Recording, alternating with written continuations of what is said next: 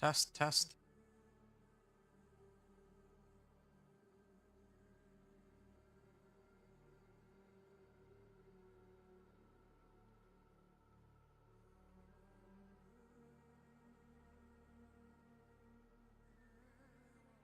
Here we are.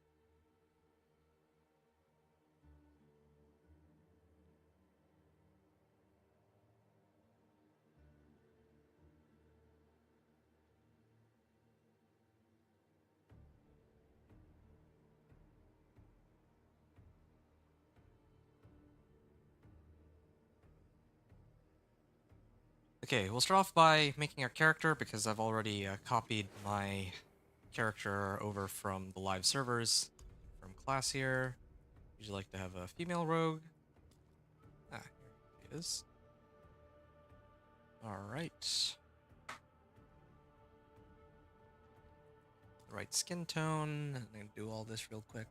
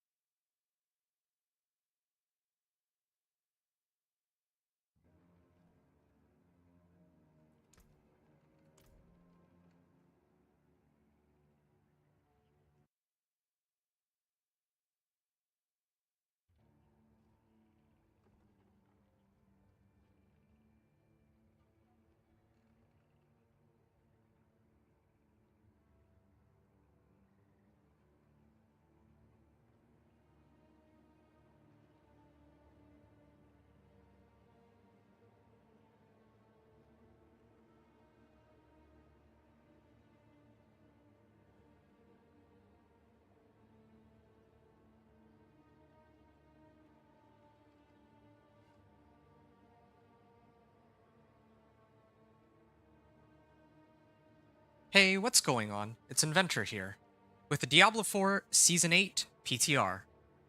For my second 1 to 60, I'm doing the Dance of Knives Rogue, which I consider to be one of the best, if not the best build in the game for early leveling.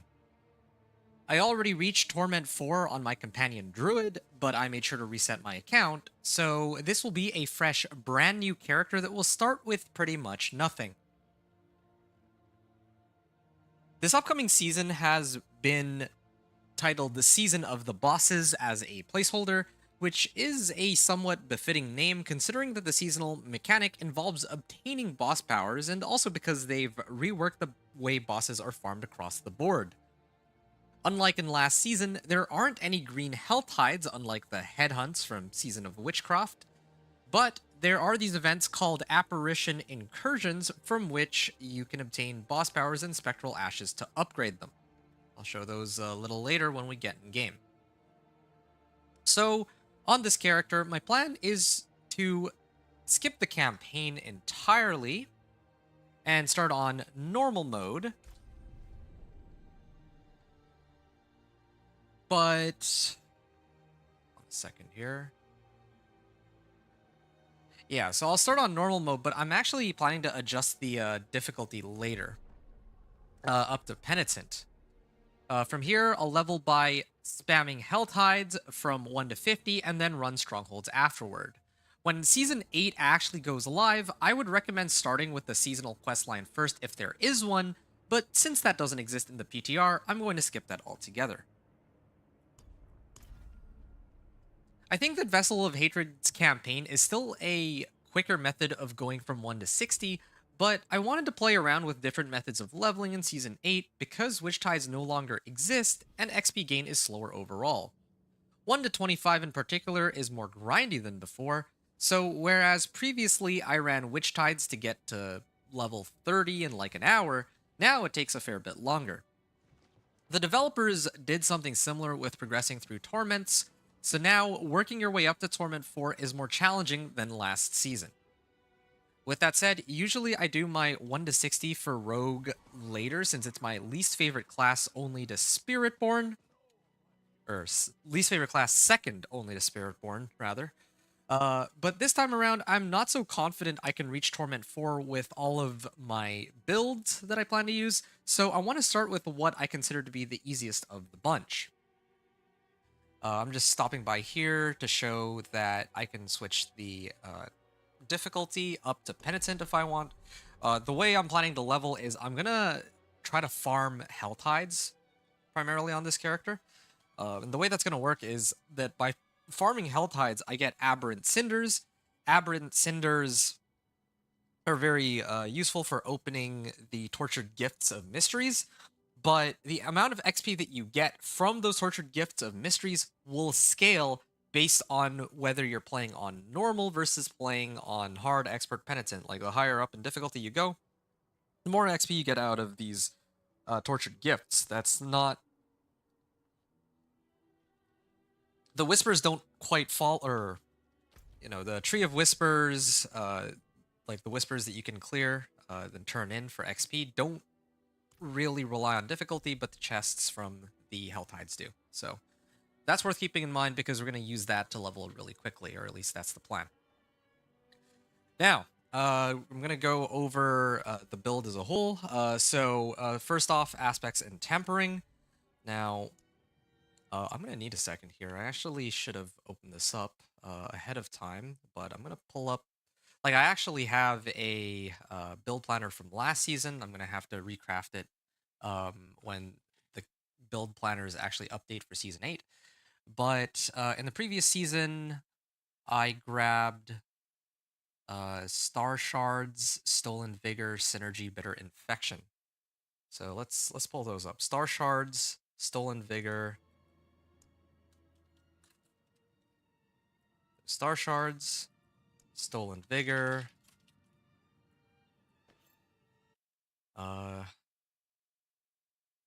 Synergy, Bitter Infection,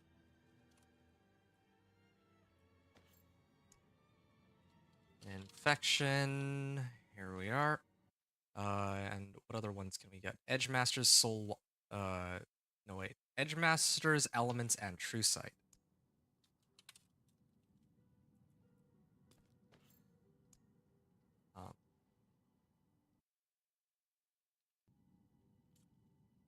Elements and True Sight. Okay, so this is the list of offensive aspects I've picked up, and I don't know if Frostbitten still works here. So I just had to alt-tab out real quick. I don't have them memorized off the top of my head this time around. And then I also had Juggernaut's aspect and Exploiters. But I think... Oh, no, it's defensive. Oh, hold on a second. Frostbitten is now... Wait, is Frostbitten now a offensive aspect? Yeah, no, it is. Frostbitten aspect used to be a defensive aspect, so I would actually put this on my helm, but they actually put this as an offensive aspect now, probably because it does damage, and Exploiters is in a similar boat. So that's fine. It's okay. Well, we'll make do with what we have. So yeah, let's kind of cover what our build is going to look like. All right. So as far as aspects are concerned, so going through this, starting off with the defensive aspect because that's easiest. I'm just looking for Juggernaut's aspect. Juggernaut's aspect is amazing because my evade has increased cooldown, but when I'm running Dance of Knives, I'm pretty much never evading anyway. So there's actually pretty much zero drawback to having a Juggernaut's aspect and putting it on either your chest armor or your helm, ideally an ancestral helm or chest armor, because this will pretty much solve all of your armor problems all the way up to like Torment 3. And then maybe you need like a little bit more armor for Torment 4, but this aspect by itself is kind of insane for covering, for making sure that you can actually stay alive, at least in terms of armor. So that's defensive aspects. Now, the good stuff. So for the offensive aspects, this build doesn't have any particular uniques, unless they added one this season that I'm not aware of. But from my understanding, there's not really any uniques that the Dance of Knives rogue needs. The vast majority of things that the Dance of Knives rogue requires are aspects. So you're going to be looking at a lot of legendaries.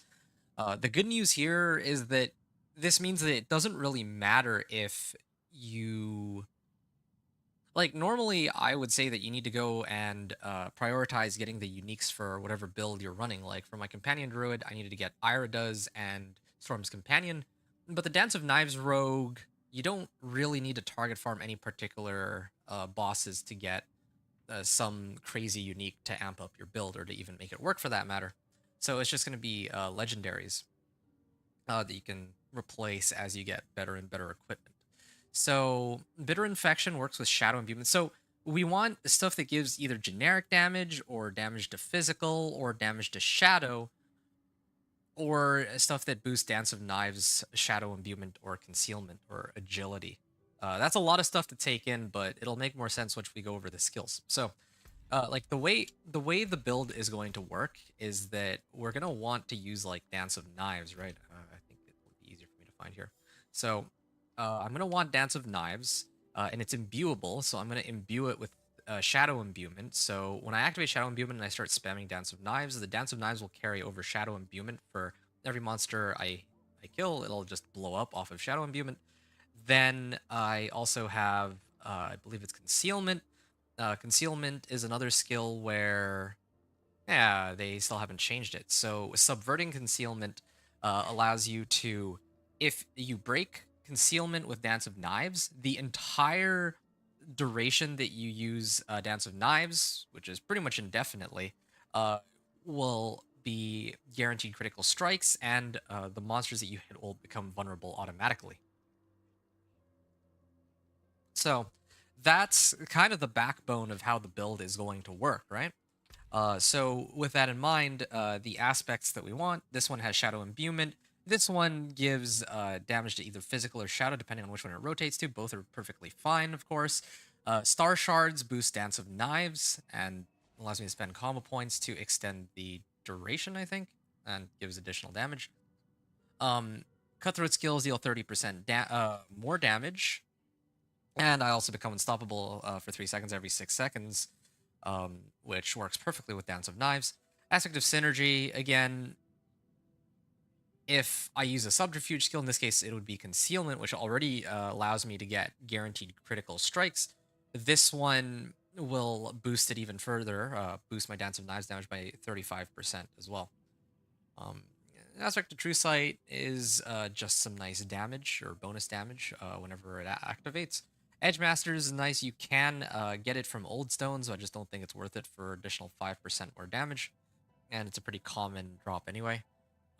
Exploiters is normally supposed to go on your boots. So I could actually...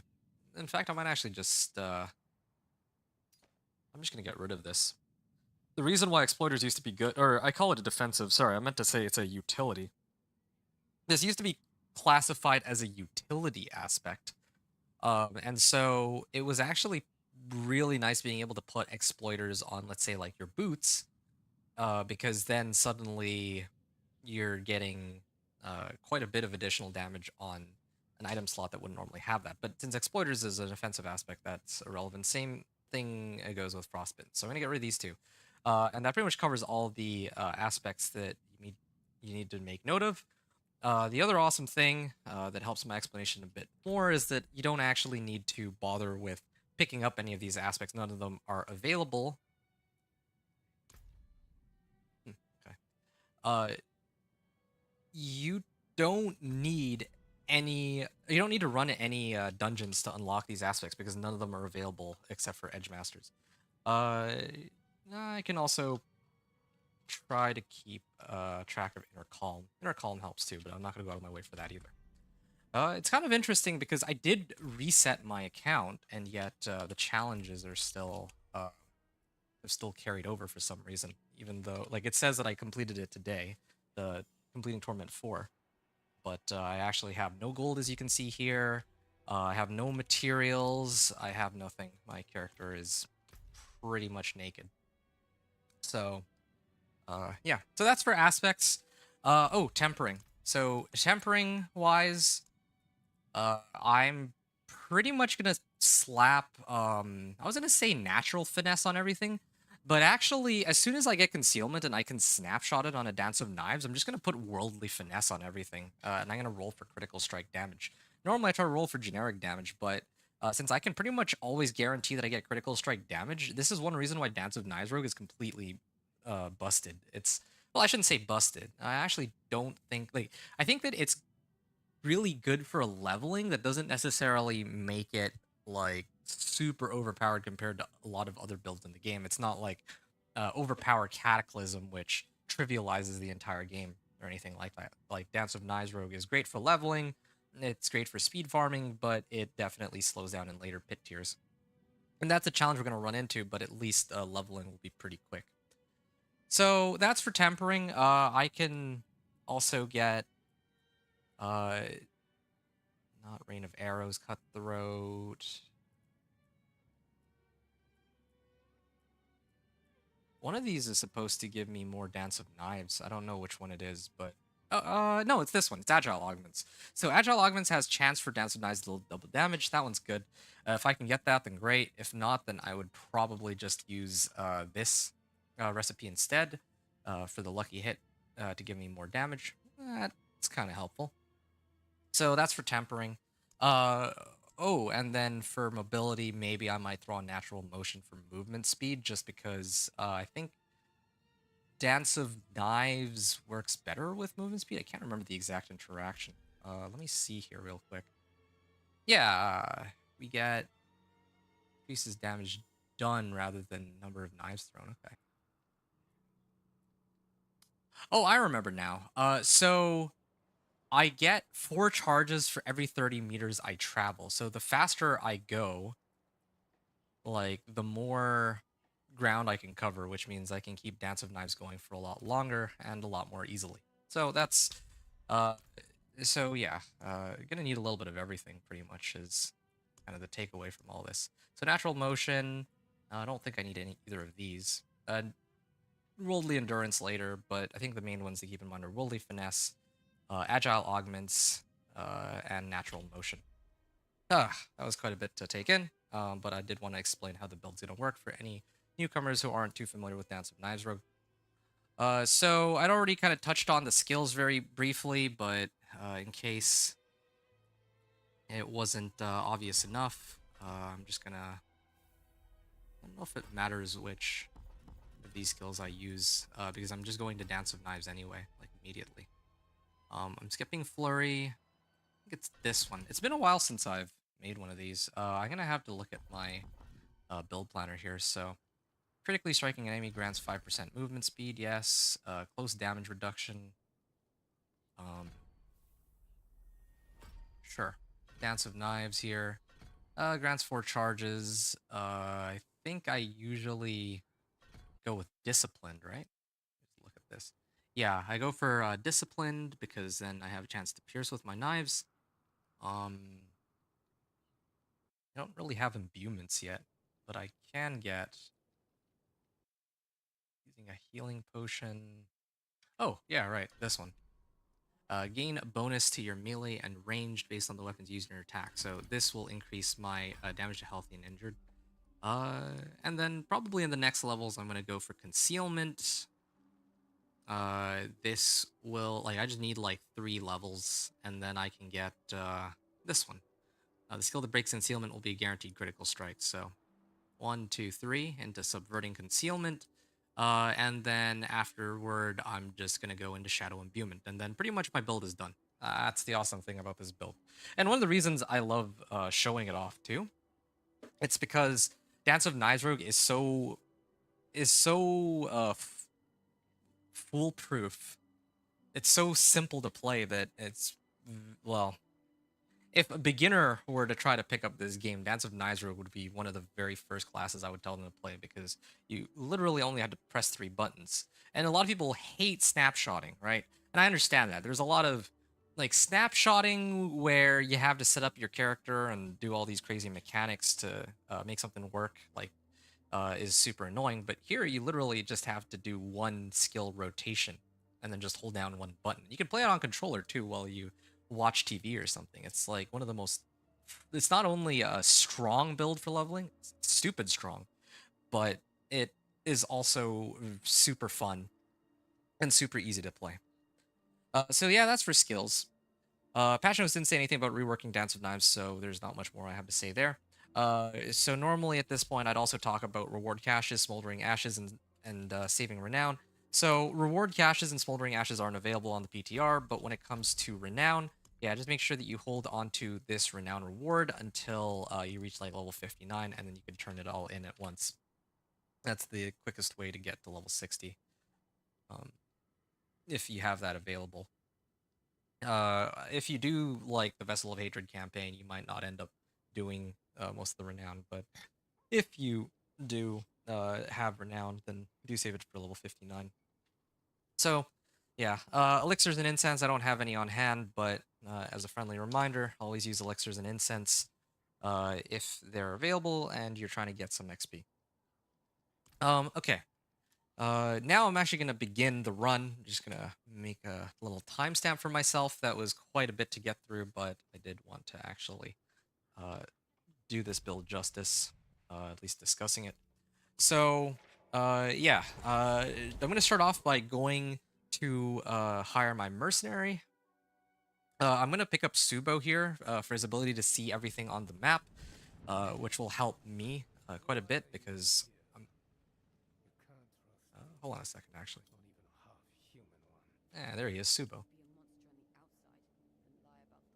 That's an interesting dialogue. I haven't actually seen this one yet. Okay, so I'll hire Subo as my main mercenary. It doesn't really matter too much which skills that I pick up. Direct damage to an elite grants you 20% movement speed for 2 seconds. I take it back. This is actually quite helpful. But either way, yeah, I don't really need Subo to do anything in particular. I just need this. I just need his Seeker Mercenary perk, which allows me to see all the enemies, all the materials. I can also kill marked enemies to gain maximum resource, but since none of my skills actually use maximum resource, I don't think that's particularly relevant.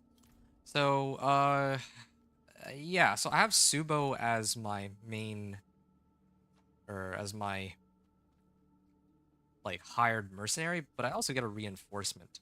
And I think Varyana would be the best one for this because Varyana has the Varyana reward caches can give me legendary weapons and even mobility aspects, as we can see here. So yeah, chance of it being a cache of items with mobility aspects. So yeah, Varyana is a good choice because even if her skills don't directly help me, she has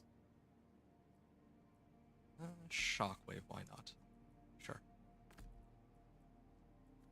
So, yeah, even if I don't need her for damage, it's still quite helpful to get the reward caches for later because I'm going to need all the sources I can get to try to boost my overall damage output or chances to get better legendary aspects.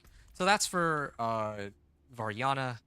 And then, of course, my wardrobe. I'm going to pick a pet. I don't quite have the Raven just yet. Would have been nice if I did. Save this, get Dole Alcor. And then yeah, we're gonna begin leveling. So this is actually perfect timing. I timed it perfectly. The Helltide has just begun, so I'm gonna go right into the Helltide.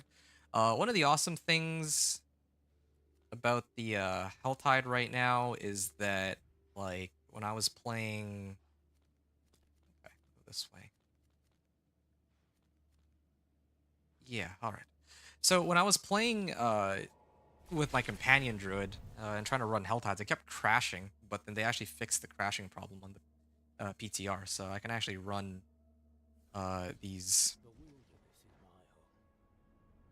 Yeah. Yeah, I feel like I'm a lot better off now that they fixed the crashing, so that helps a lot. So just to recap, for my leveling process, like I said, do the seasonal questline if you can first. Um, for this particular character, I would normally say to do the codex first, but there's not really, you don't need the codex. You don't need to bother with the codex, and since there's no aspects that you need to pick up anyway.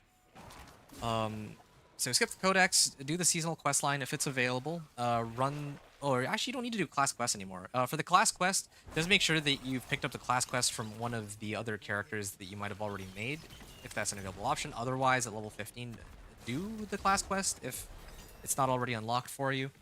Then it's pretty much just going to be Helltides and Strongholds. So Helltides 1 to 50, and then Strongholds. But there's a special twist that I'm going to use for my runs here. So we can see that I have 50 minutes left on the Helltide. I'm going to spend 40 minutes just killing monsters on normal, just blitzing through everything. But the goal for me is to farm as many cinders as I can in this zone.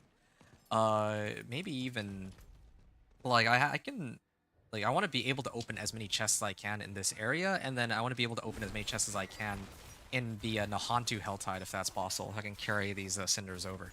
So yeah, you can see we started off with 0 cinders. We're already up to 35. That's not a bad start. Looking pretty good. I should probably do my farming up here, though. Slay Harbinger. Yeah, I should probably do my farming on that side of the Helltide, because otherwise I'm not getting credited for any of my kills here. That's okay. Okay, so that's a good start. I probably should hit some of these herbs too. Although I'll probably be getting herbs from Whispers later anyway. So, yeah, head here. Okay. Before I go any further, one other thing I gotta do. I have 3 levels, so I'm gonna activate Concealment.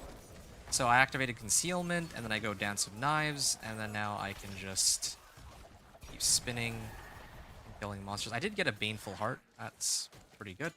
But that's just the gist of how the build is supposed to work here. Okay. I don't even really need to upgrade my equipment for some time. So, yeah, now all I need to do is hold down my right click, especially as long as I have my pet available. It'll actually pick everything up for me that I need. Or it should. I just have to hold down one button, and this is all I have to do for leveling. I'm not even kidding. Oh, except for my Dance of Knives do occasionally run out. The way to fix that is I need more movement speed. So there's a couple ways I'm going to be getting movement speed. I need to get, like, boots that have movement speed. I'm going to need temper for movement speed. Whatever I can get that gives me access to movement speed is going to be a high priority. In fact, it might even be the, I would argue, highest priority. But, I mean, it's perfectly fine where it is right now. Yeah, it's going to be like this. So I'm just holding the cinders, right? And that's the plan. I'm holding the cinders until... Okay, somebody actually already opened this, but I'll skip that one for now. And I'll redeem it a little later. So... Yeah, I'm holding on to my cinders for now, and then later I will redeem them once I set it to penitent, like as I get closer to, well, as I get to the end of, closer to the end of the hour. I just rinse and repeat that 1 or 2 times. I probably have to do it maybe even 3 times. I'm not as quick as most people, and or like most of the blasters, and I also do take some time to explain stuff. as I go along. I mean, not to say that the others don't, but I spend a bit of extra, like, I take extra long to explain stuff, I think.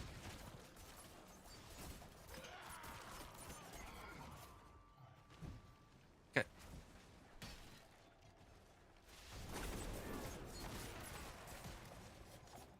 I need to set it to hard mode. I feel like this build can actually take hard mode and still be okay.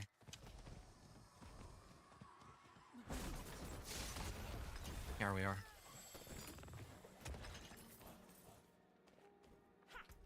Does this have movement speed? Nope.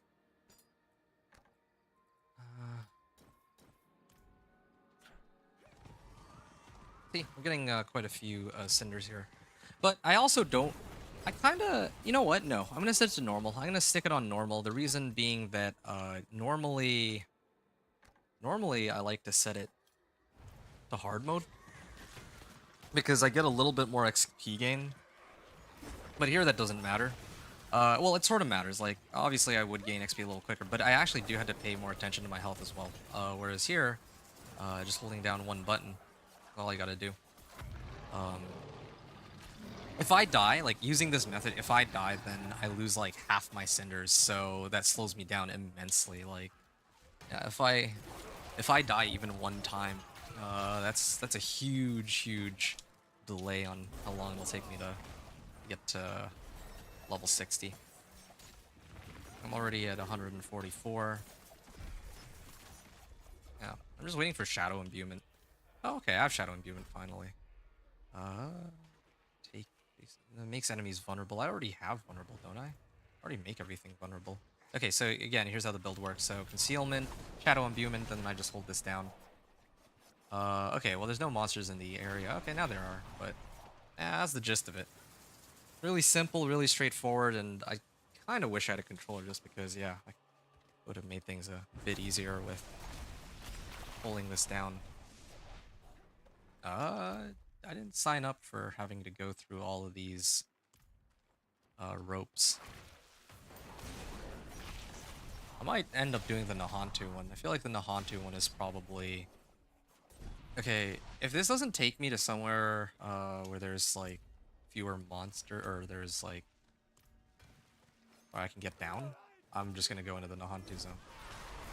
The Nahantu zone would be easier than dealing with this right now. Look at all these cinders. It's taking quite a bit longer though right now. Okay, I'm going to Nahantu. I don't want to deal with this. It's actually so slow here. Let's go Samak.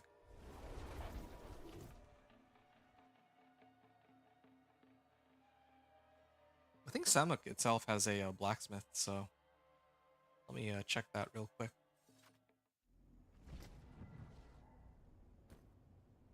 Dexterity. Okay. So there is a blacksmith here, indeed, yeah. So I'm gonna salvage all. And I'm just gonna keep running.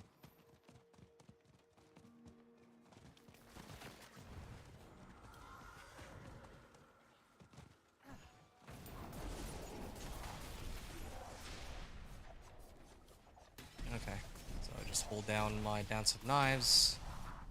Definitely need more move speed. Oh, I ran out. Ow. Yeah, well, it's a good thing I'm not playing on normal here.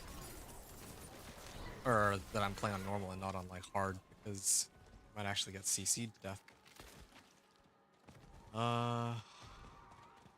Yeah, this is a bit of a problem, though. I don't know how many cinders I have, but I guess what matters more than the number of cinders is the timer. Well, actually, the timer's kind of pointless because I always know when health pad's gonna end. It's always 5 minutes before the end of the hour, so really, right now this just slows me down.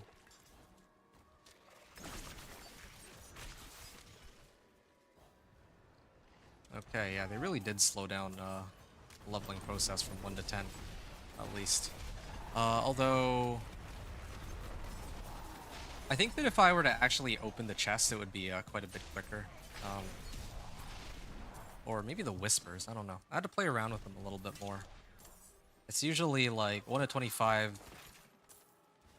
You know what? Maybe that's what it is. I think other people were able to level to like were able to level to 20 or to 60 in like 3 hours, and I think the way they probably managed to pull it off is that by doing the Vessel of Hatred campaign, the XP that you get is still like you'll still get a lot of XP relative to your level. So whereas here it's like taking forever just to get through the first 10 levels, I would say.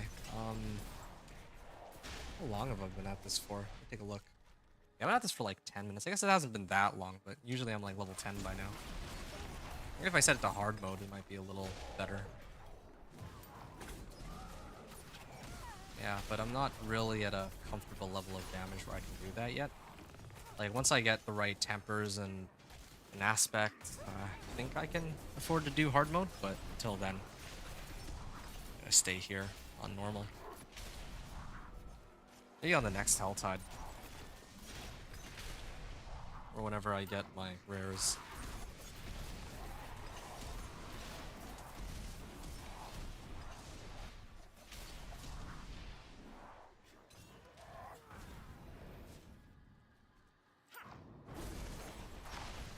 Alright.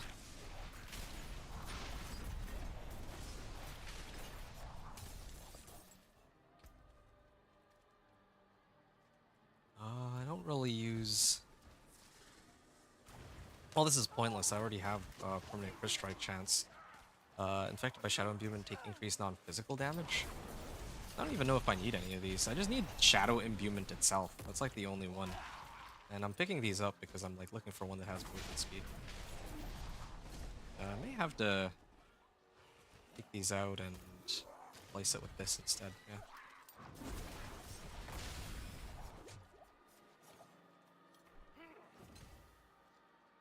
It is taking me a while though. Yeah. Explosions.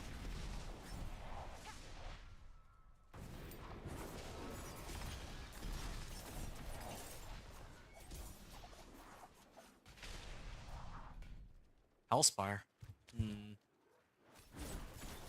I manage a Hellspire right now? Current level of power? Might be able to.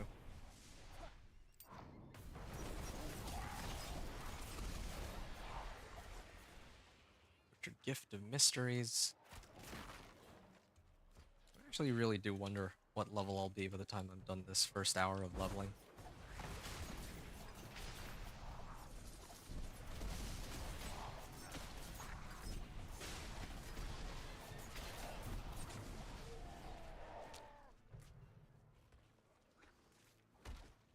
Yeah, definitely need more movement speed.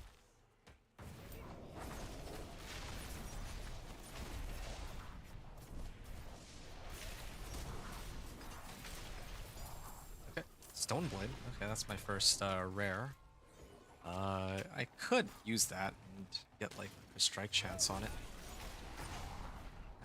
Really amp up my damage that way.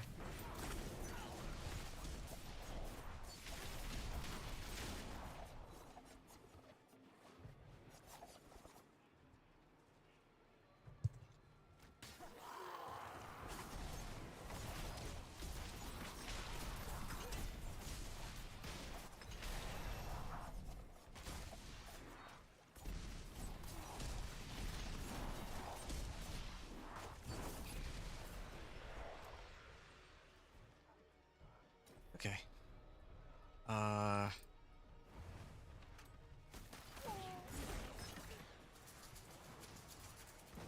Let's go in here.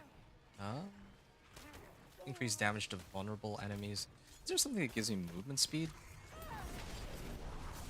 I'm sure that there's something that'll give me more movement speed. That'd be very helpful. Oh, Doomsayer.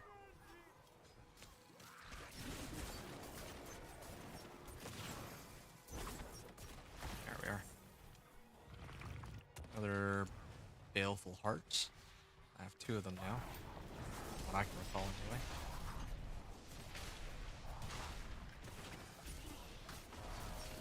Yep. Coven Slippers, okay. Maybe these ones have movement speed on them. Oh, yes. Nice. This is perfect. This is exactly what I was looking for. Dexterity and movement speed. So that helps. And I just need to find like a rare amulet or something, and I could temper movement speed onto that too. Although I do need more like veiled crystals. I might have to run like whispers or something just to be able to run them, or be able to do it.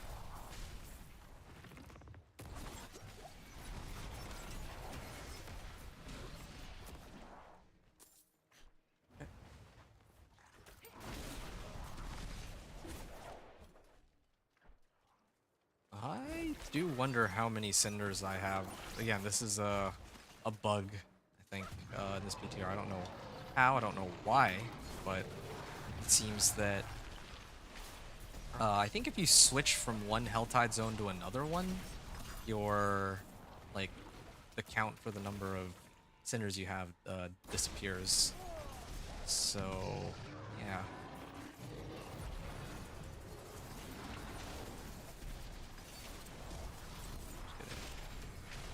Spinning. It's not too bad.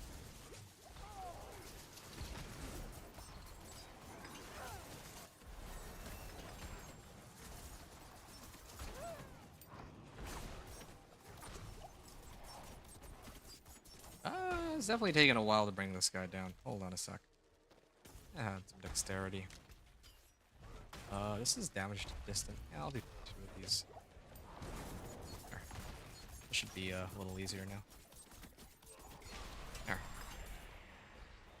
Okay, good. That was worth it. I'm starting to get all my legendaries. I don't really need too many, but now I at least have double daggers. So now whatever rares I find, I can start salvaging them and tempering. And in fact, if I can get the right tempers on my equipment, then I might even be able to run. I might even be able to do hard mode cinders on the next. There we go. My pet is sleeping on the job. Yeah, I might be able to do like hard mode Helltides on the next hour. But right now, well, yeah, I just need to give it a little bit of time, it seems. Oh, there's an event here. Oh, get rid of this. I don't need that. I only got the basic skill because you need a basic skill. Like at least 2 points in the basic skills before you go anywhere else on your skill tree.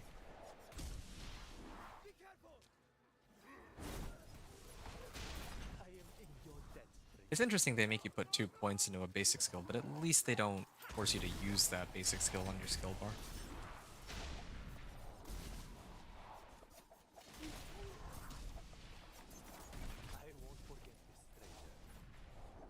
There we are. Slay prison guards. Slay all guards in the time limit. Oh, hey, carved crossbow. Ooh. Yeah, no, I'm getting all the good stuff. That is actually quite important that I'm picking up all this stuff now because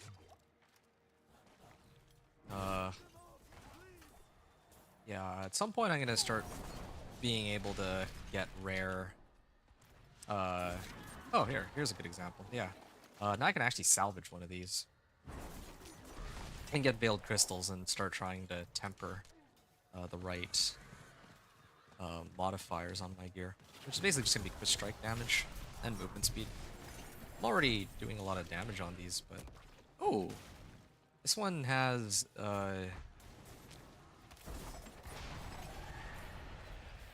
I actually I'll keep this one. Wanderer's boots again. It's this one. Tax reduce. Yeah, no, it's useless. Okay. Keep going.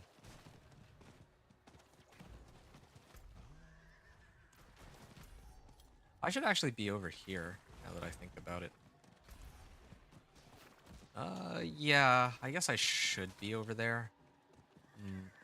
Just trying to think about the best approach here, because if I stay here, right, then that means that I do those whispers later, and I want to be able to do those whispers closer to like level 15 to 20, because that's when my leveling will be slower than it is right now. At least in theory. So I should hold off on running those whispers until maybe 15 minutes on the Helltide.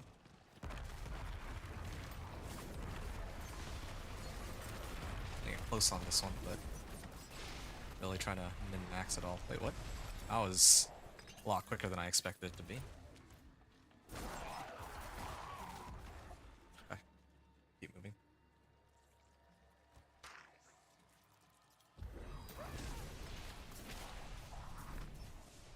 My pet pick everything up. Yep. Good old daggers. Or dance of knives. Here we are. And of course, I'm using the Vessel of Hatred areas, but if for some reason you're watching this and you don't own Vessel of Hatred, you can still do this. Just do the like sometimes they have a Helltide in Nahantu, but they will always have a Helltide in one of the base game zones. So yeah, you can always go there. I'm only here because it's a little easier for me. Just a bit easier since I don't have to keep climbing those ropes and ladders. That was mainly it.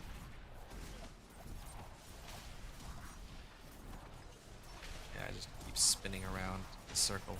Literally spinning around in a circle here.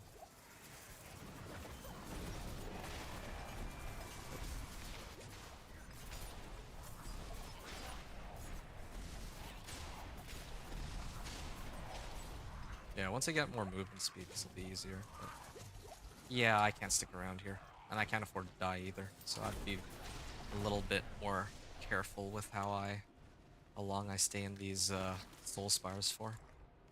Didn't I pass by like another spire or some kind? I also gotta make sure I kill these harbingers. I actually do get some I get some rares and baleful hearts from them. Or baneful hearts for the Blood Maiden.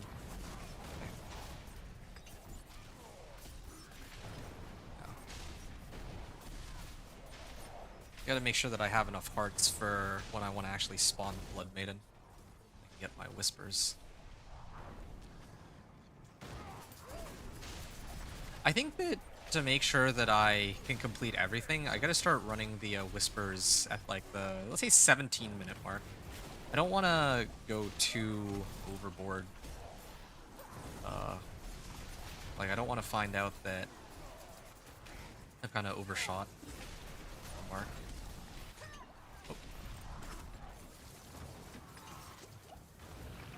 Oh. Oh. Yeah, I don't want to like run out of time because I'm being like all greedy and whatnot.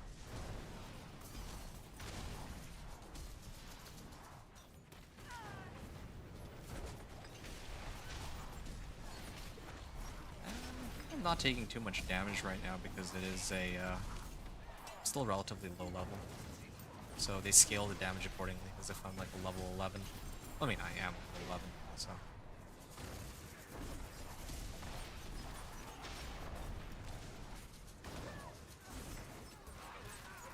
Wanderer's pets.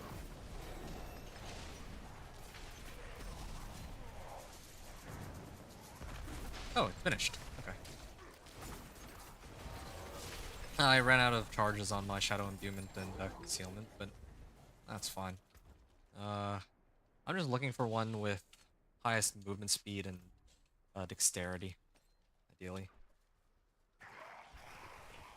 Bundled herbs. Okay.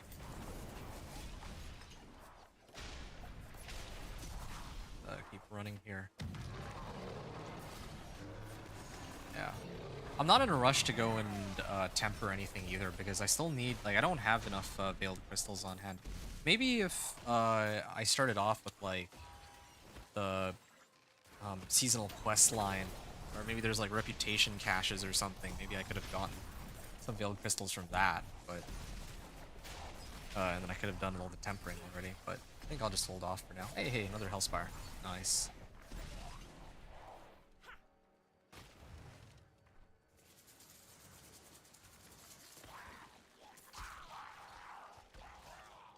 Alright.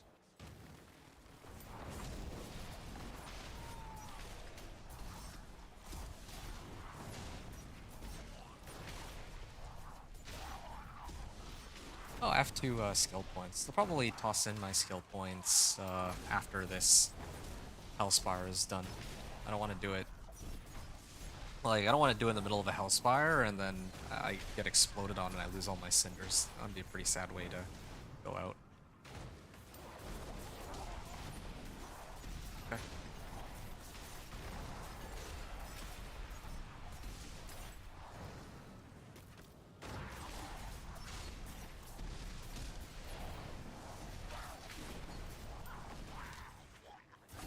Seven minutes.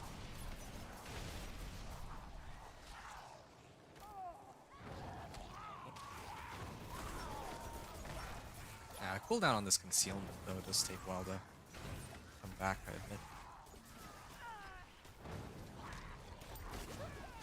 Oh, it's fine.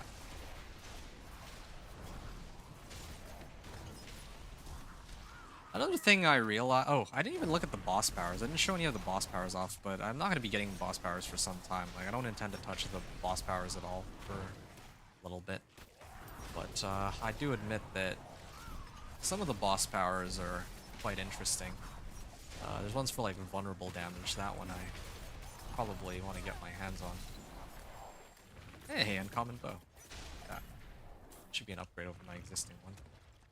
And indeed it is. Oh, yeah.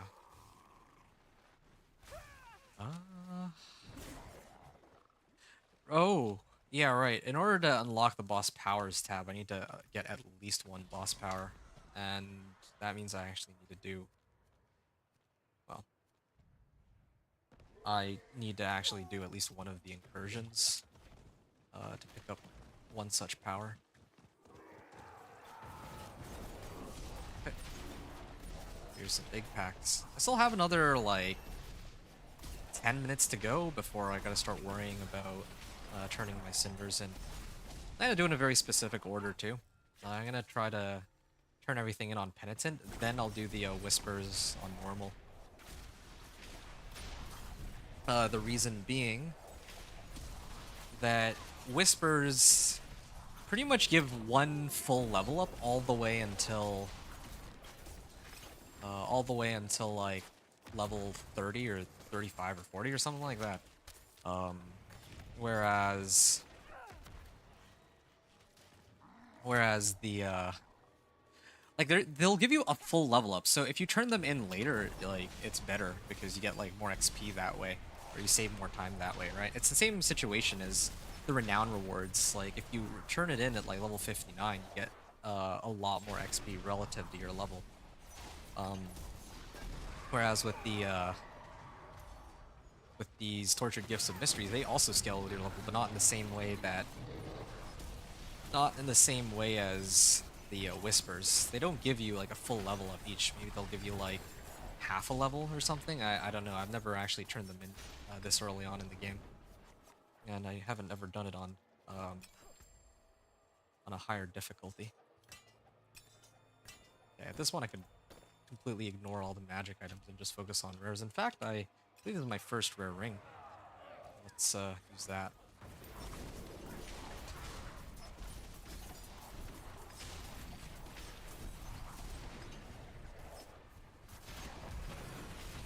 All goes way to the champion. Oh, it's the I didn't realize, but I'm already maxed out on this, or the threat meter capped out. Ow. Still, I can kill Hellborn pretty easily. It's gonna take me a second, but we'll kill him. I don't even have any of my tempers up either. And this— I'm gonna put this on. Should help. Oh, it's because he knocked me out of my Dance of Knives. I was wondering why he's, like, dying so slowly. Okay, now I can kill him really quickly because now all my hits are crits. Here. Good. Concealments.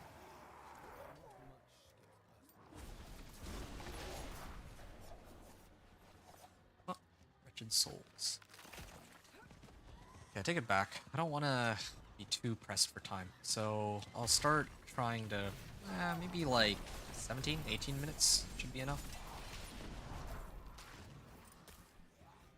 18 minutes to try to run 4 Whispers and turn in all of my tortured gifts.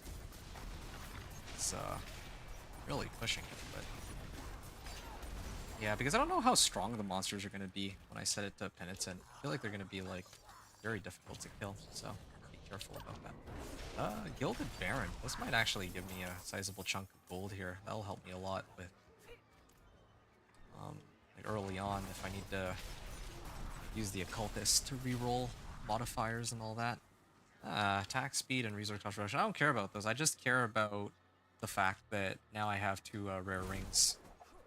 Now I'm just looking for a rare amulet to round out like my slots. If I have all rares, yeah, if I have all rares, then I can just temper whatever I want in time for the next Helltide. So that's what I'm thinking, at least. Okay.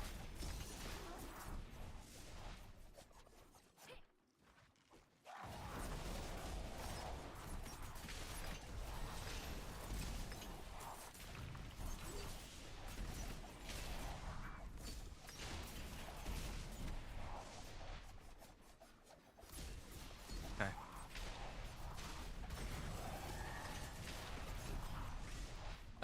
Oh, maxed out here. Oh, you know what I'm missing? I need to get my key passive. I think if I have the momentum key passive, that's where my movement speed goes way up. Those aberrant cinders.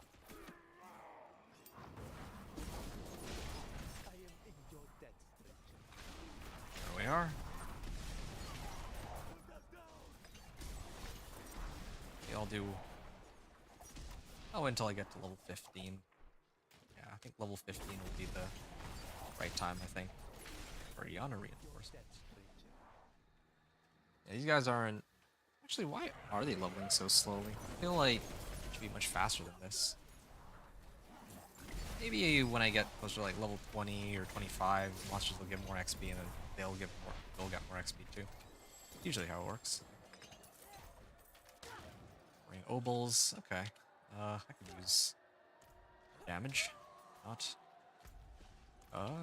Okay. I'm gonna start farming cinders in the next area.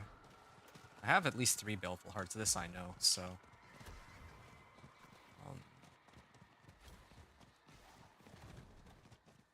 cinders collected. Oh, you know, I just realized something else. I think that if I start doing the whispers here on this difficulty, it doesn't actually carry over into the next difficulty, so that's another thing I gotta look out for. Only the number of cinders I have actually carry over.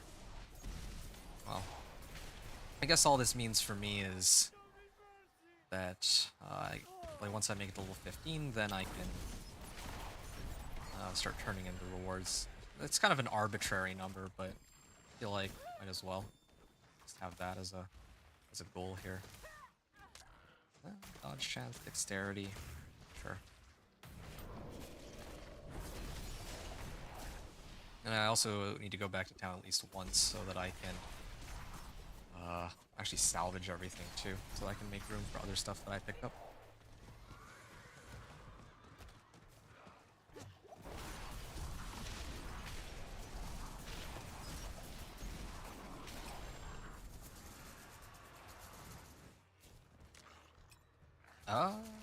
Increase attack speed or dexterity.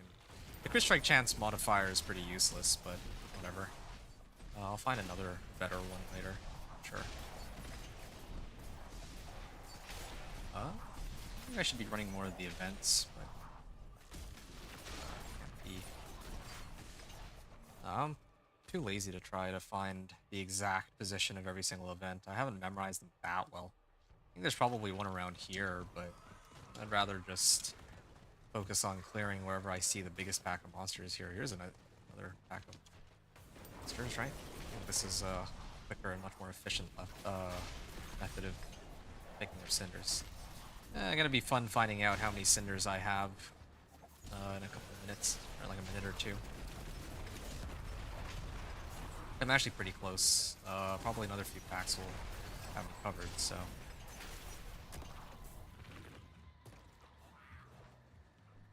Okay.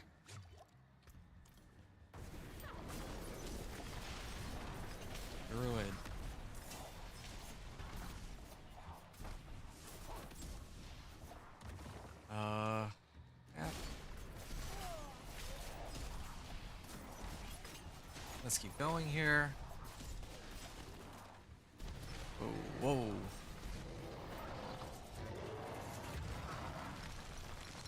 Rogue true potential. All right. Getting a little laggy here, but we're still okay. Okay, got a bunch of cinders. I still see a couple packs up ahead. I'm gonna clear those really quickly, then I'll switch the difficulty after.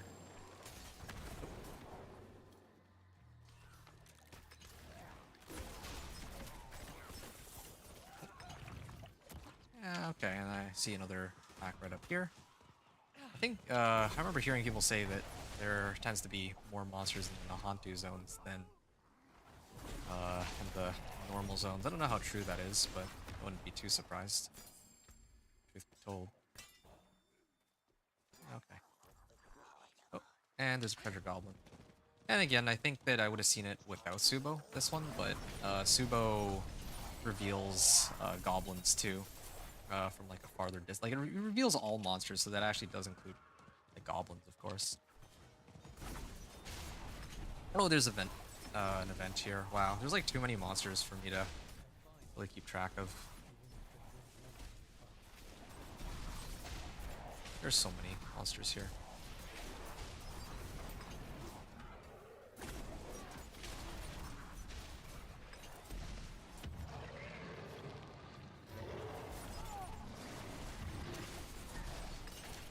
Okay, I have 16 minutes left, so I'm really trying to cut it close to my lead. So I'm gonna... I think this is the time for me to switch it. Pretty close to town, so yeah, let's head on over to town first. I would have liked to temper, but I don't think I have the time right now. I think I need to just... well, maybe I should temper. I should temper just because if I don't... then I'm going to be lacking damage in case monsters attack me on Penitent. Just salve it. Oh, let's put this on. I think it's better than what I have right now. Everything else is garbage. I don't have a helm. Yeah. Yeah, let me stop running into walls. Penitent now. I can get back on my horse. Go over here, salvage every item that I have in my stash. They give me 34 veiled crystals, and doing that now I can actually try to roll for worldly finesse. I only have 10 rawhides though, so this will be, well, I mean iron chunks too. Don't have too many.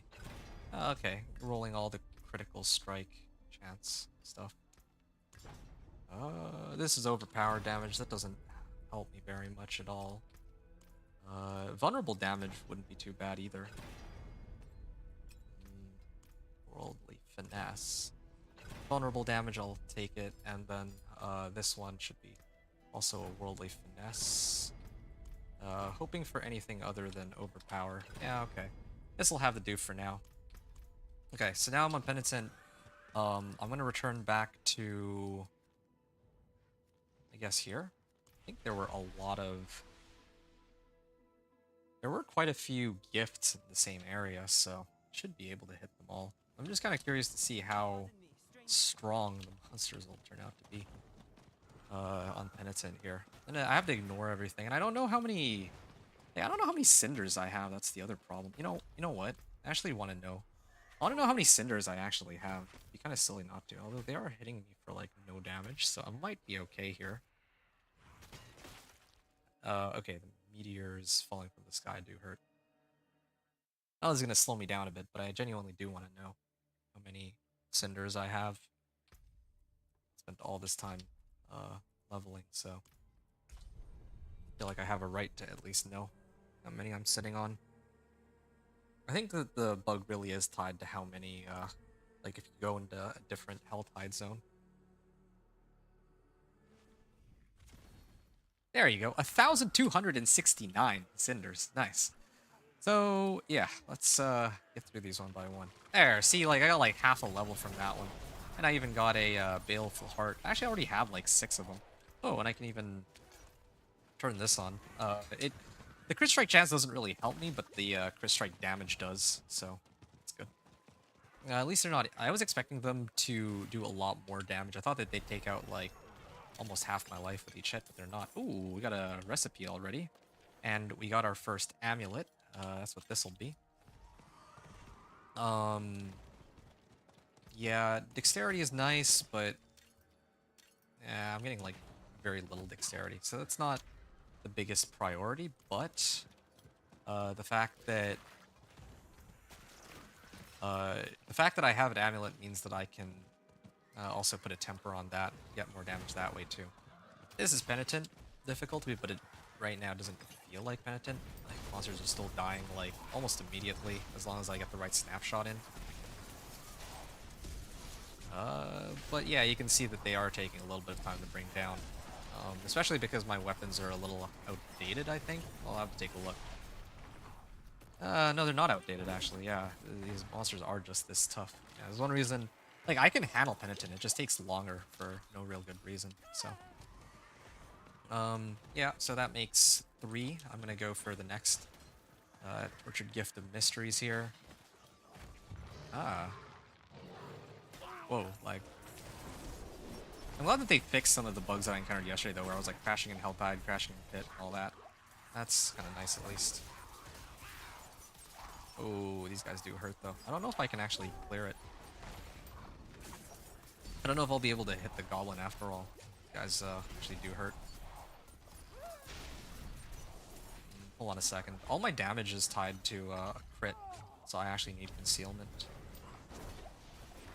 Okay, I just gotta make sure that they don't hit me. Okay, here. Did the goblin escape? Or is he still there? I'm actually not sure. Yeah, okay. That's a good level up. Getting a lot of XP from this, but...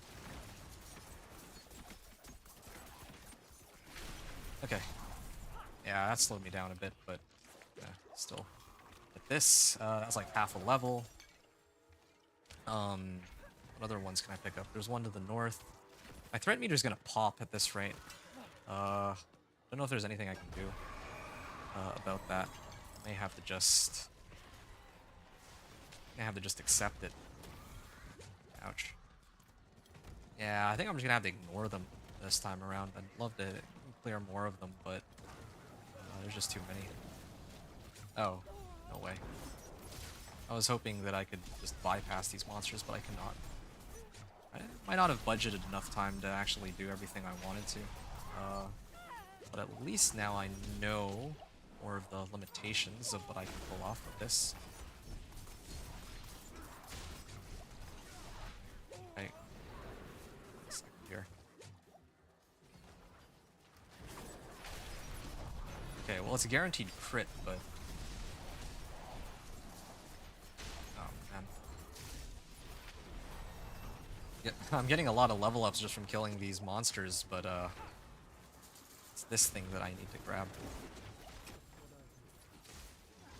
Second. Ah, he stunned me out of it. Ow, ow. Ow! I should have dipped out. Like, this is actually such a waste of time. Anytime I see a Hellborn spawn on me, I should just, like, leave the area immediately. I hate Hellborns so much on higher, like, when I say higher difficulties, I mean just Penitent while leveling. See, I lost, like, half my Cinders there. That's a lot of XP that I just lost, but at least now for the next hour, I have learned some lessons, I guess. Or perhaps more importantly for when the PTR, or well, when I'm finished on the PTR. Yeah, problem with rolling crit strike damage is that if my concealment is down, which it is sometimes the case, like if my concealment is down, then I can't really get the tempers. Like I tempered everything on crit strike damage, so whenever I crit, it does like a pretty decent amount of damage, but a lot of time. Okay. I don't even know how I'm supposed to hit these without getting like mauled by like 30 monsters. I hit this one from an angle. Okay, this one I was able to hit. I didn't expect that it would be so difficult to pick up these chests. Um, yeah, because there's so many monsters surrounding it. Maybe this one? I was gonna try to like run whispers and whatnot, but I still can run the whispers. I just need to turn these in first. I'm just gonna lose out on a lot of chests because of the I messed up and I died. Oh, I didn't even get any legendaries or anything useful out of that. Maybe this one.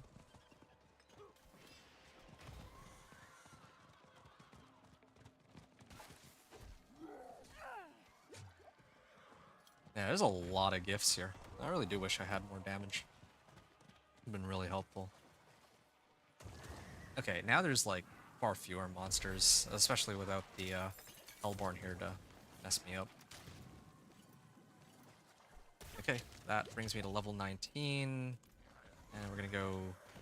I'm gonna go and hit this one now. I'm running out of cinders. I'm just gonna ignore that. Done trying to get distracted by these useless...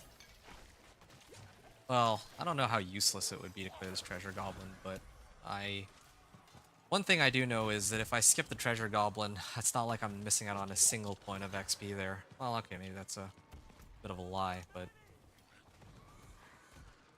I can always kill treasure goblins later. Like, right now they're probably not going to give me too much useful loot anyway.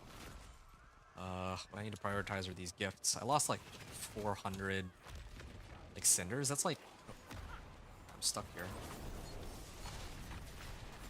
Yeah, I lost 400 cinders. That's what, 4 chests? 5 chests? Yeah, that's about 5 chests worth of cinders. Each of these... Here, let me actually take a look. Okay, this one gave me like half a level. So I lost like 2.5 levels off of that because of that slight mistake that I made.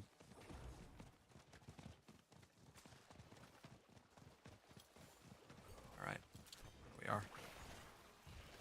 Ow. Oh, these guys are scary.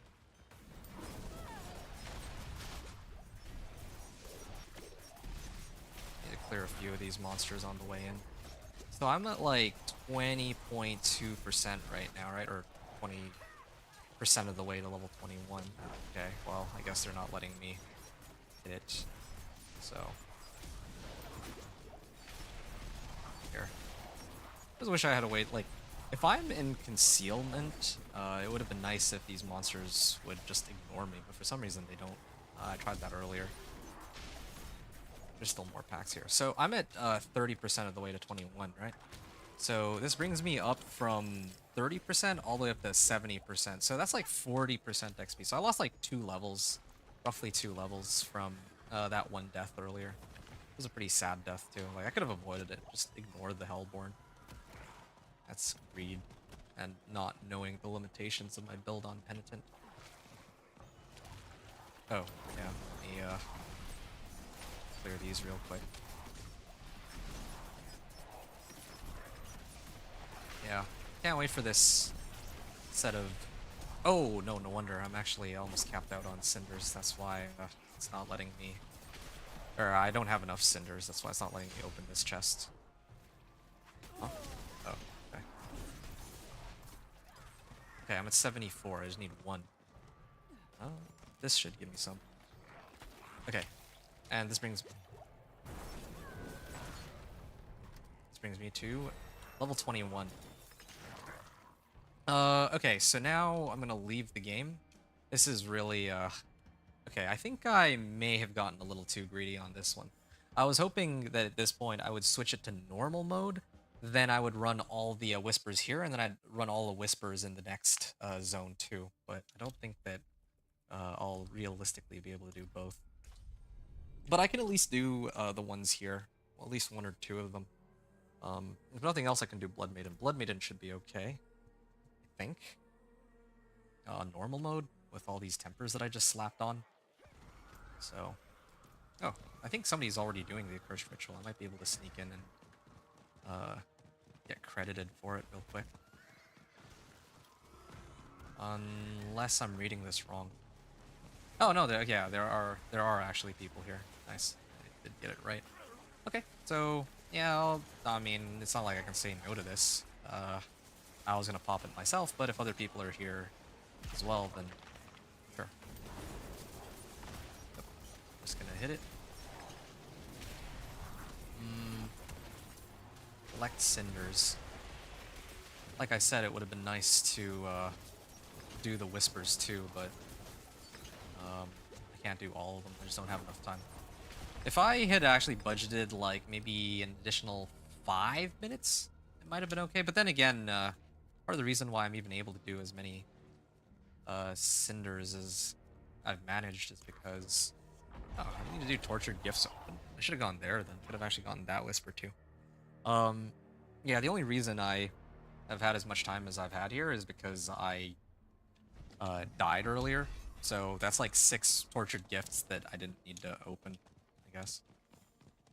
But yeah, this is kind of the plan I had, right? So basically stack up as many cinders as I could.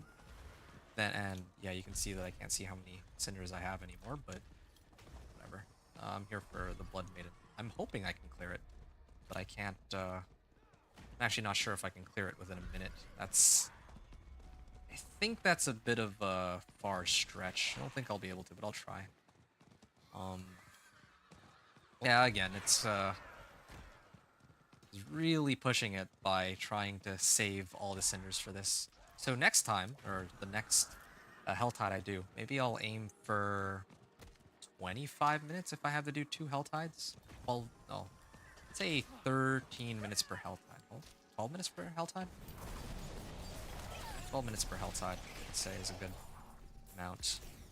Just want these guys to leave me alone. Okay. Time to start throwing my daggers. Yeah, my concealment not coming back up though is a little concerning. Like, is there some way for me to reduce the cooldown of my concealment, or have I always just? I think I usually keep my Dance of Knives going forever because I usually get more move speed as time goes on. I think the problem here, I just don't have enough movement speed.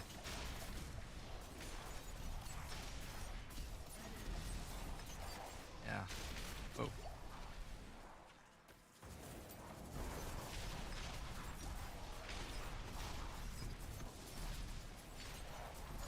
Okay, yeah, I'm not gonna make it. Not even close. But at least the monsters are still spawning. That helps. Ah, it's too bad. Oh. There she is, but is there even a point? Nah, there's no way I could've... Well, oh, okay, yeah, my damage numbers are... Yeah, the damage is actually going pretty well against her. I'm just gonna see what she drops. Yeah. I'm actually also coming up pretty close to the key passive too. I'll be able to get it on the next Helltide for sure, of course. I just want to kill off this Blood Maiden. Oh, this Blood Maiden should give me some good loot. Yeah. If I had more damage, or if I had budgeted myself a bit more time, I could have grabbed like more of the Tortured Gifts of Mysteries. I could have also run these Whispers too. I could have gotten like an additional 2-3 levels. Yeah, that could have been great. Within the first hour or two. It's pretty good. But that's okay. We'll just make do with what we have. This will slow us down. I'd say like maybe 10 minutes. Maybe 15 minutes. But that's not the end of the world. Going back to... I'm gonna try to go back to the vehicle. Come on. Aim at the... you guys are really annoying me here. Okay. Yeah, cool. I have about 4 minutes to set everything up properly, so give me a second here. Let's see. What do I have in my stash now? Okay. Increase damage to stun or knock down enemies. Do I stun? This one also, basic skills are always cold imbued. Increase damage to enemies who are chilled or frozen. Do I apply any chill? I don't think I do. Oh, here's a good bow. I mean, it doesn't really give anything of value. Nah, I'm gonna keep my current one. I actually don't need to upgrade it. It's actually a worthless bow that I'm getting. Okay, actually, what am I doing? Oh, why am I looking through all these trash items? So, at this point, any magic and common items, I should just completely ignore. Argument could be made for ignoring the rares now too, but there's still some upgrades that I can make, like this one, for example. Max life, dodge chance. I could use this, but I'd rather have life right now. Why did I get one for Spiritborn? Or is this Necro? I think this is for Necro. It's weird. Oh, whatever. Dex max life. No, I don't need that one. Damage over time. Dex. Yeah, I think I can use this one for now. Or I can just... Yeah, I think I'll just use these two. This 0.5% dexterity is like nothing. You get more attack speed and damage to enemies who are chilled or frozen. I'm sure that I get some sort of value out of that, right? There. Just whatever damage modifiers I can get. Trying to put those on at the moment. Sharpen. No, wait. Worldly finesse. I got 7... I have like 70 iron chunks. Like that basically means I have 7 rolls. And I'm trying to get crit strike chance on everything right now. Sharpen finesse. Worldly finesse, yes. Crit strike damage, yes. This one. Yes, I remember now. I was in the middle of trying to re-roll for this, but I didn't have enough materials, so there we go. Crit strike damage, crit strike damage, crit strike damage, vulnerable damage. Okay, now we need to try to see if we can get crit strike damage here. Okay, at this point, I'll take anything but overpower. Okay, fine, I'll leave it as is. Maybe this one. I have some more rolls. Try to get... Oh, this is an upgrade. So is this one. I'll use this one for now, yeah. Critical strike damage, yes. Okay. So yeah, this is my damage going quite a up by quite a bit. Increase damage to stun or knock down enemies. Is there something that allows me to stun stuff? This one. Increase damage to stunned enemies. Damage to distant. Chilled enemies. Yeah, I don't really apply any chill at the moment.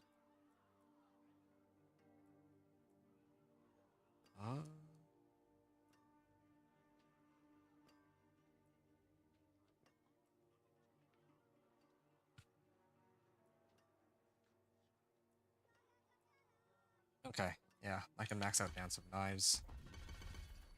Do I get... Is there a way to amp up my movement speed? I'm gonna have something that gives movement speed, right? There. Shadow Clone. Ultimate skills deal damage. Barrier, energy. Here. Well, at or above 50% maximum energy gain, increased movement speed. Definitely need something from that. All of these are pretty useless. I'll do this one, sure. There. So, I have 15% movement speed because I'm pretty much always at 100% movement speed. Or more than 100%. I can do combo points if I want. Or inner sight. Yeah, normally I would go combo points, but I don't have the aspect that works with that yet. So, yeah, I'll salvage these two for now. And the occultist isn't available yet. Funny enough. Weapons. What am I missing? Oh, right. I remember now. I was supposed to temper movement speed. Mobility, natural motion, and we're aiming for movement speed specifically, which we got in the first try. Lucky us. Similar situation here. We need movement speed for my amulet, but I only get 2 tries. Evade cooldown reduction. Well, yeah, we'll come back for this a little later and try to get our movement speed up some more. What's my movement speed at now? So I have 133% off of my boots, and the passive that I just picked up, Dance of Knives, gives me 20% if I'm channeling it, so it's 152%.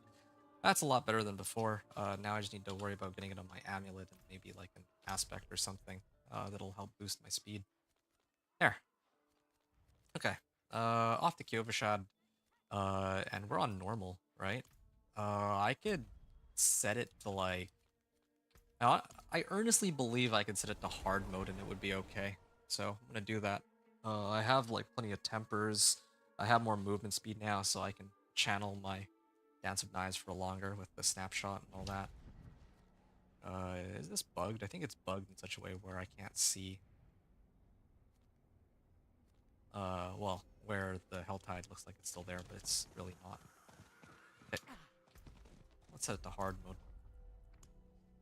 I don't feel comfortable taking on Penitent. Not because I think I lack the damage. I think I have enough damage, but I'm actually more worried about survivability. Like, they'll probably kill me, is my suspicion. Never mind the fact that they could probably kill me. Yeah, like, I can kill them, but it just takes, like, a really long time to do so. Even here, killing this Helltide Harbinger, or Harbinger, I straight up do not have enough damage to instantly kill it.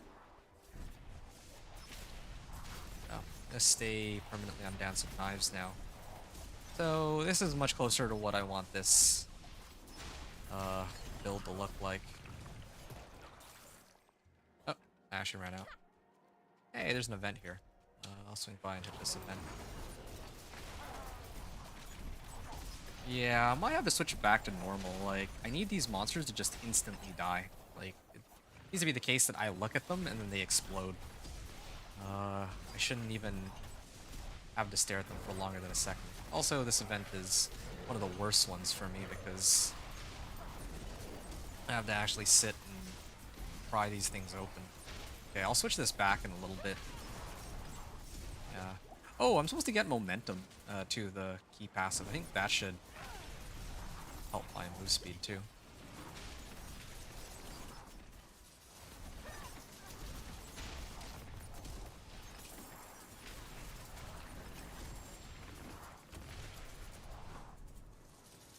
What? I can't pick up.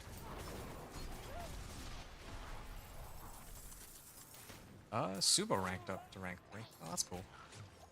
Actually, yeah. I've actually gotten some level ups on Subo and Variana. Okay, that's one. And speaking of Subo, I can be ready at hand, so whenever I do damage to an elite, I get movement speed now.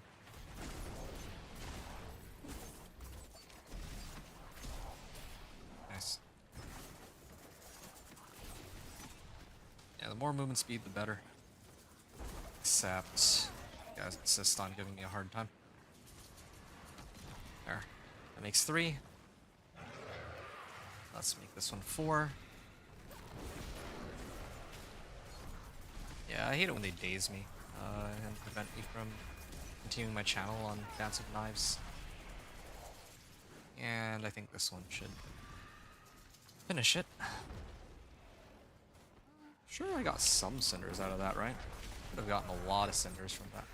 Okay, I gotta have concealment up to guarantee my Dance of Knives is critting. There we are. I may have to put more ranks into concealment later just to reduce its cooldown, because sometimes it does get interrupted by some random CC. If I had some way to more consistently keep unstoppable, I think that would be really nice. Oh, shoot. Yeah, that's exactly what I'm talking about. I'm not even on Penitent. If this were Penitent, I would have died for sure there. Like, I just don't heal fast enough by spamming potions. Natural rogue motion? Okay. Yeah, I gotta switch it back down to normal. Like I said, if I'm careful, I can still kill them, but I don't want to be careful. I want to be fast.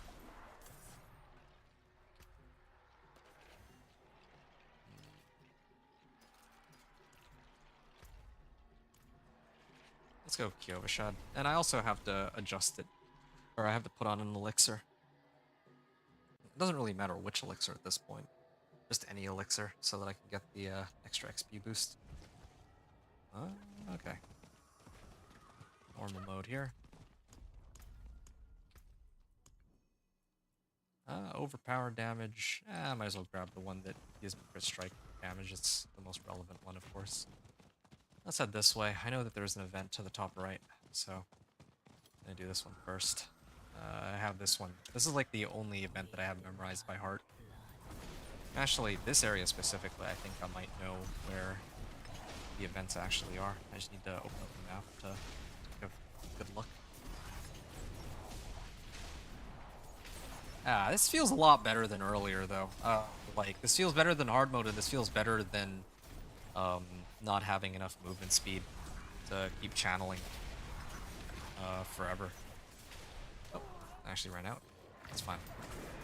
As long as I channel long enough that my concealment comes back, that's, I think, the most important thing.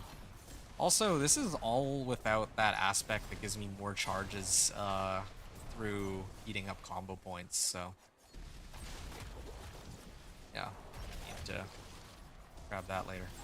Okay, I'm actually going to, I'm gonna leave and come back. I want to know exactly how many cinders I have. It's kind of lame not knowing.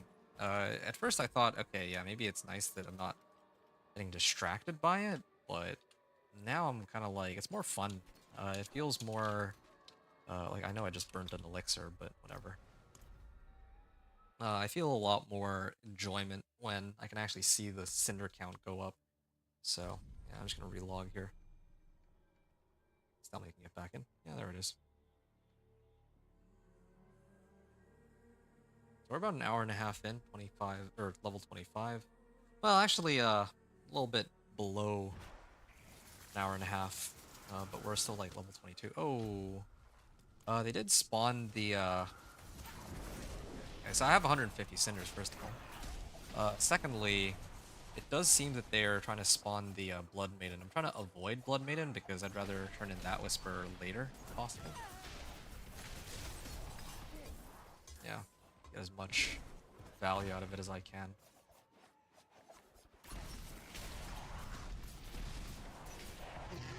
Oh.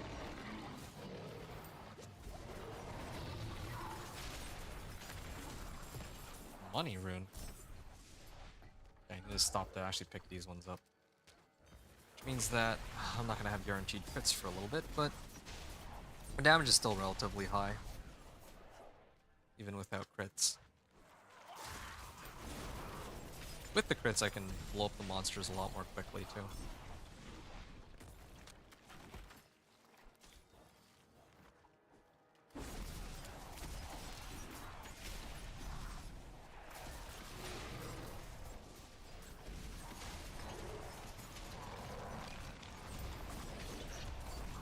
There we are. Gonna grab my cinders. I'm gonna head to the top right, and I think this should level me up. And I think Hellborn will spawn. Yeah, I'm okay to fight Hellborns now because it's normal mode, but earlier when I was Penitent, that was a no-go. Should have avoided those at all costs. It takes so long. Oh yeah, this guy has the, this druid, I think, has the Wandering Death's, beam boss power. Oh, there's other people here too. Nice. I was getting kinda, I was getting kinda lonely playing by myself on my druid. When I was playing my druid, because the vendor of cheats isn't available, so it really was a race to get to Torment 4. Well, I mean, there's no race, but what? My inventory was missing. Yeah, so, since the vendor of cheats wasn't available, I had to actually, well, I mean, everyone had to grind all the way up to Torment 4 themselves, which means that, like, I myself was like, I made it to Torment 4 earlier today, but even when I made it to Torment 1, Torment 2, Torment 3 yesterday, I didn't come across a single player. Well, no, that's actually not true. I did come across some players in Torment 1, but, like, during the leveling process, I did not have anyone else in the area, the areas that I visited. But now it's a little different. Yeah, I definitely see more players now, although I guess maybe part of that has to do with, like, I'm running Hell Tides, and other people are also running Hell Tides to level. But I think tomorrow, or at least starting tomorrow, when the vendor of cheats comes in, players are just gonna use that to get to Torment 4 and try out whatever endgame build they want. Me, though, I enjoy doing this whole leveling thing, testing it all out. because this is the closest thing I can get to solo self-found, um, like per character. Because when like in the actual live servers, the problem on the live servers is that all of my materials are shared. So whatever stuff I farm on like my first character, let's say a companion druid, um, if I try to make like a sorcerer, I have quite an advantage. Okay. Forces of Hell grow angry. There's some more monsters that spawned up here, so just gonna clear them out real quick.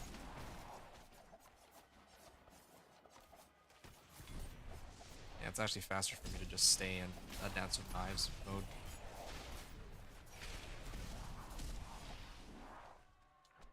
Okay, Darwin. And maybe grab some herbs too. The thing though I'm a little concerned about is that if I don't do enough whispers, then I might not have enough flowers to up my potion and get elixirs and all that, so that's a little bit troubling for me too. Where's my pet? Why isn't it picking up that last cinder? Okay, so last hour I had like 1,000 cinders, 1,000 like 100 cinders on Nahantu, 1,200 when I capped out. So I'm gonna try to aim to beat that. Maybe 1,500. 1,500 would be a pretty sick number, but I'm a little worried that I'll die again like earlier. Yeah, hopefully that doesn't happen again. I'm telling you, I would have been level 25 by now. I mean, again, it's not. I guess it's not like a huge time sink, but it's just a sad way to see free XP go. Okay, I'm just wandering around aimlessly. What should I actually be aiming for here? Tortured Gifts. There should be an event up there, I think. I don't recall fully, but I think there should be one. There. Yeah. Put on this one. What is this? Dexterity? Yeah, it's a pretty sizable increase in damage. Damage over time. No, this one's better. Dexterity, attack speed. Okay, I'm gonna salvage all the other ones. I'll probably have to temper them too later. It's good.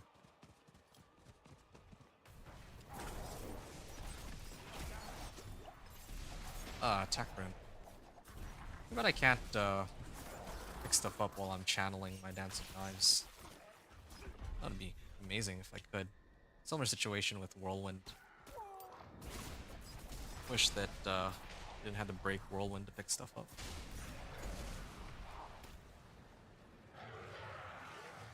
Like channeling while you're moving.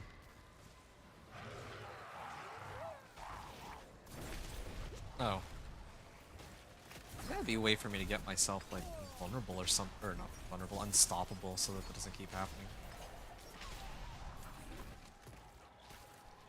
Did I hit it? Okay, you guys are starting to get on my nerves. I'll just clear them. In that case, they're gonna insist on trying to stop me.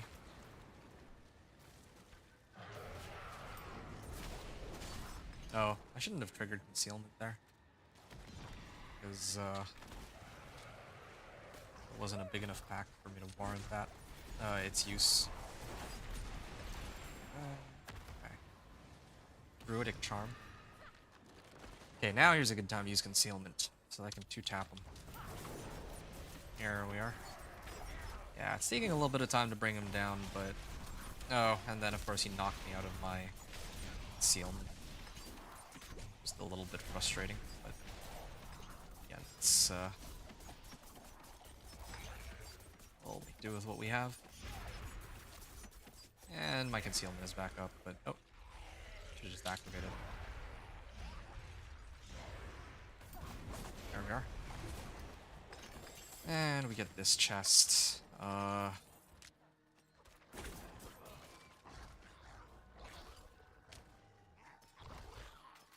No move speed. Ah, this one's got dexterity and damage.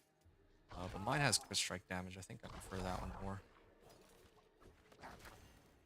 Strike damage. Some damage. Okay, salvage all this. Okay, enough Enough stalling. I'm gonna swing by and hit this waypoint so that it'll be easier to come back here later. Also, what's... Oh, this is for doing the rogue quest, but I don't need to do the rogue quest anymore. I'm already... I've already unlocked it on this account. And I'm even already using the rogue... what is it called? Specialization? Yeah, specialization. I'm already using my inner sight. Yeah, normal mode gives like no XP though. Genuinely feel like Penitent is pretty quick, but yeah. Killing monsters in normal is a pain. Actually, I don't know why I haven't activated this. Think of it. 424 cinders here.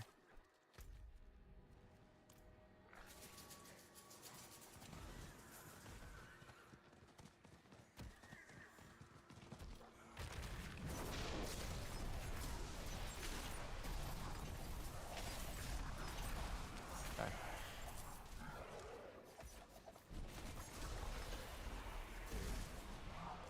Slay Harbingers. Oh, here's another one. Okay, that makes 4 out of 5.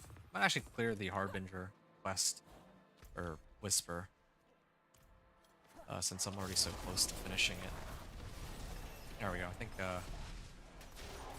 oh no, that wasn't the Harbinger quest. I thought that was a Harbinger quest, but it wasn't.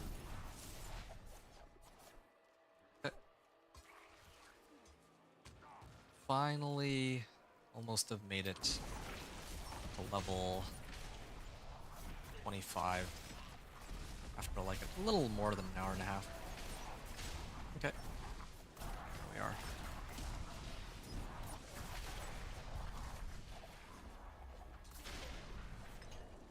Okay, good. Tortured Gifts open. So that one I'll be doing when I make it into Penitent. I should be able to do that one pretty easily. I'll run that and Blood Maiden. I'll probably do that towards the end too.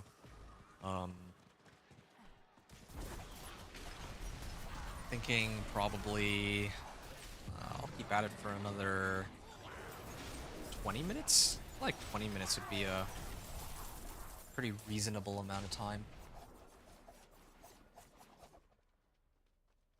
Be okay.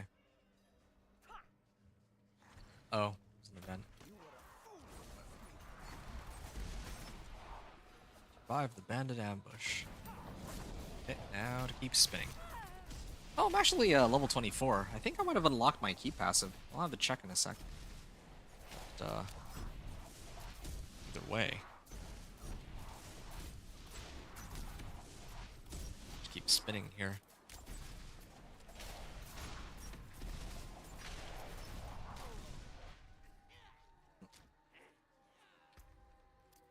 Points. Oh, I actually already have access to it. Okay, well, momentum then. Momentum stacking up to 10. So, I'm just gonna refresh myself real quick. What does momentum do? It's been a while since I've used this. Casting or channeling a cutthroat skill consists of casting a marksman spell removes a stack. For each stack of momentum, I gain 6% increased damage and 3% movement speed. So, as long as... Oh, just realized I'm still in the middle of this event. Yeah, as long as I'm at max stacks, I have... okay, I have 163% movement speed now. And an additional 30% from channeling Dance of Knives. No, 20% from Dance of Knives. Then I can throw on movement speed on my amulet, and I think that that puts me at 100%. I just need a better amulet, but... I still have more tempers, I just didn't have enough materials at the time. So, yeah, after this Helltide, I should be able to hit 100% no matter what. Or 200% movement speed.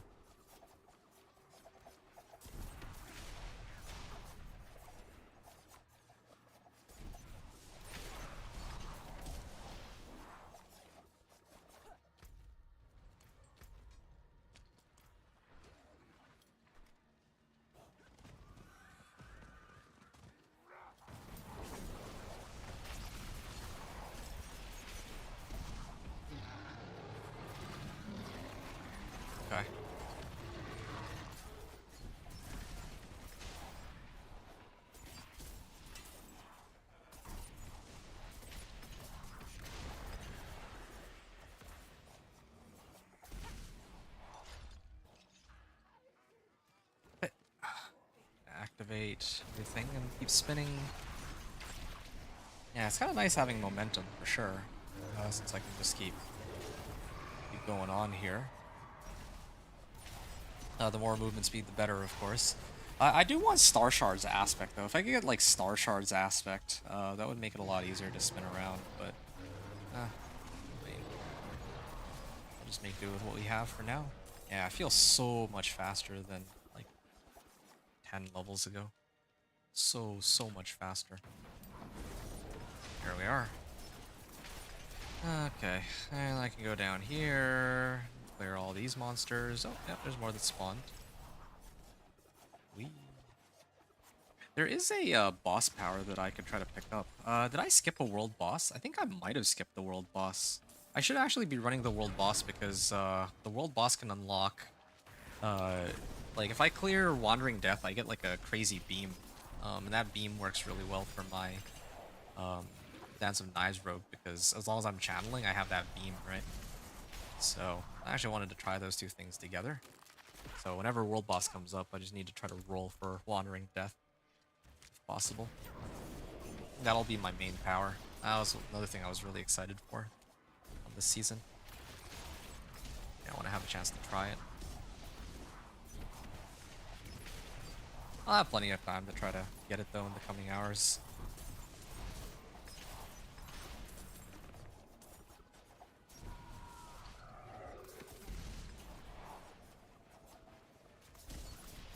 Yeah. That's actually pretty fun. It really is. It might seem a little repetitive, but there's something so satisfying about just watching everything die on the screen. Like, for leveling, this build has pretty much no weaknesses. It has movement speed. It has damage. It has AoE. It doesn't require any sort of... it doesn't require even a single aspect to get up and going. And you already have access to all the tempers that go along with it from the beginning. So, like, look at this. Does this not look fun? And keep in mind, this is coming from somebody who considers Rogue as his, like, second least favorite class, right? But this is... Yeah, if not for... Like, previously, I am running out of life here. Can't afford to die. Okay, fine. I'll take some time to pick these up.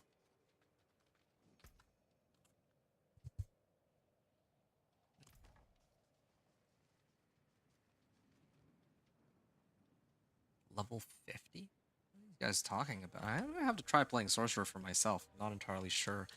Like, why does it matter if you're playing Sorcerer? Like, I was playing Druid, and I mean, yeah, I get life on all of the usual pieces of equipment. My weapon, my gloves, my ring, and so on. So, I don't know if it would be too much different for Sorcerer. Guess I'm gonna have to try it for myself and see. But yeah, that'll probably be my... I don't know if I want that to be my next build, though. Oh, that was fast. Because right now, I'm gonna commit to finishing Dance of Knives Rogue. Then I'm not sure if I want to do like Druid, or not Druid, sorry. If I want to do try Thorn's Barb, but Thorn's Barb sounds incredibly painful. I don't know how I'm gonna deal with bosses. Either either Thorn's Barbarian or Sorcerer. I think I'll have a lot more fun with Sorcerer, but then the question becomes, which build do I use? Somebody in chat had asked me to do Blizzard. And I want to do Blizzard, but like, if I do Blizzard, I think the problem with Blizzard for me, yeah, I already told them that I would, so I'll probably do Blizzard, but the problem for me with Blizzard is not like very familiar with it. I don't know what the limitations of the build will be. I don't want to spend my entire PTR trying to do Blizzard, trying to make it work, and then the PTR ends before I can try any of the other builds. You can play like Bow Volley or something? I don't know. Such a weird, so weird what they've done this season. And it's funny too, because, like, if I'm playing my Companion Druid, I'm confident that I can, like, this season, PTR, it took me like 20 hours, I counted, like, a little more than 20 hours, I think, but, that was me, like, experimenting with different things. If I actually tried to, like, go at it, like, super fast, and if the, boss power for summoning actually worked as intended, I feel like I could actually knock the amount of time it takes down. to get into Torment 4 with that build. Okay, I'm getting out of here. I've kind of played around with fire long enough. But, yeah, Minion Necro sounds like another really good option too, until you realize that the boss power for summons is bugged, right? Fire IP gear and the percent on Paragon. You talking? Or yeah, you got 300. Oh. Oh, these guys are like one person's talking about like grinding like level 50, and then the other person's on like Paragon or Paragon level, so like Torment at this point. Yeah. Honestly, 1 to like 100 was a blur. It's 100 to like 150 that takes the longest, I would say. Wow. I killed him so fast that the wizards that channel to try to keep him alive, I don't have time to spawn, I think, is what's happening. I can get... I want to take a moment to just... When my next channeling finishes, I'm going to have to put some more points into my skills. I want to try to, like, get my damage up some more. But, I have almost everything I need at this point. Maybe I want to put some points into concealment. I actually think if I have the option, I just put more points into concealment to reduce its cooldown. Because, well, right now I think that's the thing that is slowing me down the most. Not having concealment. Coming up close to like 1,000 cinders. I think I should be able to make it to like 1,500. Like 1,500 might be a good number. I'm feeling 1,500. I'll aim for 1,500. Hey, there's an event here too. Cool. Oh. Sacrifice remaining. So somebody started this event and never bothered to finish it. That's okay. I'll still hang around here. I'll let the monsters spawn and I'll get credit for them. Actually, in fact, if there's all these guys here, or there's a barb and guys spawn in waves, I can take a moment to do this. I know I can get damage from healing potions if I use unstable elixirs, or, well, oh yeah, I could do that if I wanted to, but I don't really need that kind of damage right now. I guess I could.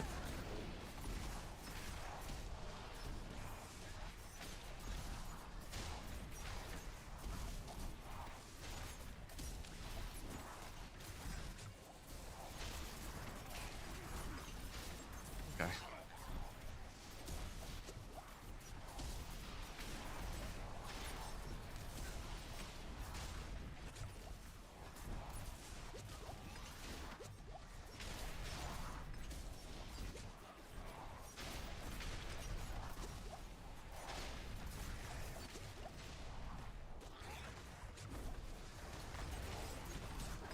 Ah, okay. Oh, okay, yeah, no, I'm gonna check it out. I'm about to die. I don't have the same level of durability that even this level 13 barb does, or maybe the game drains less health from him because he's lower level or something. So he can survive longer, I don't know. Okay. We just hit 1,000 cinders. Or I just hit 1,000 cinders. I'm gonna try and go down this way and clear all these monsters. Yeah, I'm telling you, like, picking up Subo was the right call for this. Because, yeah, as you can very clearly see, with Subo, like, Subo's revealing where all the monsters are on the minimap, so I just use him to tell me where everything is, and then I just follow along. Okay, let me, re-snapshot my concealment. Yeah, I'm kind of liking the concealment. It's lower cooldown now. Makes things a bit easier for me. I wonder if there's other things that give me movement speed too, but then again, I should be picking up movement speed on my amulet anyway. Alright. actually maxed out. Why am I still carrying around these trashy magic items? Should have gotten rid of those. But I guess to be fair, there is one thing that those, like if I salvage those magic items, I do get magic chunks out of them though, so they're useful in that regard. It's just that I don't have enough, just don't have enough, time to go back to town and salvage them. Otherwise, yeah, I could really use the extra iron chunks and rawhide, early on. Oh, look at this. I've been like, it feels like I've been like level 25 forever, or like for like at least last like 20 minutes. It really does feel slower in that regard, but whatever. Here.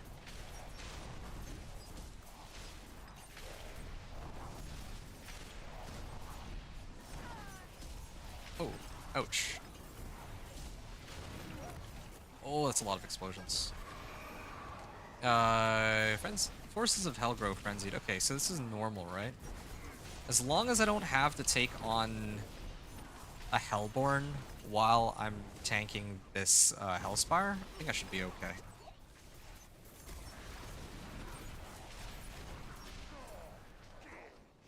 Oh, actually out of charges here.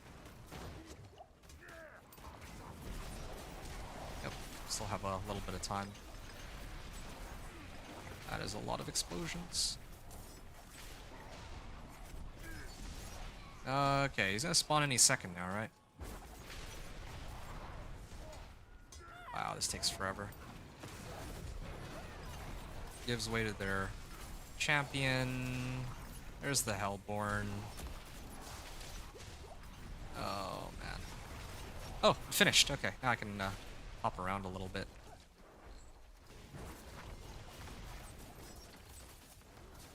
Oh.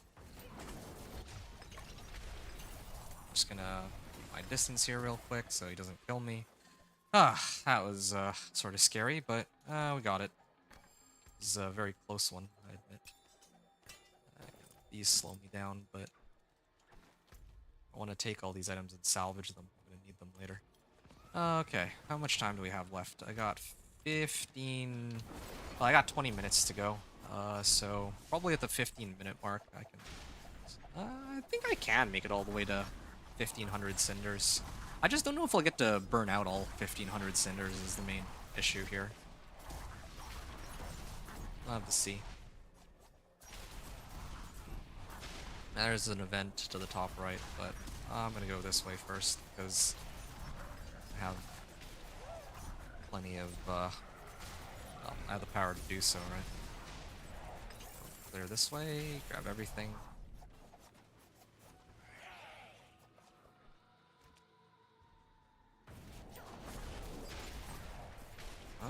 I can go loop up here real quick. Forces of Hell grow angry? Yeah, go be as angry as you'd like. It's not gonna help you any. Okay. Back stun. Yeah. That was really nice. Having Subo's passive is so helpful.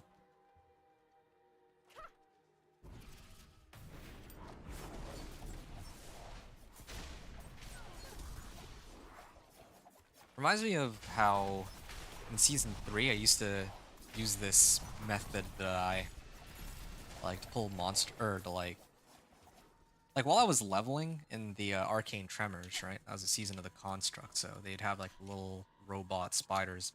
One of the whispers would reveal where all the monsters are, so I would like fill up on whispers before I go into the zone, and then I can actually see exactly where all the packs are, and then I'd like pull them together. I'd pull them together by tapping them with like a long range attack. Like let's say if I'm playing a sorcerer, I'd use like Incinerate. I'd tap them once, and then I'd run away to like the next pack, and then I'd hit the next pack, and so on. I'd pull all these groups together, and then I'd hit them all at once.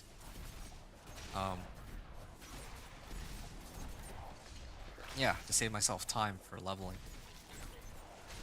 And it was a fun method to kill everything at once too. Relatively safe too that season, because I think back then there was World Tier 1 and World Tier 2, and because of power creep, World Tier 2 was so World Tier 2 is kind of a joke. It was actually a lot more challenging when the game first launched, but yeah, then World Tier 2 became a joke.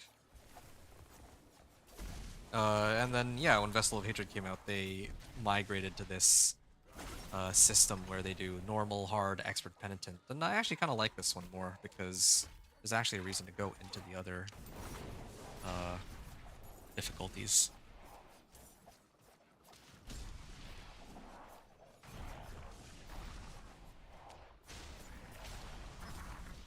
Okay, while I run this event, I'm just gonna snack on something real quick.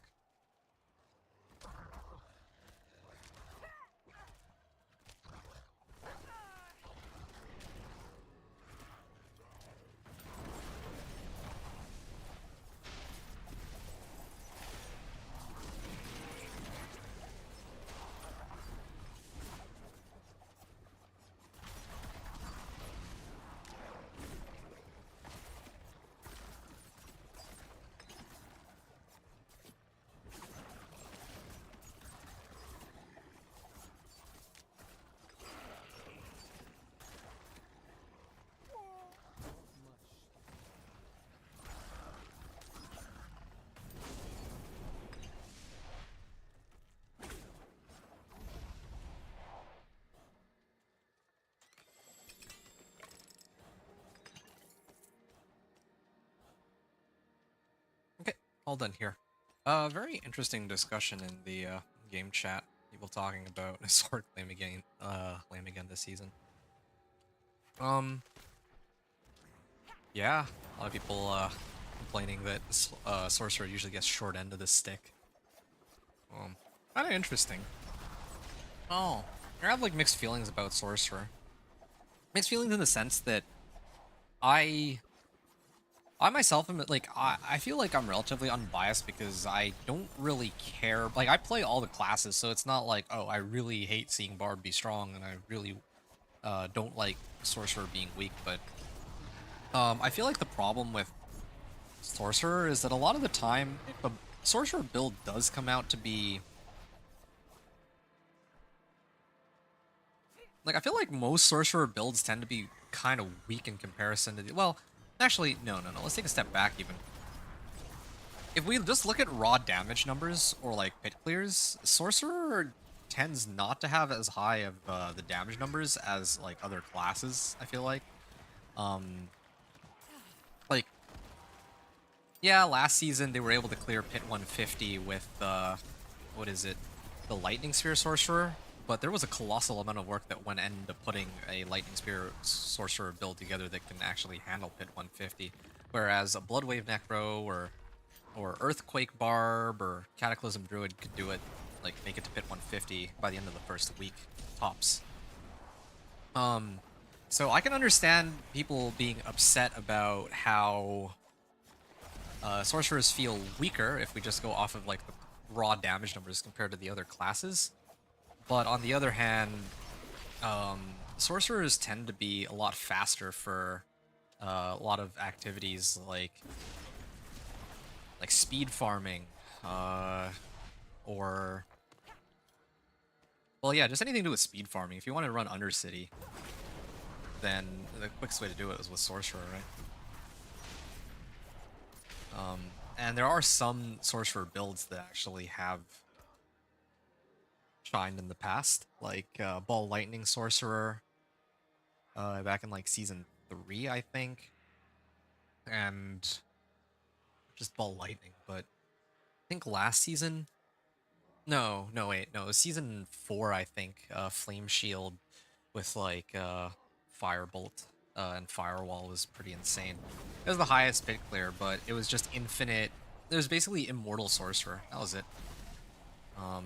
That was the highest clear, but all the other builds were like whatever. It was just I I remember there was one comment I read where it was like, oh yeah, what's the highest pit clear for each class? And then at number 1 you had Sorcerer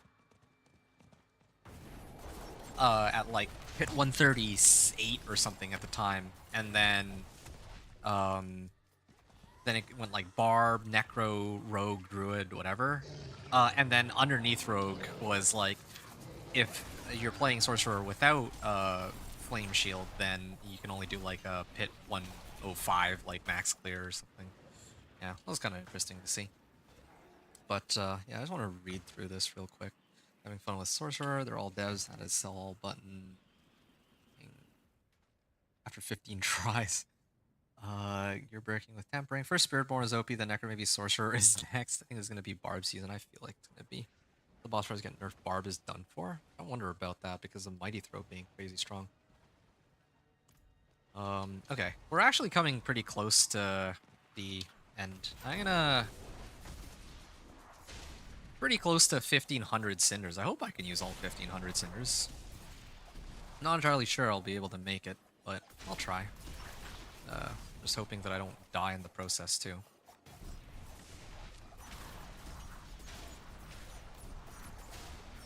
I think I might actually end off at, I think I might actually just end here for Cinders. I have 1385. I feel like that's enough for now. I'm really running out of time on this. So. What is the quickest way? Ooh. Ow.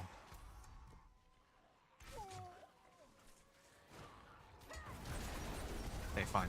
I'm gonna head back to Kyovashad first real quick. Ah. I'm gonna go to Kyovashad. That's interesting too. There's somebody in chat who was saying I thought rares have 3 affixes, but I haven't come across a single rare that has 3 affixes. So I wonder if, like, what's going on with that.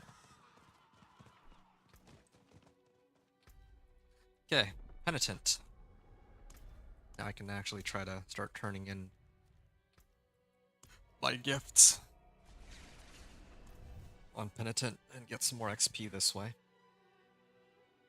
We'll see just how much we get out of this. Then I'll try to run the Whispers after. Oh, I do have a lot of...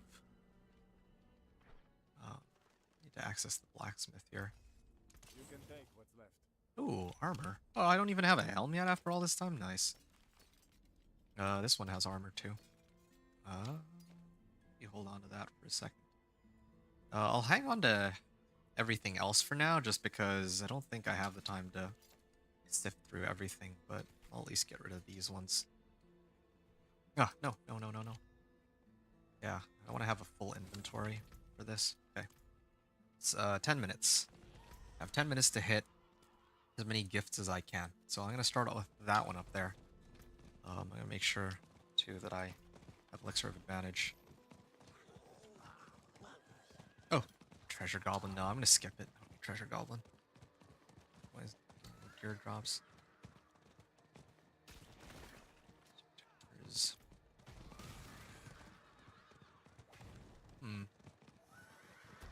Oh, come to think of it, yeah, somebody out here is asking if... Oh, I do like no damage to these guys.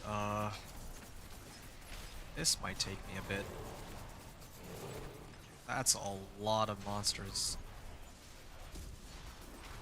There's gotta be a way to like... Okay, hold on.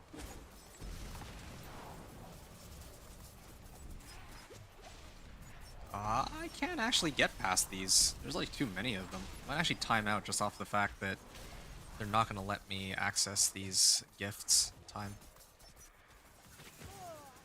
Why am I doing like no damage though? Maybe my equipment is just out of date. I'll be able to clear them in a second. Okay, maybe I do need more damage at this point. Yeah, I've got them. Okay, that's one. Baneful Heart. Go into the next group, or the next chest here. Yeah. Oh, this one should be able to... I should be able to grab it without getting interrupted. I got 2 magic items? Okay, well... Tortured Gift of Mysteries, indeed. I understand now. It's called a Gift of Mysteries because it leaves you wondering why you get garbage out of it sometimes. Truly a mystery indeed. Okay, 7.5 minutes.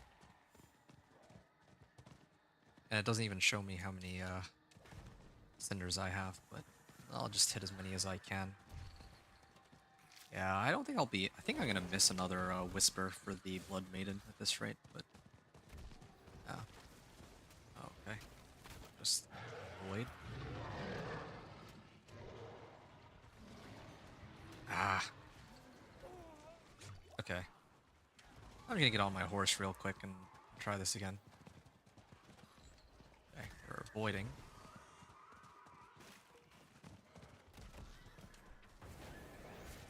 Ah, that actually worked. I can actually just go into, Okay, I need to position myself correctly, but earlier when I went into concealment, they were still hitting me, so I just assumed it didn't work. But apparently here, you can. They knocked me off my horse. Again. Going to the next area here. Actually, I should probably just start channeling down some knives. It'd be faster. Okay. There's a Tortured Gift of Mysteries here. So I've opened 3 so far. This makes 4. Whoa, lag. I'm gonna climb down here. I'm gonna ignore all these random monsters that keep spawning in my face. Okay. Okay. So I got like 30% XP off of that one. And no useful items. I'm gonna grab this chest up here.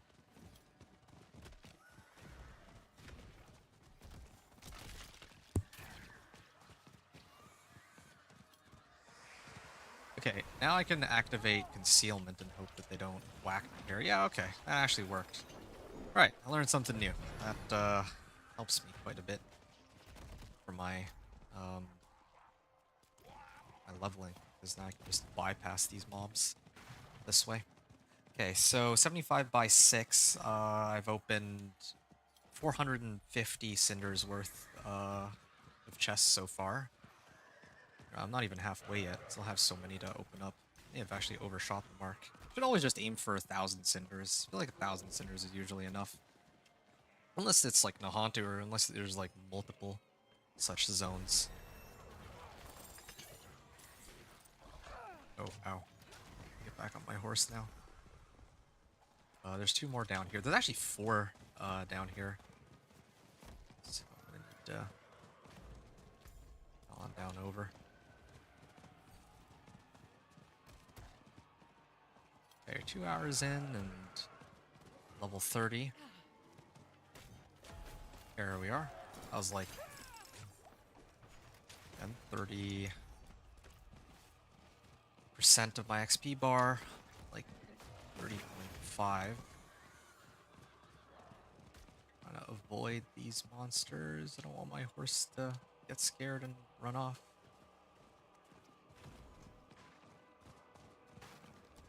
Okay, activate concealment and hope that they target Subo instead of me. Okay. Back on my horse I go. Toss this out. And I know that there's 2 more on this side.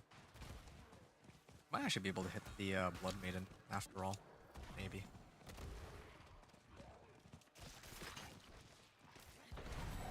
There. I'm just gonna get out of there. Yeah, that's fine.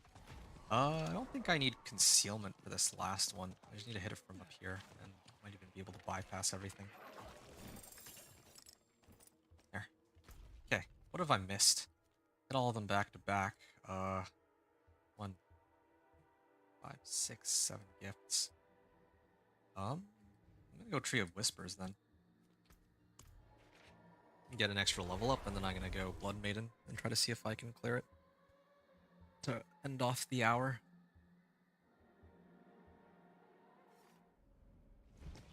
Gotta set it to normal for that, of course, but...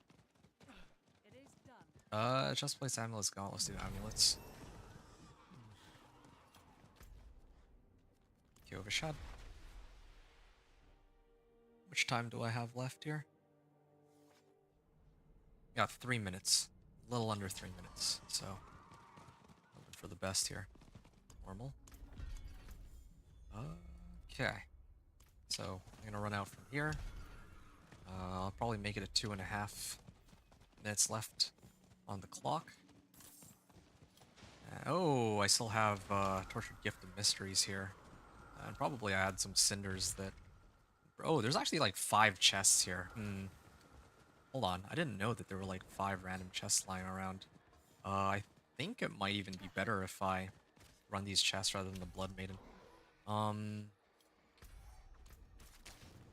Okay, hold on a second. It shouldn't take me that long, right? Okay. Yeah, this concealment is really handy. Okay. I mean, I should burn out the rest of my cinders. Fond of people. People are not fond of people.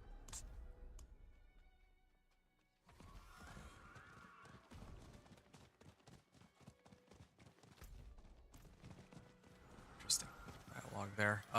Okay. There's too many. Oh, wait, no. I was gonna say there's too many monsters, but I can hit this one, I think, if I hit it at an angle. Oh, no. I actually died. I should have just activated my concealment, because I'm gonna go on a horse anyway. Well, either way, there's three chests remaining. Okay, this is the first one. I think there's one more south here. Ow. Okay, well, my concealment will come back up soon, so I'll just wait for that. Oh. Why are they able to hit me? I had concealment up. It's very strange that they're able to hit me. Oh, okay, no, there were actually 3 more chests. I thought it was... Well, 3... Well, I thought that it was 3 chests, but there's actually 5 chests, or 4 or 5 chests that I missed, but... Try for this last one at the bottom right. I don't know if I have enough cinders, though, since I died earlier. There. I can skip out on the Angel Breath for now. Okay, this last one... I have 13 seconds and try to pull them all out. I don't think I'm gonna make it, but... Oh, no, there's no way. that was silly. Okay, well... Yeah, I don't like this bug where I can't actually see how many I have, but whatever. Okay, level 34. Not bad. I'm gonna have to run another one of these Hell Tides. Yeah, hopefully I can time things correctly. Or at least get some legendary aspects of what I already have. +1 to agility skills, that actually helps me because of, this will boost my Dance of Knives damage. And I have a way to get unstoppable now, too. This is actually perfect for me. Normally I don't like subbing out my evade for metamorphosis aspect, but I don't evade anyway on this build, so this is perfect. Let's replace max life here for I'm hoping for movement speed. How much gold do I have? Actually, I have quite a bit of gold, so movement speed there. I'm gonna try now to temper this What do you need? with some movement speed. Evade cooldown reduction. Agility skills. They've got to give me movement speed, man. Movement speed. It's a low roll, but I'll take it. So, that's a nice advantage. I also get, like, extra armor now, so I don't die as easily, which is good. I mean, not like I'm dying in... I'm just dying when I'm in, like, penitent difficulty. That's the main problem here. Max life, energy on kill, vulnerable damage. The damage could be nice. Anything breaks? I'll revisit that in a second. Dexterity and movement speed. Now, here's one that I could get behind. Dexterity, max life, and vulnerable. Okay. This is more along the lines of what I need. Actually, let me do it like this. I don't need this one. I could use this one for more vulnerable damage.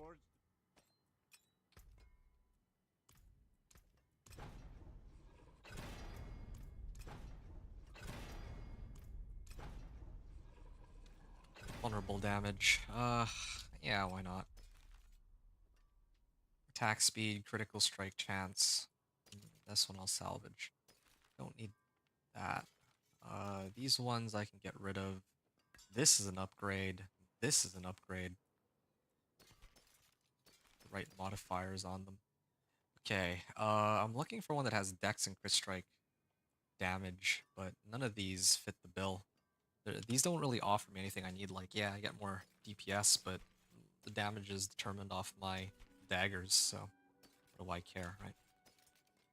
This is my old boots. Yeah, I have no reason to use them at all anymore. Attack speed, dexterity, and salvage this one too. Okay, there. I got a lot of iron chunks and veiled crystals. I should be fine on veiled crystals at least for some time. Oh, I got amulets. More amulets. Axe rune too. Nice. Okay, this one's fine. Points. Oh, Juggernaut's aspect. This is like a max roll on it. Oh, this will be super useful for my. Well, I can actually even slap it on right now, and I just got an amazing amulet.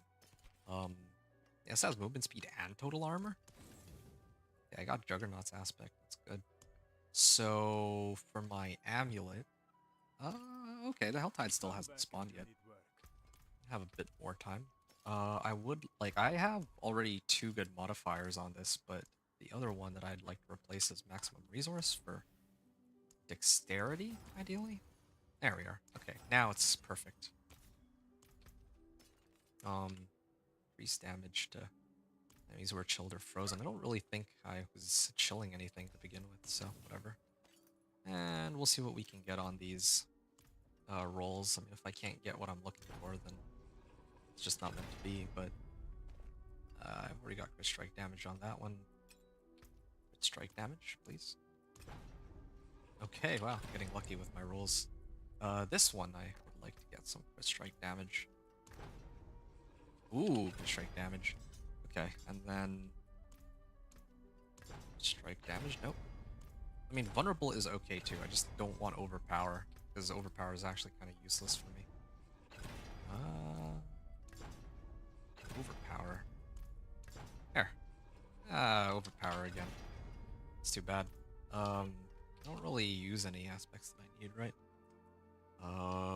But what I could do really quickly, I'll put on Juggernauts on my chest piece. Actually, what's my highest awful boon? That's my highest item power, armor, so I can throw that on. Get 506 armor, that's pretty decent, I would say. And just for fun, I can add some sockets to this. No, I guess I can't. I'll just get some emeralds instead. We'll do 2 of these.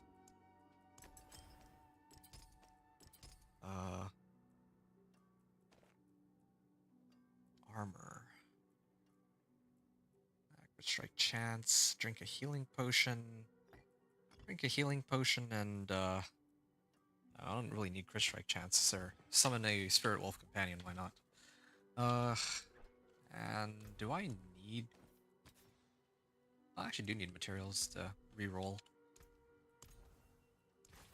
Yeah, I guess I don't really need to worry too much about upgrading everything else, but yeah, it's all good. Okay. I think I'm almost ready here. There. Done. Oh yeah, and then this. Oh, I'm actually out of iron chunks. Okay, well, I have everything I need. Oh, you know what? I am missing one thing. Movement speed. I didn't actually roll movement speed on my amulet here, but I think I'm out of iron chunks, aren't I? Oh, yes, I am out of iron chunks. Well, it's okay. That's an oversight on my part, but it's a huge problem. Okay, I lost about a minute on my Helltide, but I'm gonna head into the Helltide, but I'm gonna also go grab some water before I get started on the farming, so I'll be right back. Is this normal? This should be normal. No, this is penitent. Okay, glad I checked. I'll leave the game and come back so I can actually keep track of how many aberrant cinders I have. Go normal, and yeah. I'll be right. BRB.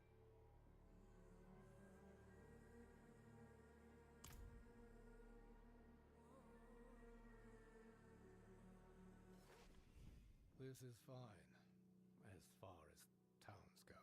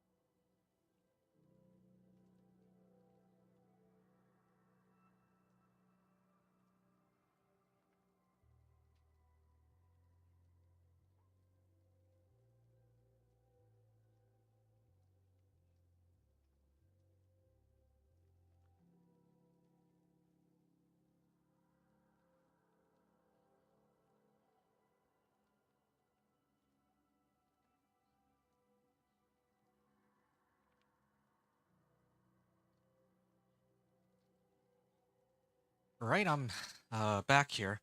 I actually realized something while I went to go grab my water.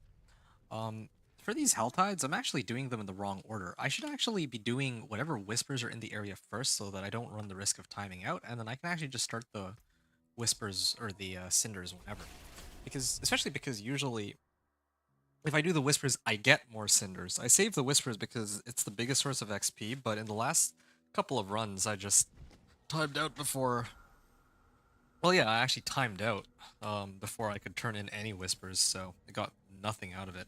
So I think a much better approach would be to run the Whispers that are available first. So with that said, there's some Whispers in the area. An event. I'm gonna go do the corpse. Oh no, I'll do this event. Event and then corpse. And then I'll turn in Venus Motes. I think those together should be okay. I don't need to be on my horse for this. Okay, sure. I'll just activate this and I'll start moving. Yep. Here we are. Wow, I'm going fast.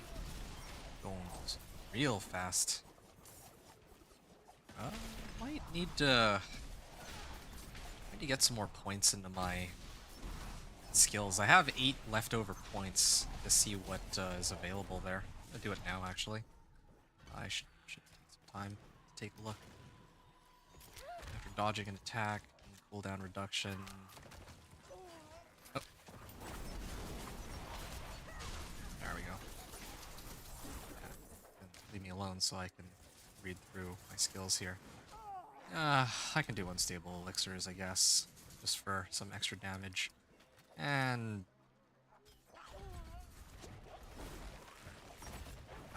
attempting to daze or stun an enemy. Yeah, okay, sure. I'll do Balestra next, and then after Balestra, I'm gonna try to get the Shadow Crash. Those together should give me quite the damage boost and some extra CC. Why not? I think it also works with my gloves. My gloves gives extra damage based off of if a monster is stunned or not. So if I have my gloves and I have source of stun finally, then that works out really well for me. Oh, need to actually open these up. I have a 22-second cooldown because my Juggernaut's aspect. Yeah, I have Juggernaut's aspect, so my evade cooldown is replaced with the Metamorphosis's evade's cooldown, and then it gets doubled. Juggernaut. Oh, nice. Free the captives, 2 of them. Where would the other 2 be? Oh, okay, they're right here. Or one of them's here.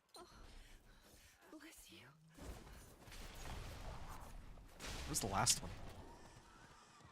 It would have to be up here, right? What? Check here. I don't see anything. Down this way. Okay. Will you help me, stranger?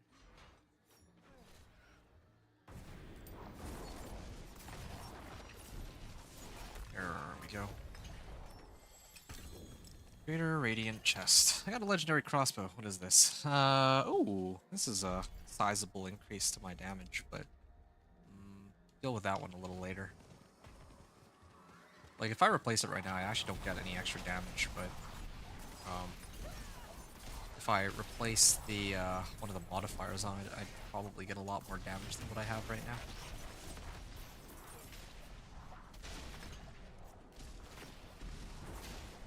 Yeah, I like to make sure that I run these events too, so that I have more chances of getting ancestral legendaries when I make it in a Torment.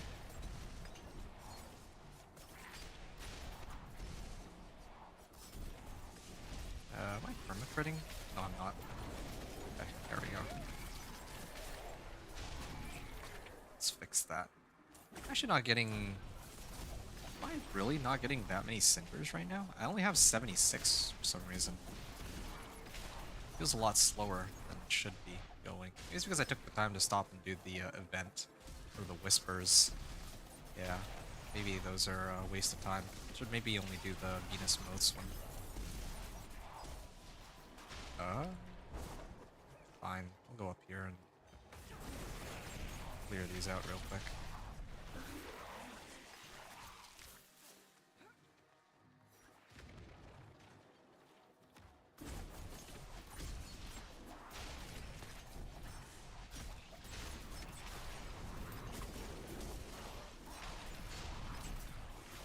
Yeah, I do wish there was a way to keep myself unstoppable, though. Or, like, to avoid getting CC'd. So that I don't cancel the channeling on my Dance of Knives.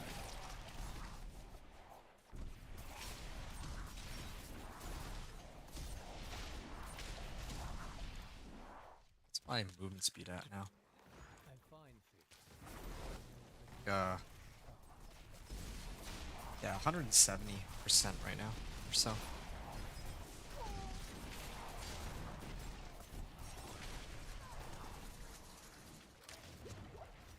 Oh yeah, I stun stuff with my healing potion.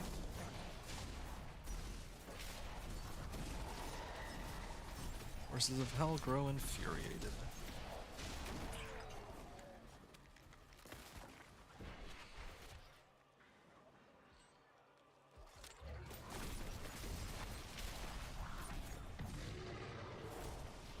Okay.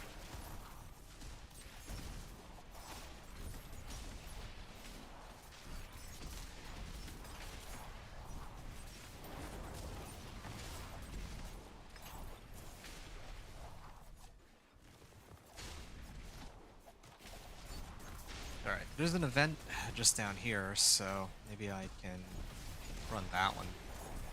That should spawn a lot of monsters that give cinders, right? So, I'm gonna still hit monsters that spawn in a big circle. And these should give me some cinders while I collect the souls. Yep. I actually really like this event because it just keeps spawning monsters. Waves of Darkness is still my favorite, but this is not too bad.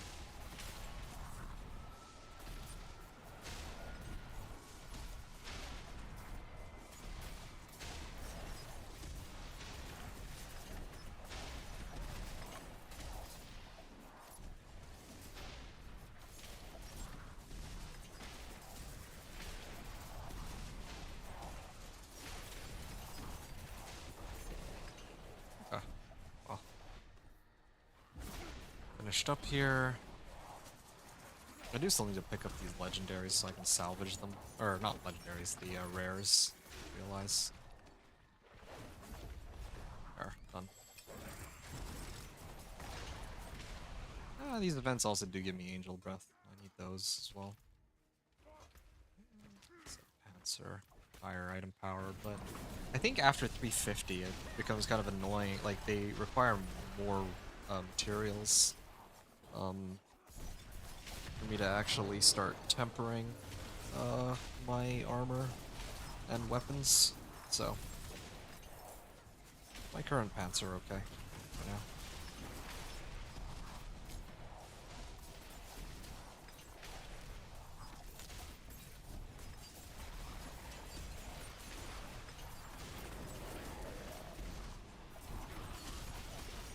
Cool.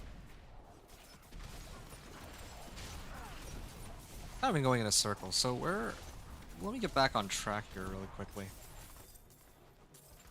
Where is Venus Mons? Okay, so... Oh yeah, and the corpse. Let me do the corpse. That was why I was heading down here in the first place. Oh. Vibrant Cinders. Okay. Go down here. Oh, it's another Jar of Souls. I'm not just running Jar of Souls, it's not just like, oh yeah, I'm just gonna hit the event because it's right here. It's also... Hitting the event gives XP by itself, but also, the chest that you get at the end also drops some cinders, but you're getting that chest while you're farming monsters too, so it's, kind of get best of both worlds in a way. Am I critting them? I actually can't tell. I don't think I am critting them. Now I snapshotted my Dance of Knives, so I don't know why the crit stopped. Okay, there we go. 600 damage on crit. That's what it's supposed to be. Yeah. Got more monsters spawning and my game freezing. There.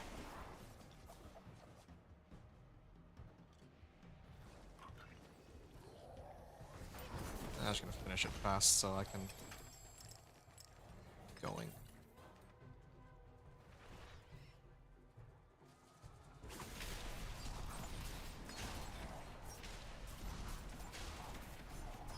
Maybe I should pick up magics and common items just so I can salvage them. I think, like, rare items give iron chunks too when they get salvaged, but maybe the magic ones give more? I'm not sure. Maybe I can test that out at some point. Here it is. Here's the corpse, and clearing the corpse. Oh yeah, I have 15 minutes to go before the world boss spawns. I probably should go to the world boss. I mean, aside from the witch power, I also get an extra 5 grim favors, so I have like pretty much every reason to go. I need to unlock those boss powers too. Oh, triggered the. I think I triggered the threat meter.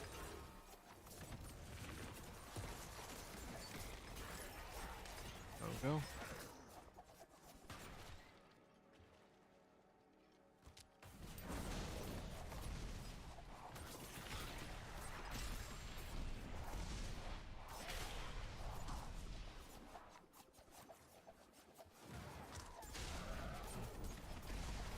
Hey, Altai Harbinger, or Binger.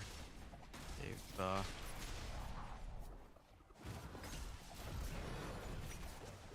leave some drops there. Oh, Hellborn. Yeah, I can clear this one. I'll just keep my distance. It's normal. As long as it's not penitent, it's okay. Dexterity, attack, speed, and movement speed.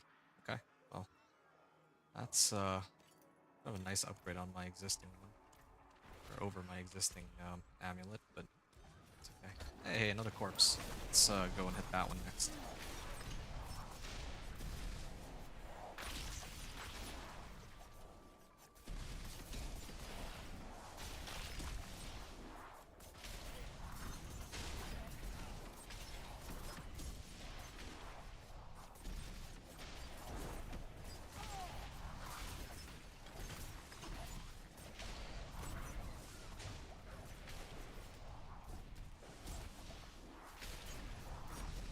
Ah, here it is. I was looking for you. At the end of this hour, I should be able to reach, I'm guessing, level 43?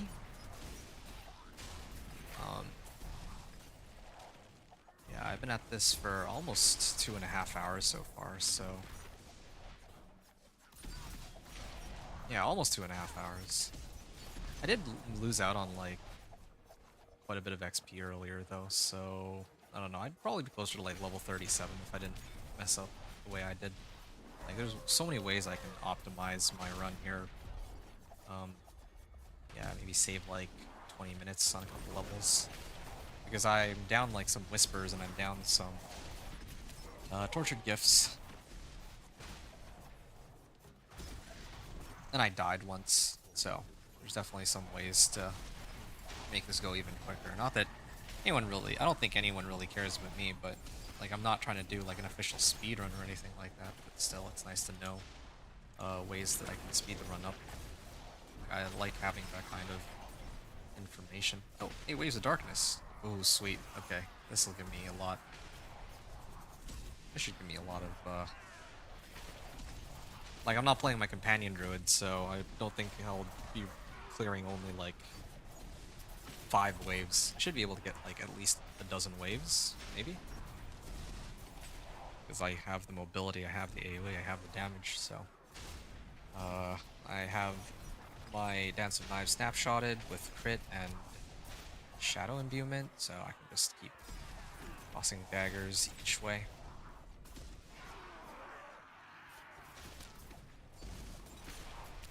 Go. You guys also keep dropping Aberrant Cinders, right? So, again, best of both worlds. I get an event and I get Cinders for the gifts later. Yeah, I'm gonna aim for about 1,000 this time, unless I don't greed out too hard. Maybe a little more than 1,000 if I feel like I have enough time for it. I also need to run the Whispers too. Yeah, I think I called it earlier. Clear about a dozen easily. A dozen waves. Yeah, and I'll probably be able to even do 2 or 3 more. And there's another... Is there another player here? Yeah, there is another player here, so... yeah, that helps speed things up a bit, too. There. Now, yeah, okay, 15 waves cleared. Maybe done a little bit more than that if I had positioned better, but... Yeah, that's... why Waves of Darkness is my favorite. The rewards are still... complete garbage, but... it's the thought that counts. Okay, Altar of Reaping. While I'm waiting for everything to spawn. Might as well sift through my items while waiting. Okay, I've silenced one of the Whispers, so now I'm gonna clear all these monsters that I see. And having Subo is awesome. I can see exactly where I'm supposed to go with all of this. And skip the heavy blows, I don't need those. I want to stop my channel just for that. It also pays to have a pet too, because the pet can grab all these cinders on your behalf, so you don't have to stop channeling to pick it all up. Definitely need to have a pet. And yeah, having Subo is quite helpful too.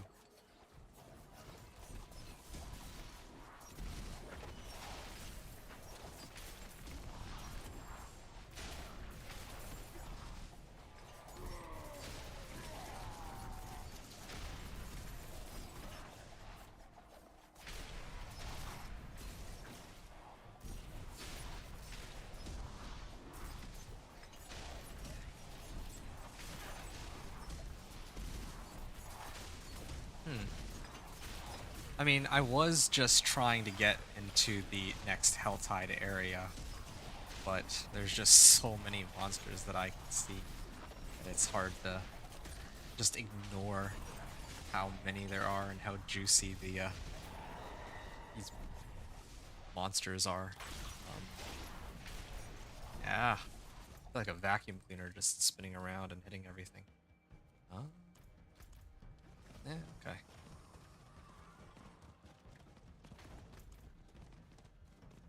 World boss in, well, 8 minutes. Okay, well, let's try to get everything done in 8 minutes. Ooh, but I also have to be careful because if I die to the world boss, then I lose half my cinders there too. So a lot of stuff to be considerate of. It's all normal, right? Okay.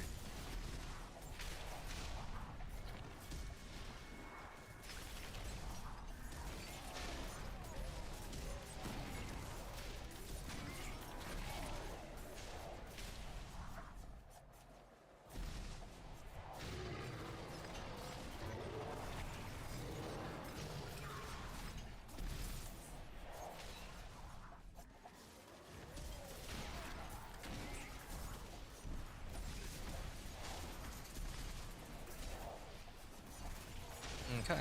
There's an event here too. I should have come here much sooner. Actually, farm a lot of these guys.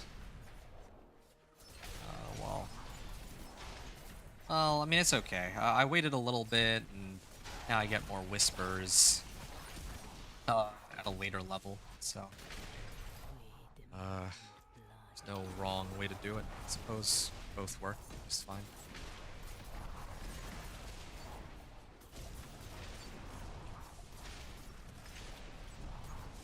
Yeah, I think I'll be level 43 by the end of this one. It'll be the next Helltide that brings me up to 50, and then there'll be strongholds after that.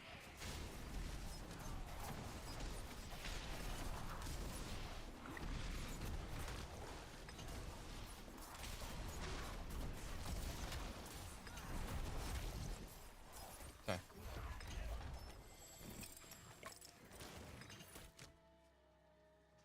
Okay. That helps. There's a big pack below me, but I'm just gonna hit these ones instead. I think they interrupted my channel.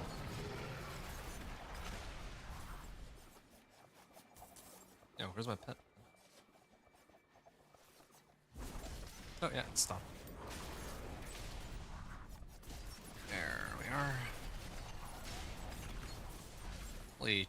Really trying to aim for like 1500 cinders here, but I just don't feel like I can kill them quickly enough. Or I don't think I can collect the cinders quickly enough, more like. Actually, with cinders I can just run over them to pick them up. I just remembered, so that also helps. Slaying Harbingers also gives me some, also count towards some whispers, so... Okay, yeah, this should finish off that whisper at least. So I'm now at 8 out of 10.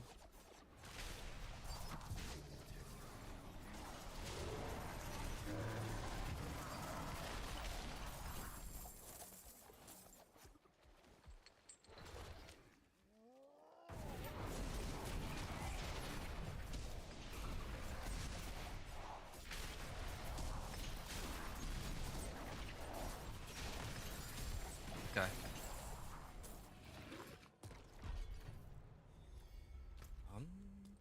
Oh, I'm capped out on whispers. Slay cultists, slay the blood maiden. I have 4 minutes to world boss. Okay, here's what I'm gonna do. I'm gonna go Tree of Whispers. I'm gonna turn in. Then I'm gonna attempt to run the blood maiden while I'm here. Then I'm gonna go to world boss. Yeah. Do I get like a full level up off of this still? Ooh, greater collection of materials. I think I need that the most. Yeah, that's still like almost a full level up. Or actually I think that was a full level up, yeah. Yeah, by the time I reach this level, it's like pretty much a full level or close to a full level. Yeah. Oh, I don't know how many cinders I have again. Well, I guess it doesn't matter too much. I have to head up here anyway. I have 3 minutes. No, I should... It's so tempting to...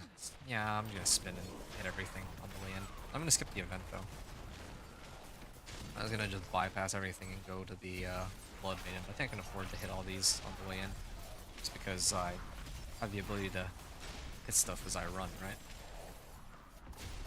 I do need to make a beeline for it, though. Oh, is this a dead end? Okay, I cleared cultists, too, so... Also helps.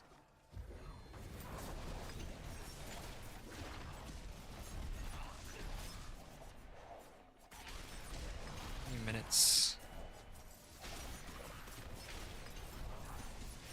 Harbinger. 28 minutes to go.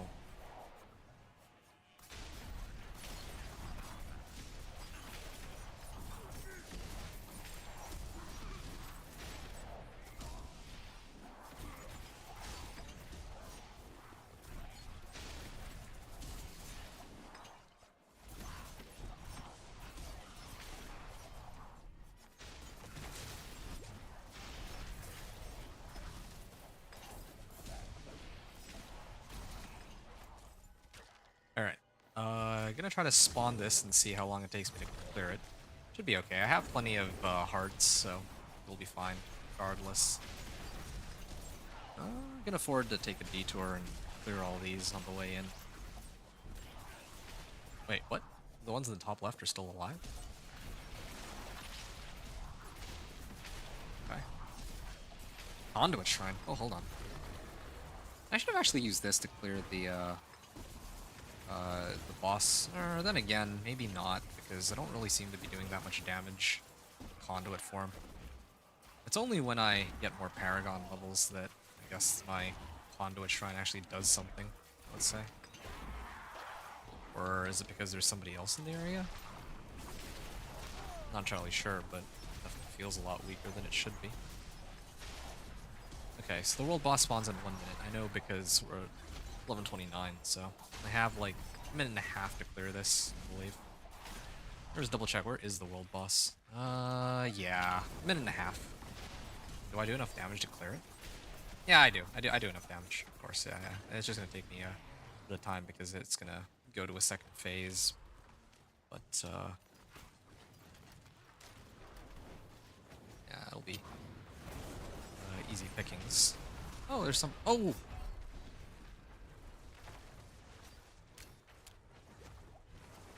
Well, that is very unfortunate. Again, I lost half my cinders a second time. I'm worried that that'll be the case for for World Boss 2. Yeah, what is even, like... My resistance is really so low that I can't survive getting hit by even one of those on normal mode? Wow. That's pretty sad. I lost, like, so many cinders just now because of that. Same issue as before. Okay. Yeah. Really wasn't expecting that to kill me. I would have paid more attention otherwise. I'm actually a lot angrier than my voice lets on right now. I'm actually pretty angry, pretty mad. World boss though. I don't know how this one's gonna go because, like, does he do more damage than... Actually, which world boss is it, first of all? I'm looking for Wandering Death. If it's Wandering Death, that would be the best case scenario, of course, but I wouldn't dare to hope for such good luck. Oh, this is overpower and vulnerable damage now? Wow. That honestly makes sense, though, because, yeah, otherwise that elixir was, like, useless a lot of the time. Is there anyone else who's gonna be running this, or... Shava? I think I'm... Can I clear it in time? Let's see. Tickling it. Hey, there's another player here.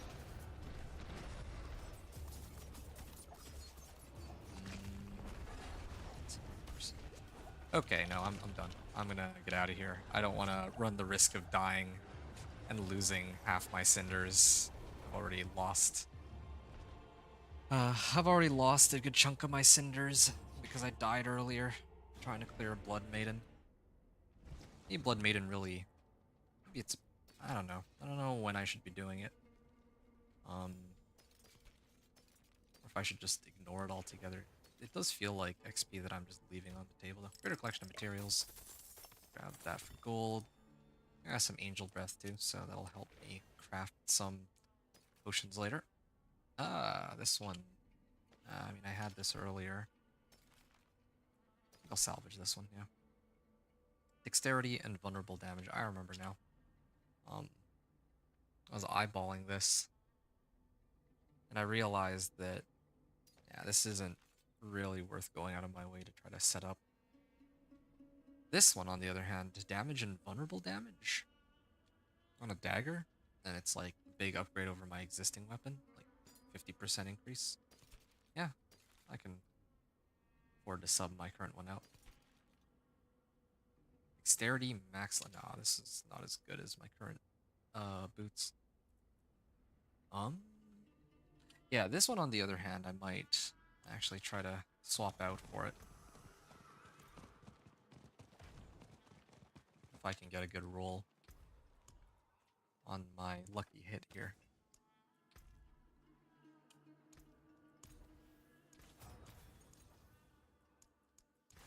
I want to try to roll for crit strike damage. That's an available option, right? No, it's not. Okay, well, this is fine. Just, yeah, dexterity damage and vulnerable damage. Yes, is okay.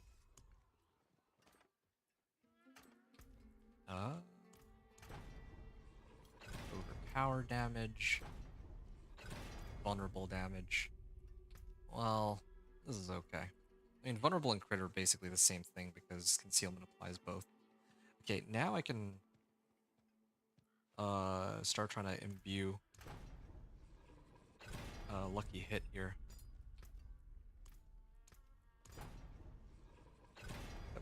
40% chance to some physical damage. Oh. Oh, because these don't have aspects on them. That's why. Do I have any tempers available? I actually do. Except... Oh, I know what's going on here. It's because I need to switch, get off and get back on because it was set to weapons. Alright, and manage vulnerable damage, crit strike damage, damage across the board. Yeah, I'm good here. And I even salvage this. Okay.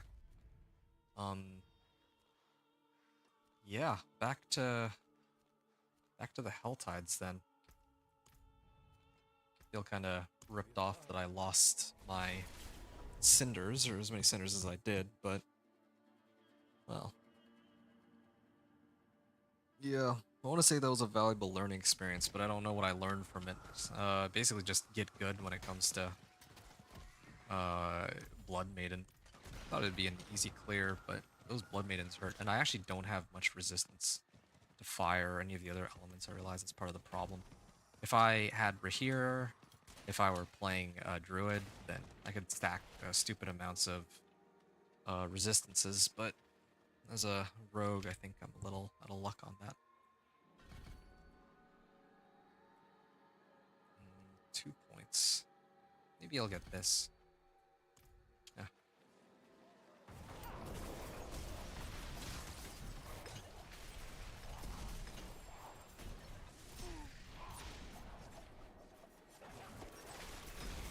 Also supposed to roll for movement speed on my amulet. Alright. Or am I mistaken there? I remember I was supposed to have movement speed on something. Oh, Stoneblade. This should be an upgrade over my existing one. Yeah, it's a pretty big upgrade. That's base damage, like I don't have a temper on it, but it's still better than what I have right now.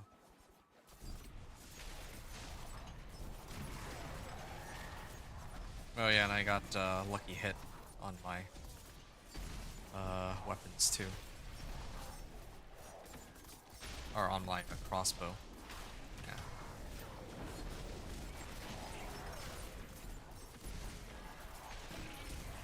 Yeah, it would be nice to know how many cinders I have. Kind of an annoying bug that they introduced. But, chest armor. What's this? Ooh, this is actually an upgrade over my existing one. Because just the base armor increase alone is better than what I have. Okay. Salvage that.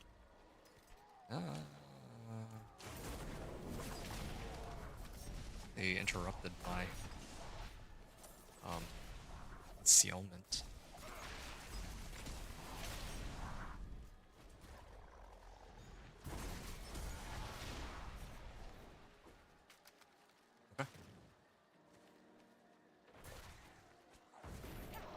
Yeah, I was saying that by the end of the hour, or the end of this hell tide, I'd be like level 43, but since I lost half my cinders, now I'm not so sure. Probably more realistically, I'll be like level 41 and a half. No, maybe a bit more. Maybe 42. 42 would be a good estimate. I'll keep going until I have like, I feel like 13 minutes on the clock would be good. I don't have any whispers that I'm missing anyway. I had all the ones that I needed. So yeah.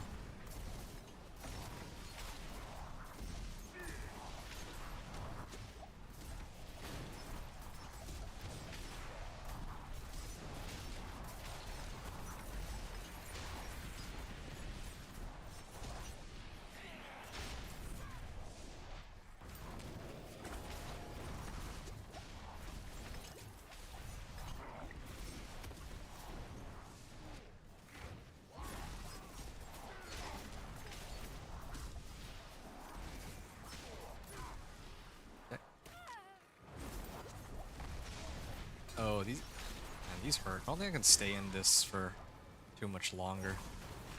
Oh, and I'm actually like out of charges on my dance knives too.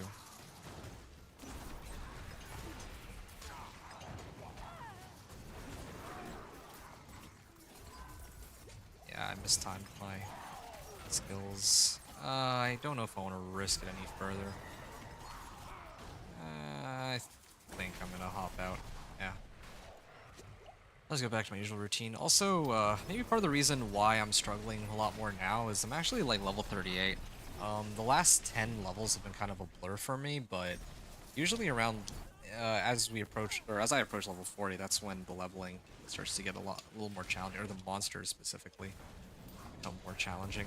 So I think that's where part of the problem comes in here.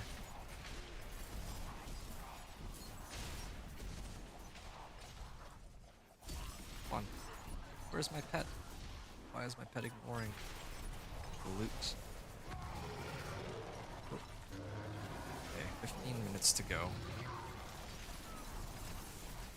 Yeah, we'll see. Like, I lost about 400 cinders earlier, so when I leave and I come back into the game, we'll see how many cinders actually have, and then adding 400 will kind of show how many cinders I earned overall this time.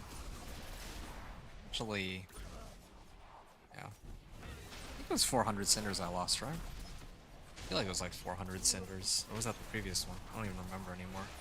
But I also went to the world boss, and that sort of slowed me down too. At least I didn't die to it, but still.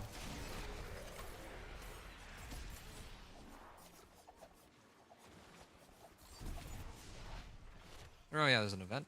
Okay, I'll try to run the event real quick. Maybe after the event I can actually start um, trying to open chests.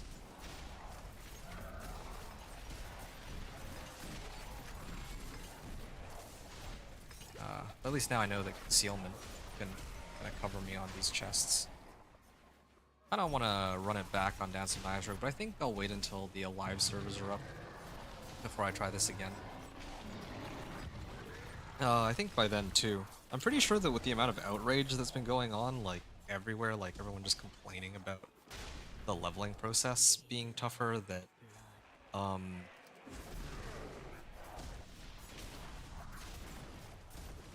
yeah, I think with the leveling process being slower, or everyone complaining about the leveling process, I don't think that they're gonna keep it the way it is. I'm sure they'll try to go back to making it somewhat easier. At least level 1 to 60 shouldn't be like.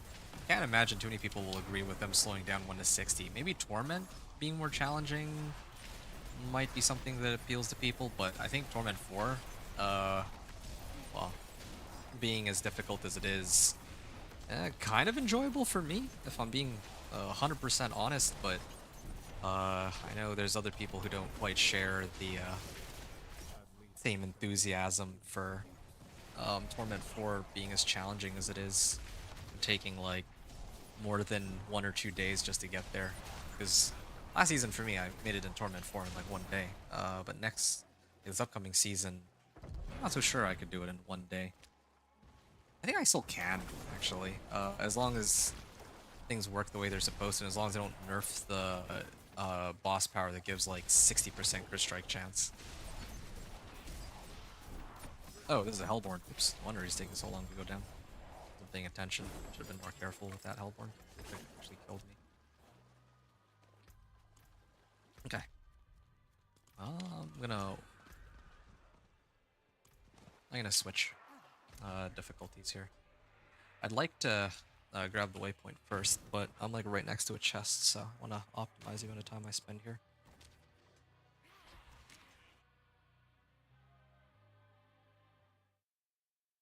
And I need to be able to see how many cinders I have too.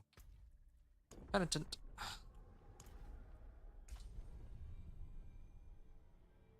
Okay, how many chests do I need to open? Let's see. Yeah. Losing 400 cinders is losing 6 chests, and if each chest is like 30% XP, then yeah, that really is like 1.5 to 2 levels. There. How is this guy just... Oh, okay. Waited until I started trying to res him, and then he just dipped out. Also, I could have activated this one sooner.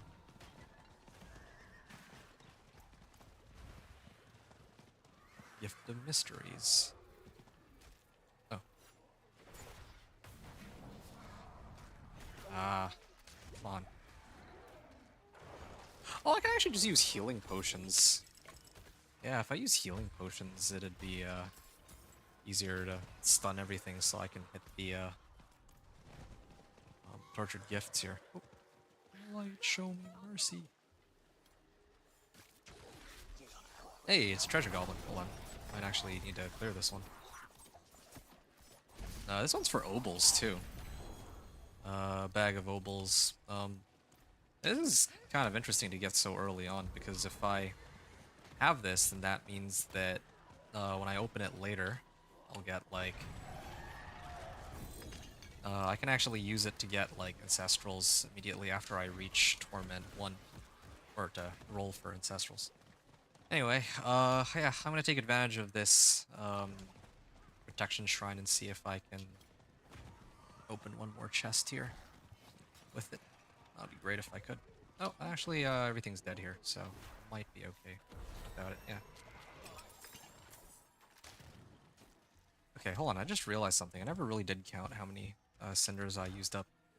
4 chests, 75 each. So I had a little under 800 cinders, and that was after I died. So yeah, I can farm about 1,200-ish cinders. Looks like. As long as I don't die again, I think I be okay. There's more cinders here.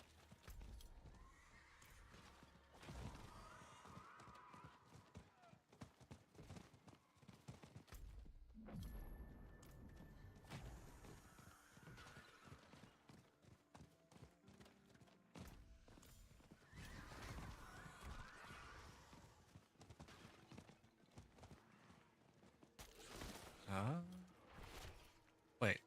Don't tell me I have to go all the way around for this. Well, I'm glad I budgeted a bit of extra time for this Helltide, rather than trying to go and... Like, in the previous 2 Helltides that I did, I tried to squeeze every last minute of the Helltides, but yeah, this time I have a little bit more... Why are they able to still see me? Okay, hold on a second. Like, sometimes they can see me and sometimes they can't. Let me go to the other one first and I'll come back here later. That's far, though. Why are these all so far away from each other? Okay, I may have to fight on this one, then. Oh, I can stun them with my potion. Hold on. There we are. There, done. This really does still give me, like, 40%. Yeah. Even at this level, so... Yeah, like, by dying and losing, like, 400 cinders, it's still roughly, like, 2 levels worth of XP that I'm losing out on. Could have been, like, level 44 by now, yeah. If my math is right, anyway. Never mind the whispers that I lost out on, too, so... yeah, definitely a lot of room for improvement. We're, like, 3 hours into our run, and we're level 40, so it's not bad. It's better than the Companion Druid, for sure, but... I can just keep stunning them with my potion. It's kind of funny. Oh, I also killed them too. Didn't expect to do so much damage, but I guess that's the level of strength I have now.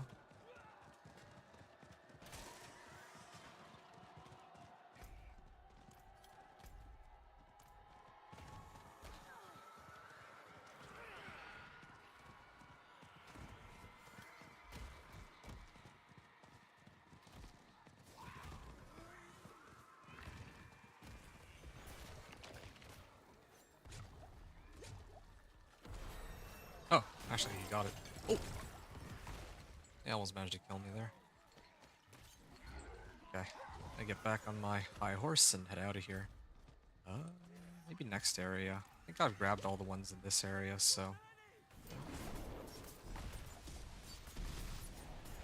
Yeah, I do a pretty decent amount of damage now, but still not the point where I'd like to keep fighting on Penitent. There's 5 chests here alone. There's 8 chests, so... with my current number of cinders, I could open 3 chests with it. Yeah. Oh. What? Really? Fine, I'll just kill him then. Oh, I do no damage because I mistimed my concealment. No, I'm actually critting. Okay, no, this is correct. They're just very tanky, it seems. Come on, let me through. There. Yeah. Actually, let me throw on this one. Okay. That was one of them. Now we have the second one here.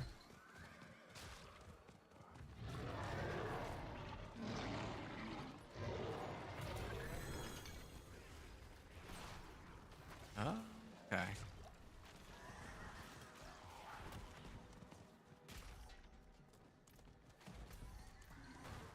123 cinders.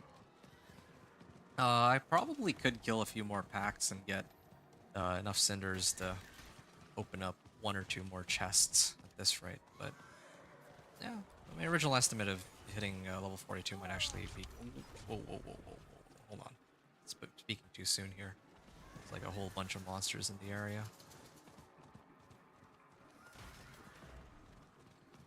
Okay.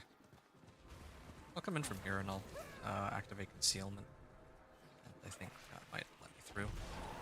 Oh, just a little bit short on level 42, but I mean, that's a start.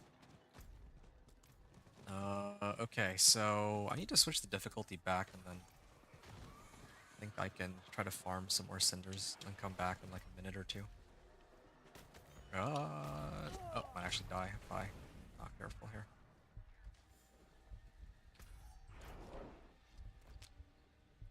Really?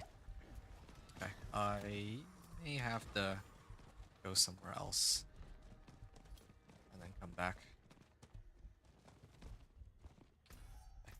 I'll leave now. Yeah.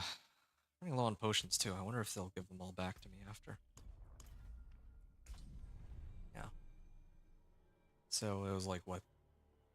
3 chests in the area? 3 plus 2. Yeah. If I had the cinders from earlier, I could have actually already opened all these. Be like level 43 by now. I would have actually overshot my original expectation. Oh well. Back to basics. War sword. Oh yeah, I'm gonna need that one.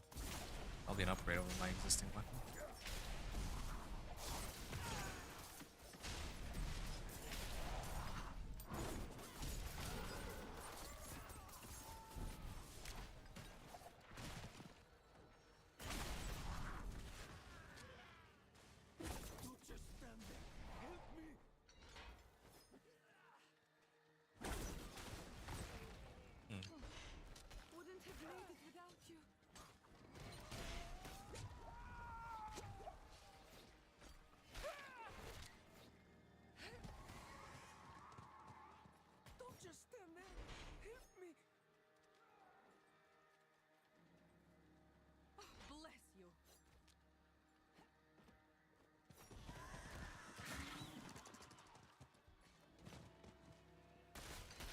So now we have Evrat, Gore Thief. And if we clear this, then I think... Oh, wow, I didn't even get that much XP from these events. Or this event. I think they need to really up the rewards from events. Like XP-wise, at least. Good. Yeah, I'm not going to be able to get too many more cinders, I don't think, but... I'll see how far we get here.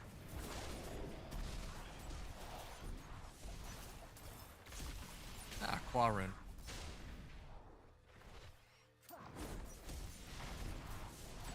Yeah, I'm not going to be able to get enough here.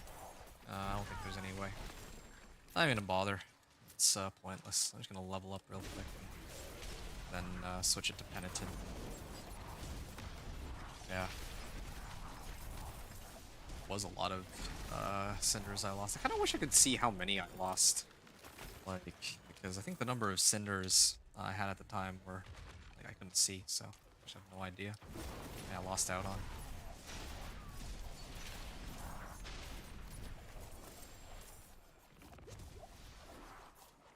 Okay. Okay, so 1 minute to just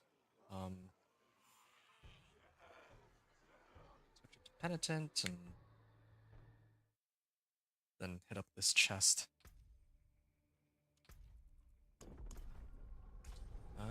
Should bring me to like 42 and like what, 20%?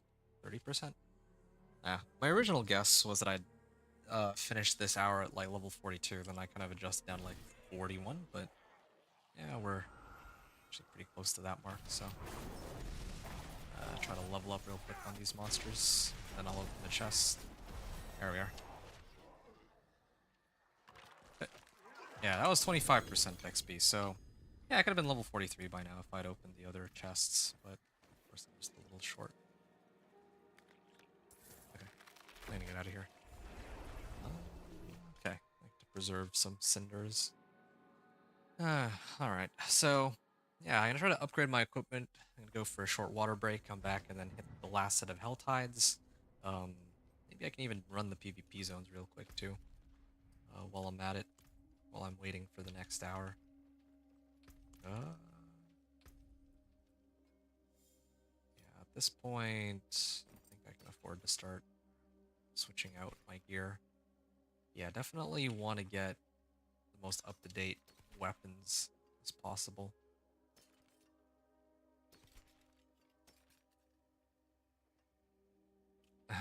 Dagger, huh? Yeah, it's like a slight increase in damage. Twisting blades. Turn faster. I don't need that. This weapon, on the other hand, I could use, yeah.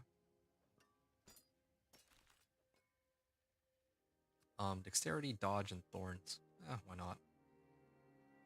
Your grenade skills can count as trap. Whenever you arm a trap or drop grenades, I gain movement speed. Oh, okay.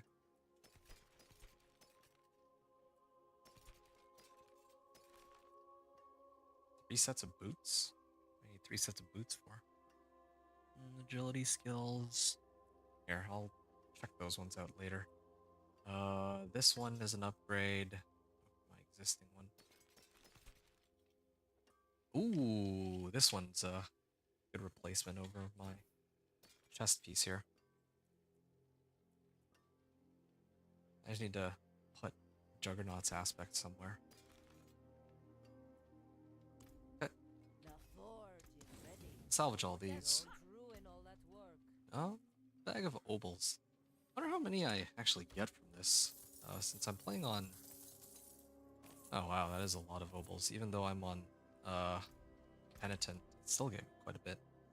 Expecting it to give me less since I'm not on like a higher difficulty, but I'll salvage this. I don't think it really offers me anything that I need. I'll break this one too, and I think I should break this one. These boots, I prefer armor and movement speed over these ones, so I'll salvage. That looks worn. I can fix it. Okay, yeah, now I can temper. I think I should have enough materials for that.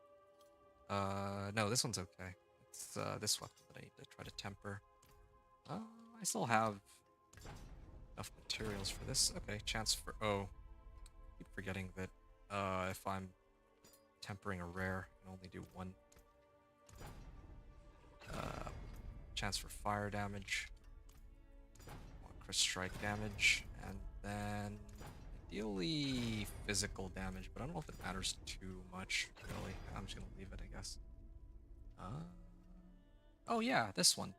I've been meaning to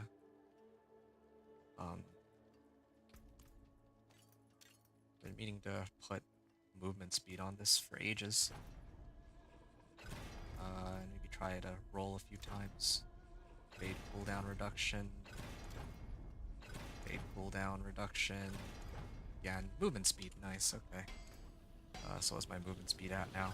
150%, then additional 20% on Dance of Knives, and then Cutthroat gives 30%. So I'm basically capped out at 200, which is good. I have pretty much the only thing that doesn't have armor roll at this point is my pants, but either way, I'm gonna use this opportunity to. Oh, hold on! I just realized too. Oh, I actually have a recipe. Here's the occultist. Juggernaut's aspect. I'm gonna slam that onto my chest armor here. Gives me 169 armor. And what are my resistances at? My resistances are still pretty bad, but they're acceptable for now. Yeah, no, it's not worth it. Alright. It's almost the end of the hour, so I'm gonna try to pick up a PvP zone waypoint really quickly so that I can just run this quickly later when I'm done with the next Helltide. It's gonna be Helltide and then Strongholds, pretty much, so. For the 3-hour mark, level 40. Not bad. Still not as quick as the Witch Tides, right? But yeah, still not bad. The thing about the Witch Tides is they had like a ton of whispers tied to them too. Here we don't have like 100 whispers to just power level us from 1 to 60.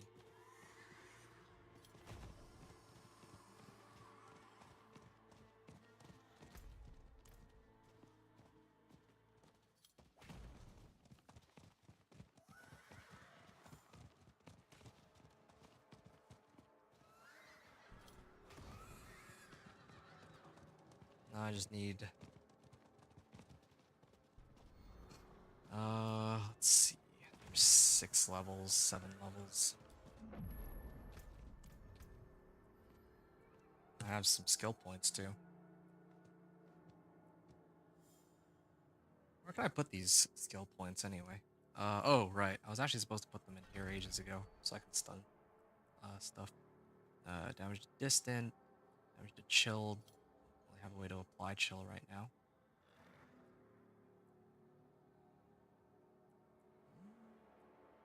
Alright.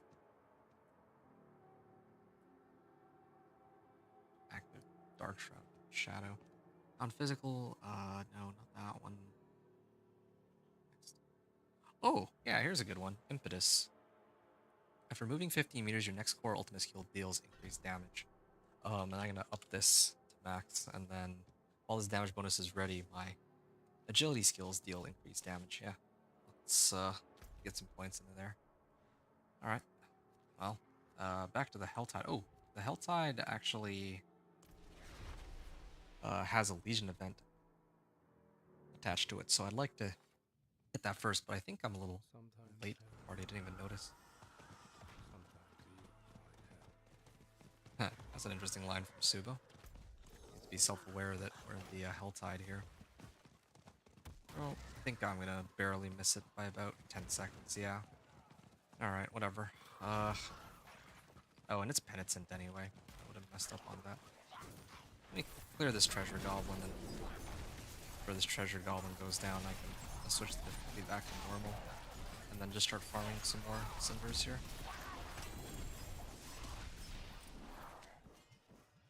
I feel like at this point Whispers would be quicker, but still, I'm gonna commit to the Cinders. Yeah, because Whispers... Yeah, I feel like Whispers would be faster because Whispers at this point give like a level each, but in order to get even 1 level up from these chests. Orchard gifts, I need like what? Um, in order to get even one level, I need to open like 4 chests now because it's like 25% XP per level, right? Or per chest, so that's like 300 cinders. Yeah. So even if I have like 1,000 cinders, I can only get like 3 levels off of it, which doesn't seem very lucrative. On the other hand, I realize now what I should be doing. I should actually be hitting. Well, I'll be hitting these whispers since they happen to be in the area anyway. But I should actually be starting off with Blood Maiden. That's what I'm doing wrong. I should always start off with Blood Maiden because it makes sense to do Blood Maiden early, or rather than later, while while I have like no cinders, so nothing's at stake. But later, if I do this, do the Blood Maiden when I'm sitting on like 1,000 cinders, then obviously a lot more is at stake. Like if I'm just hitting Blood Maiden on normal, there's like nothing for me to lose if I do it at the beginning of the hour. So I should always just open up with Blood Maiden. This will be an exception though, because I only have 18 minutes to do all the whispers on this side of the field. Well, actually, how long do I have? I should be plenty of time, right? I think I can actually do all of them still. Okay, I'll be back. I just need to grab some water and then I'll continue.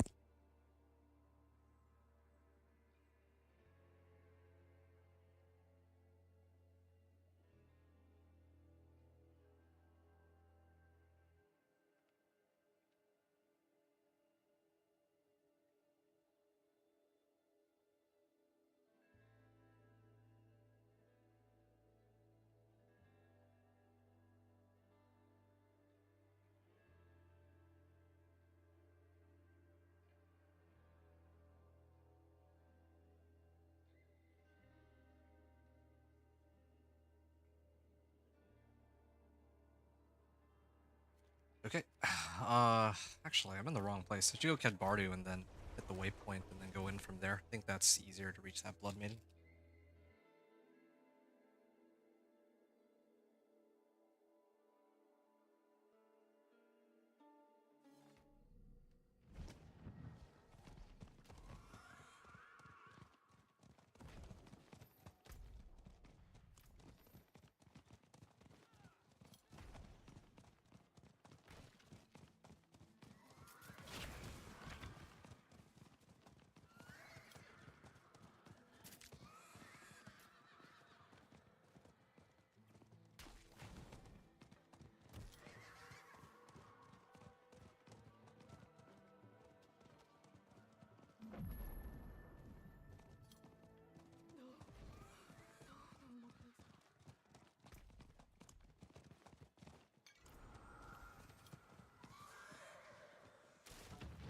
Oh yeah, that is a lot of monsters, but I'm gonna commit to my original plan.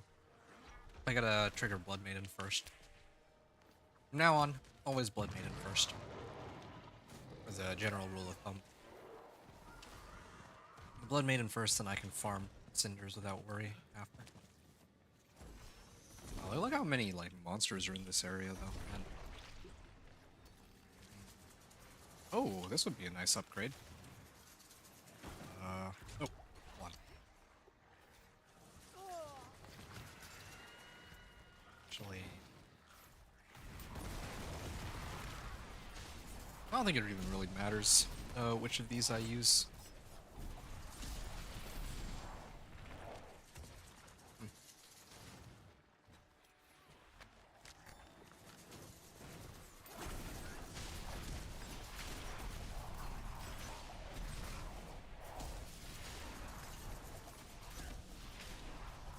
Oh, don't I have like another specialization? Reset other cooldowns and grant damage reduction. Nope. I don't need that at all.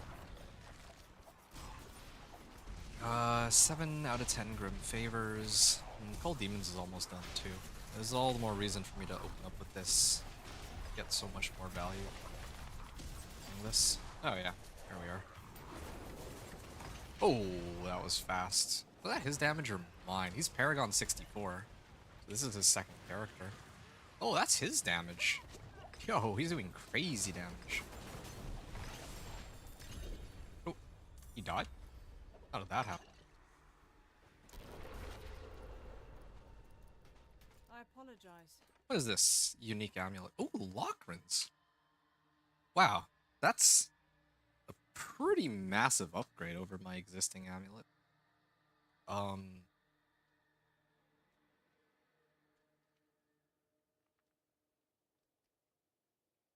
yeah, actually, it's really tempting to throw this on. Like, that's a lot of critical strike damage, but, yeah, I'm gonna try to avoid using this unique for now, and also I kind of like the movement speed that I already have on mine. What was this weapon? I don't really need this yet. Okay, so, I'm like maxed out on Grim Favors. How much time do I have left? I got 12 minutes. Okay, I gotta be quick about this. Tree of Whispers, turn it all in, come back and try to do the other ones. Actually, what are the other Whispers in this area? I already did one of them, right? So, Cinders collected, Slay Harbingers. I should probably do these ones first, yeah. It is done. Helm, Chaos, Gauntlets. Let's do Chaos. There we are. It's not a full level up, but it's close. Yeah, head back here. I'll do the Whispers in this area, and then I'll head back southwest and do the ones in that area.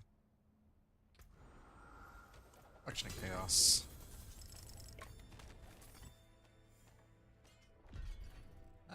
Money Rune. Okay. What should I start with here? I'll do the, ritual sites first.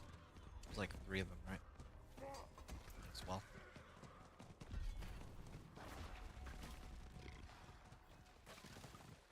I mean, I could...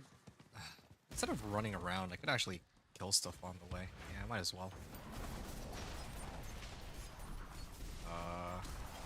Yeah. The Venus moats, regardless. Sort of works out. But I don't know... Oh, okay, there's the next one. Oh. This is, Doomsayer. Yeah, what do I get from this one? Some free items. Sure, I'll use it. My advantage.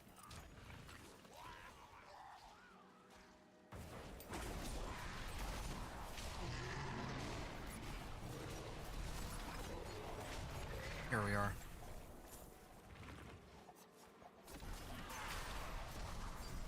I'm maxed out on Harvest, so I'll have to turn it in the Venus moats. Okay. There's one ritual. Oh. I'm gonna invoke the next ritual real quick. I can go this direction.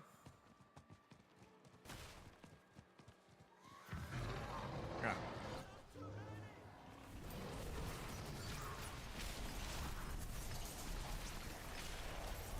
Alright.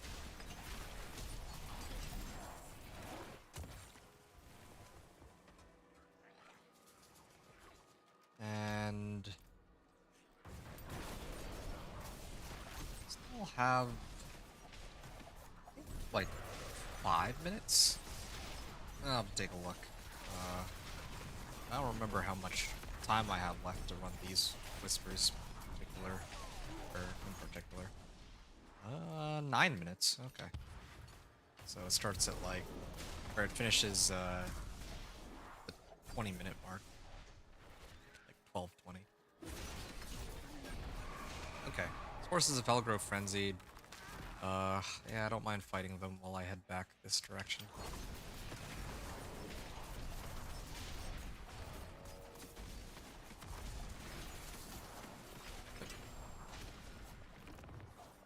Avoid getting hit by those for now.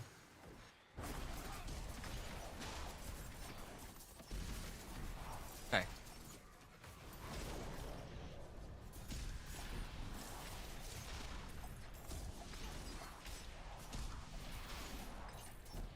Why are these guys marked red? Oh, I have to kill ghosts. That's worth that's worth Grim Favors too, it seems. Oh, something spawned here. There's the Hellborn. Yeah, I do a lot of damage, though. I just gotta keep my distance on it. And I actually did manage to stun it, looks like, with my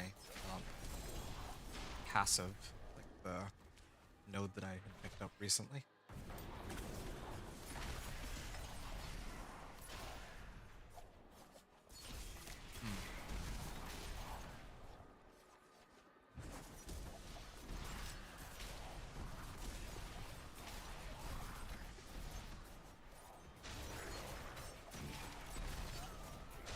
Okay. Actually, where am I even going now? It's going way, way, way, like, going the wrong way. I'm gonna, yes, snapshot, and then start spinning through these ones. There's some ghosts south. You can tell because they're marked red, right? It's a good, easy indicator. I should have done this one last, because now I have to come back since the ritual site. I have to choose between the ritual site or the Venus modes before I come back. I guess I can just do this one first, whatever. Just finish this one. This gives me a level up. I'm maxed out on Tree of Whispers, so just gonna go there real quick. Turn it all in. I think I'll be done before the end of the hour. And then it'll be strongholds from there. I don't think I've ever tried to run Hell Tides from 50 to 60, but I feel like it would be kind of a slog. It is done. How there? Collection of chaos there. So back in I go.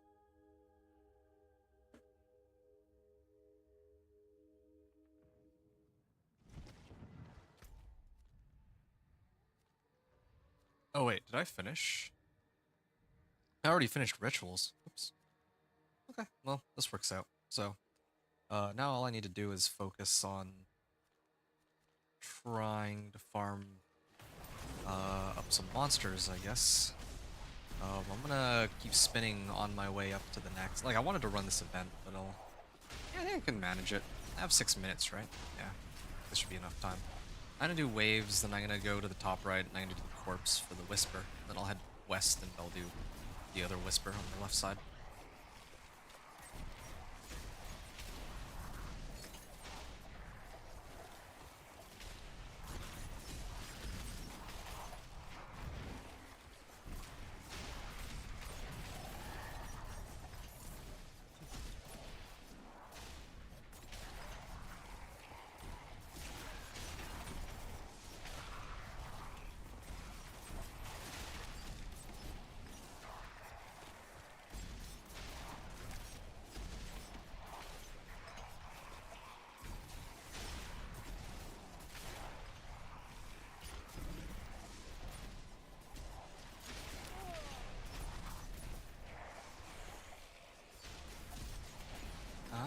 Okay.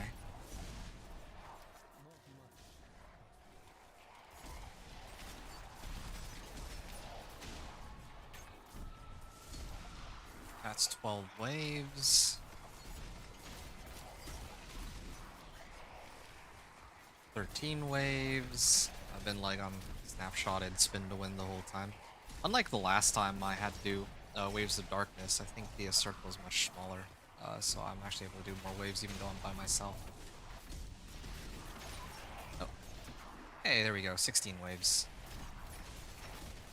Yeah, it's better than the last one. Last one I only got 15. I think the most I've ever seen is 20, so this is good. This is a good run. Wow, that was a lot of XP I got from that one event. I'm gonna keep going here. To the top right I go. Yeah, his movement speed goes crazy though with Dancing Knives.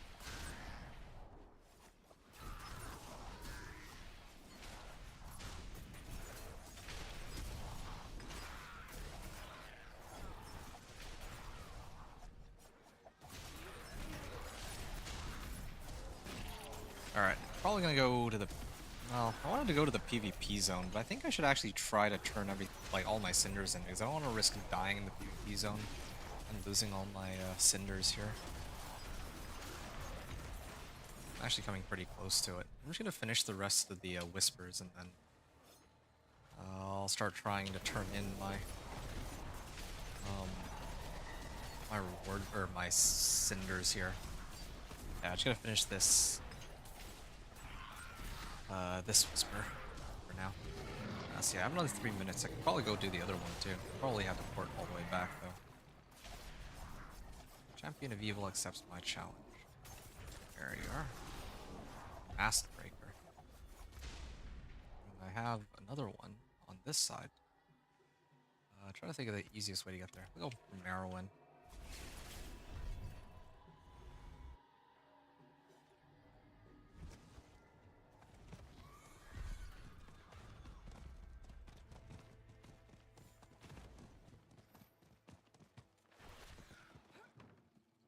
Okay, the ladder we go.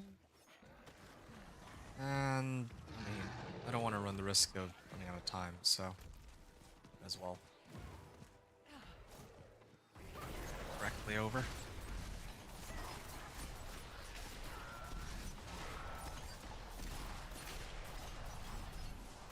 Do I not have an elixir up? I actually don't have an elixir up. Also maxed out on items, it seems. I have to do something about that. Because, oh, yep, there you go. Nice level up. 90. Yeah, I'm not gonna bother going into the cellar. I don't think that's worth it. Okay. I'm gonna go back to Karagar real quick. Then I'm gonna change the difficulty. Penitent.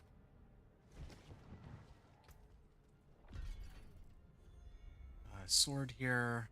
Continuously apply vulnerable. Okay. Take that. How is this bow? Damage over time. Yeah, this is a nice upgrade over my existing one. This one's a good upgrade too. Shadow Step. Increase the damage of Shadow Step? I don't even know that that does damage, but sure. Dexterity, max life, crit strike damage, sure. Yeah. No, I don't need any of these. Ah, what's this helm? I could use this one. You know, drink your healing potion while at full life. I'll already have something like that, but I mean, I lose out on a bit of armor, but this one's just a better helm overall, I would say.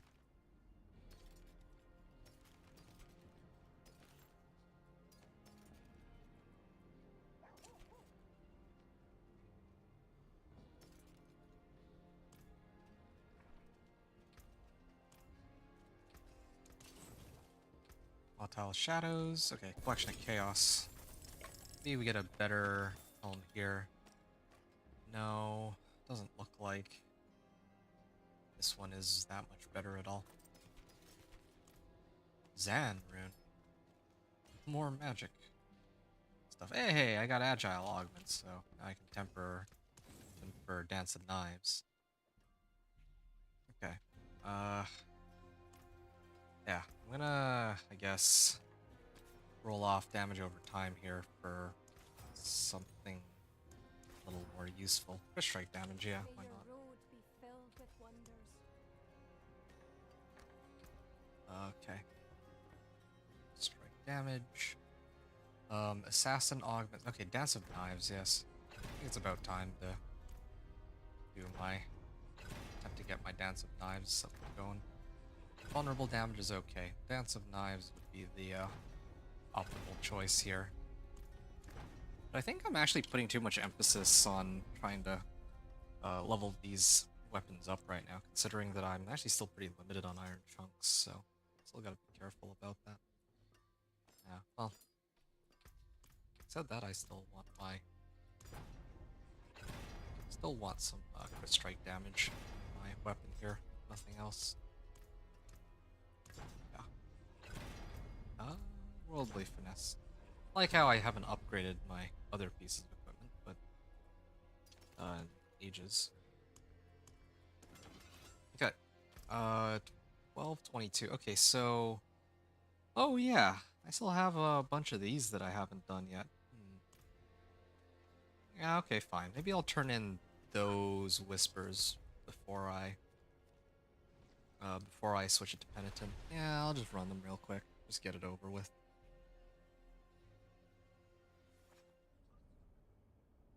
Then I can get all the tortured gifts.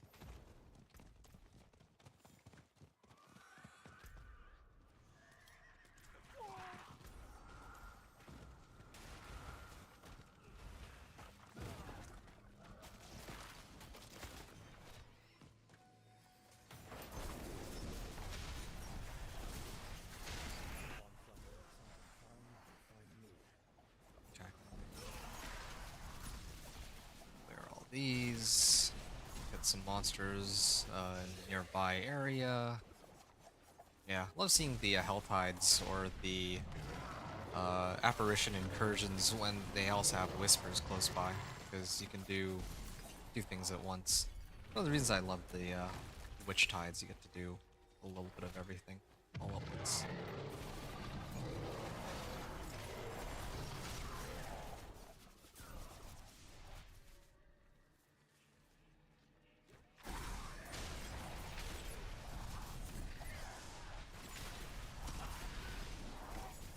Okay.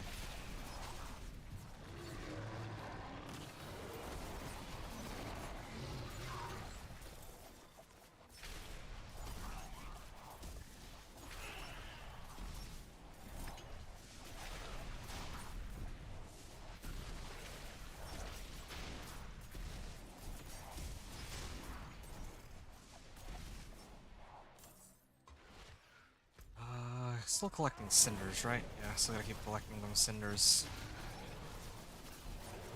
Gonna go artillery shrine. Blade.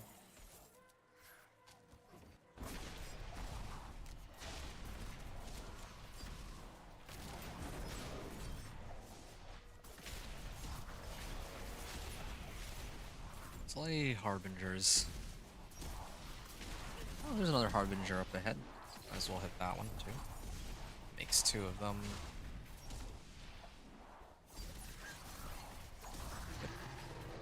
Did I just see 5k damage? Wow. Yeah. The damage on my skills is starting to go way up, but I still don't have any. I don't think I found any of the useful aspects that I'm looking for. I hope I can get more of them later when I actually start running the strongholds. This build can function like without uniques, true, but it's a different story if I haven't found a single legendary aspect that I need. Like no edge masters, no inner calm, no elements, like nothing. This is a whole different area, isn't it? Whole different area that got like whispers attached to it. Oh, no wonder there's two of them. Okay, that all makes sense.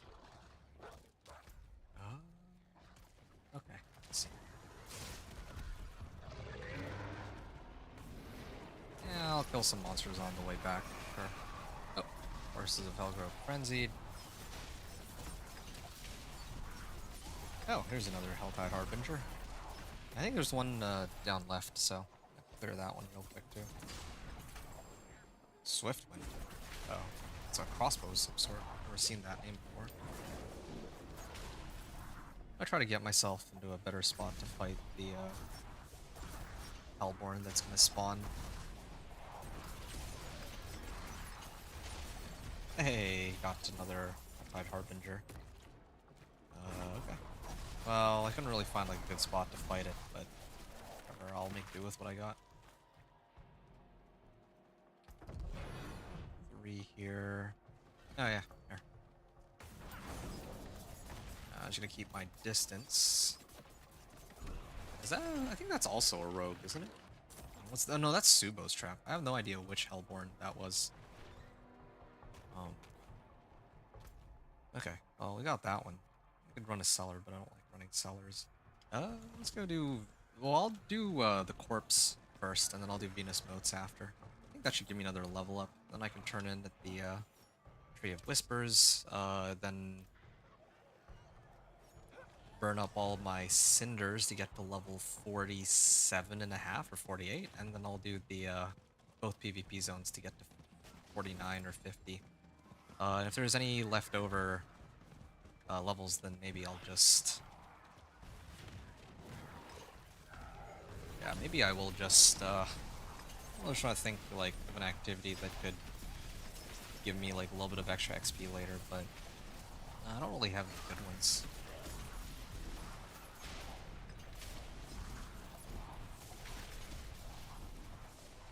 Yeah, I guess I could just run some more Helltide until I make it there, or run some more Whispers if it comes down to it. Ah, here's an event. Oh yeah, a Legion event. Could totally try to do like a Legion event to get the remaining level.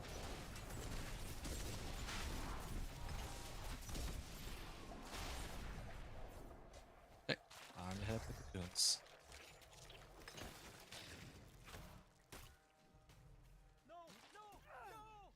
Somebody's running the Blood Main.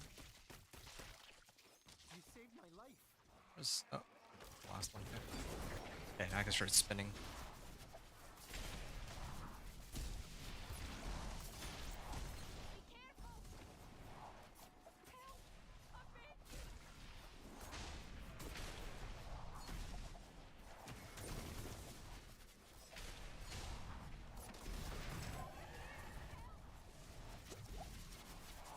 Hmm.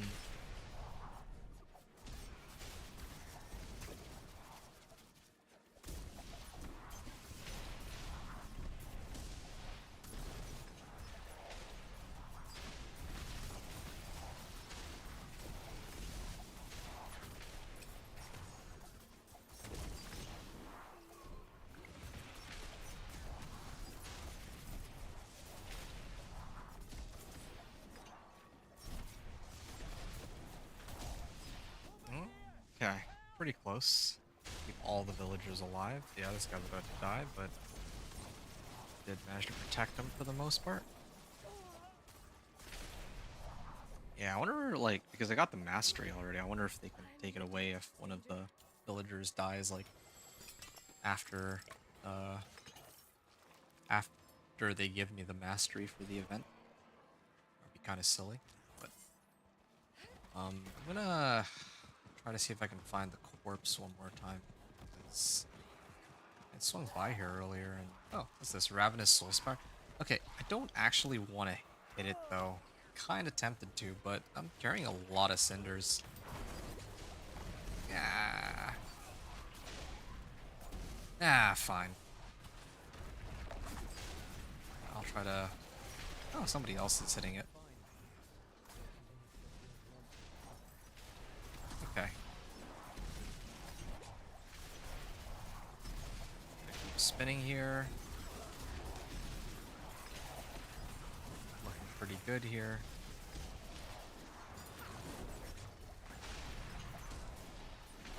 I don't know where I'm getting barrier from, though. It's the one thing I'm not sure where that's coming from. Yeah, no, I'm not even gonna try to risk it.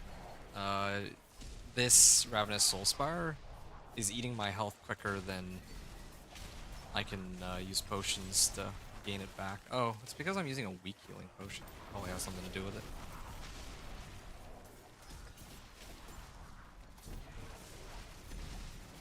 Now I'm letting the Whirlwind Barb do his thing here. 3 minutes remaining. This. Okay. And there was an event here, right? Run the next event. Because it's already respawned. Yep. Oh, Black Soul. Yeah, I don't know where that body is. That's the one thing that's kind of preventing me from... Well, yeah, if I had picked up that body, I would switch over to Penitent and start trying to turn in my cinders here. Pretty close now, pretty close.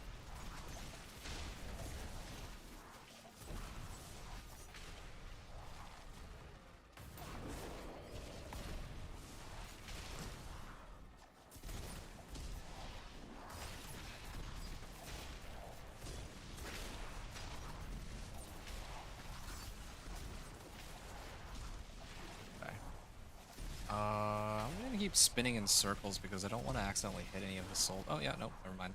Oh, we're done. Like a few seconds to spare, so it's not like we wasted wasting too much time at all. Okay, grab all these real quick. Damage, attack speed, resource cost reduction. Less damage from CC'd enemies. Yeah, I'll sort all that out a little later.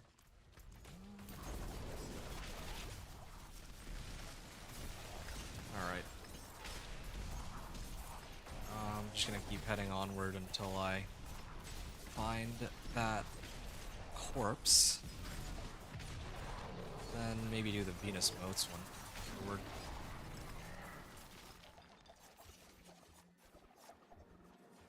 Where is it? Yeah, here it is. Found it. I kinda wanna pop the threat meter before I go to Penitent, so that I don't have to worry about getting mauled by Hellborn.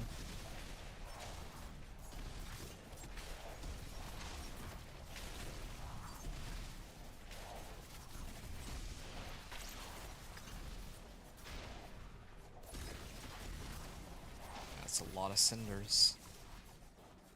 Champion of Evil accepts my challenge.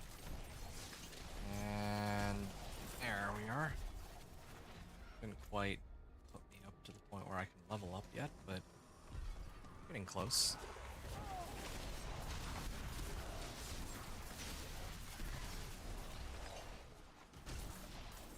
Yeah, I guess I could just... Yeah, I'll just turn in. Well, I was gonna be waiting forever. Yes. Altar of Reaping.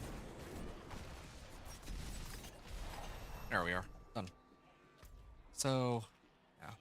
Killing monsters, like, actually takes so long to gain XP. Yeah.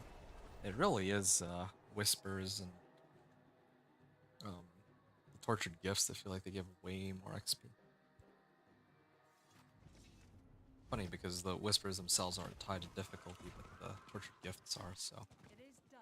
That's another thing to factor in too, of course.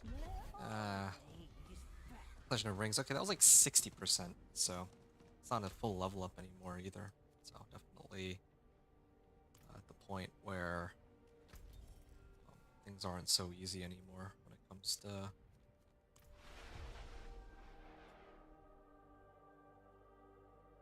comes to turning in whispers. No free level ups anymore. I'm gonna use this time to try and salvage or switch my equipment around before I go back in. Ooh, that's a good ring.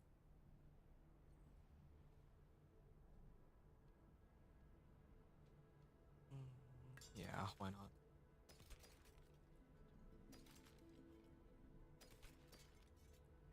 And collection of these. Rogue motion, nice.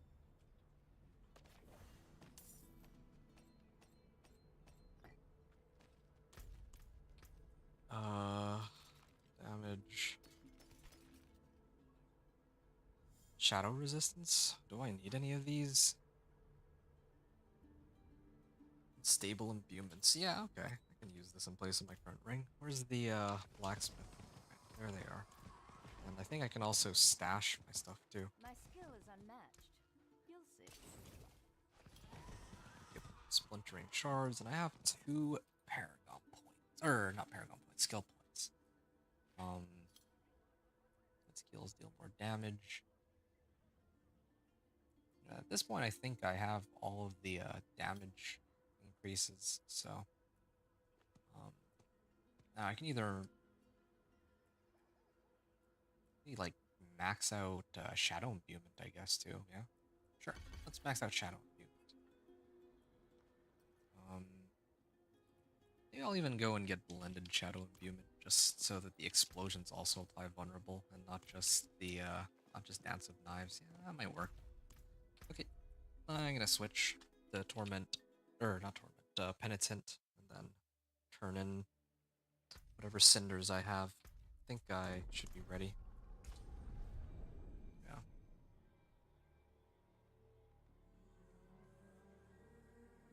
I think I should be able to make it to about level 48 with my current stack of cinders. Let's find out. How many cinders do I have?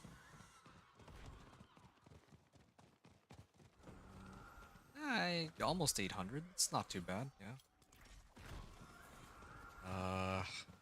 Actually, let me go to the left side first. There's like 3 or 4 different ones that are just sitting around. That's higher priority. Wait for the north one first. Because there seems to be fewer monsters. Oh wait, what? Where'd all these ones come from? They can't see me, right? Yeah. Oh, no, no, no, no, no. Let me get away from me. Totally forgot to pop the elixir before I opened the chest, but I think it's okay. Okay. The threat meter's gonna pop. I should have waited until the threat meter popped in normal, but whatever. I'm at 47 and 5%. I'm up to 47, 25%. So each chest seems to be going me about 20%. 20% of my XP now at this level.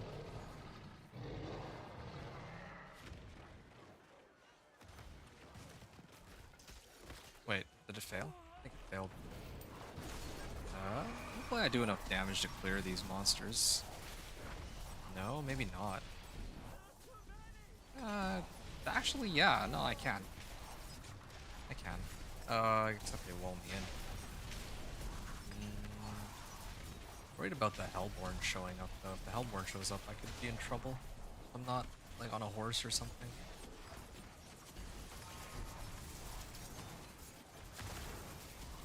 Big group of monsters. Big, scary group of monsters. Just waiting right here for me. Okay. Yeah, can I open this up? Yes. Or, yeah, yes, I can. Okay. So I'm gonna get ready to hop on my horse and dip out. I'm just waiting for him to spawn.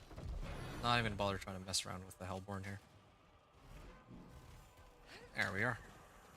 Didn't actually... Well, I didn't see it spawn, but I think I waited long enough, and this would be the time to do it. Or to, like, get on my horse and just retreat. Yeah, I still have, like, 450 cinders. This is good. I still have this one I can open up. I still have, like, what, 6 chests? 7 chests that I can pull open? Oh, that's wonderful.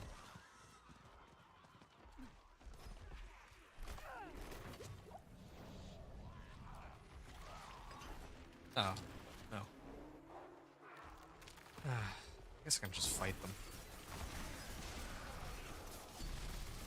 Yeah, I actually do enough damage now that I can just wipe them out. Even without tempers, even. Okay. I'm also pretty close to leveling again. So maybe I'll fight another pack. It seems like a... This does seem like a pack that's somewhat weak, so I can just... Oh, ouch. My hand off the keyboard for like 2 seconds. I didn't expect them to actually come close to killing me. There. I'm gonna open up this Gift of Mysteries. I'll have to fight all the monsters in the area. Like, I could try to use concealment and hide myself and sneak my way up to it, but I'd rather just kill them. I feel like this is easier now that I have the damage for it. Okay. Yeah. We're at like 48. And that was like 20%, yeah. So, other 5 chests should bring me up to 49, and then if I do both PvP zones, it brings me up to 50, and I don't bother doing any Legion events or waiting out for anything else. It's kind of nice too, because by killing monsters in the surrounding area while I open the chests, I also get more cinders. So I think I've timed this a lot better than last. Than on the last Hell Tides that I ran. I think I'm done here, right? I've opened every tortured gift on this side, so now do it on that side. Yeah, that's like 10 of them. If I had another 500 cinders, I could have opened all the chests on this hour, but no luck there. Yeah.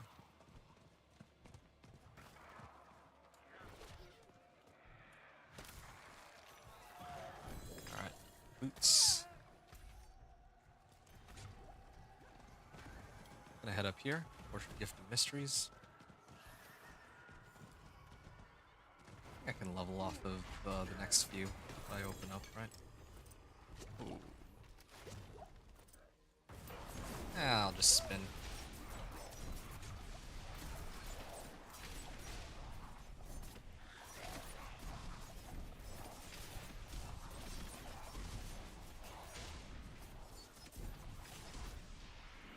Okay. There. Level 49. I still have one more. I'm actually at 36 cinders. No, I'm gonna leave it for now. Helltide in 11, or ending in 11 minutes. Yeah, I just hit level 49, so what I'm gonna do, I'm gonna head out of here. If they were to let, they're not going to.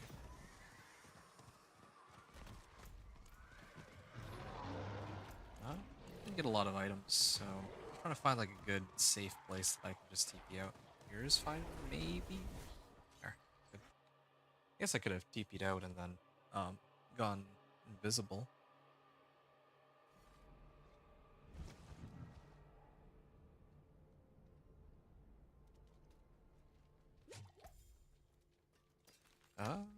Got some magic items salvaged.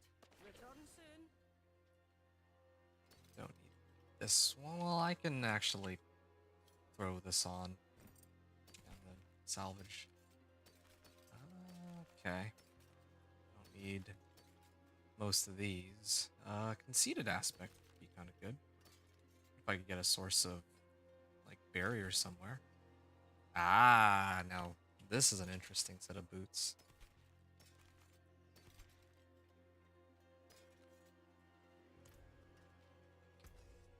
Okay, I don't want to take the time to sift through everything right now. I'm still in the middle of trying to get to level 51, or, well, 50, and probably 50 and a half is going to be my aim here. So, oh, I had forgotten to switch it to normal mode, but yeah, I could do that. I can just leave and come back. So I'm going to spend like 2 minutes in this PvP zone, 2 minutes in the other PvP zone, and I'm hoping that that'll bring me to level 50. 50 and a half ideally, but I might actually do the Legion event just for good measure, just to round it out. That'd be perfect. Yeah, okay, I can get behind that. I also need runestones, so I might do this PvP zone and then go to the other one and clear it, but not turn in my rewards or something. Not sure. We'll see. Let's see here. Yeah, okay, fine. I'll kill this one first. I do like no damage for some reason. It's because there's like more monsters in the area. Yeah, there's like other monsters in the area that I need to target, but there. Now all the damage is focused on Seething Abomination. Okay. Rogue Cloaking. Wait, why am I picking up all these seeds? I only need one batch of seeds, and probably could have even gotten it from this event.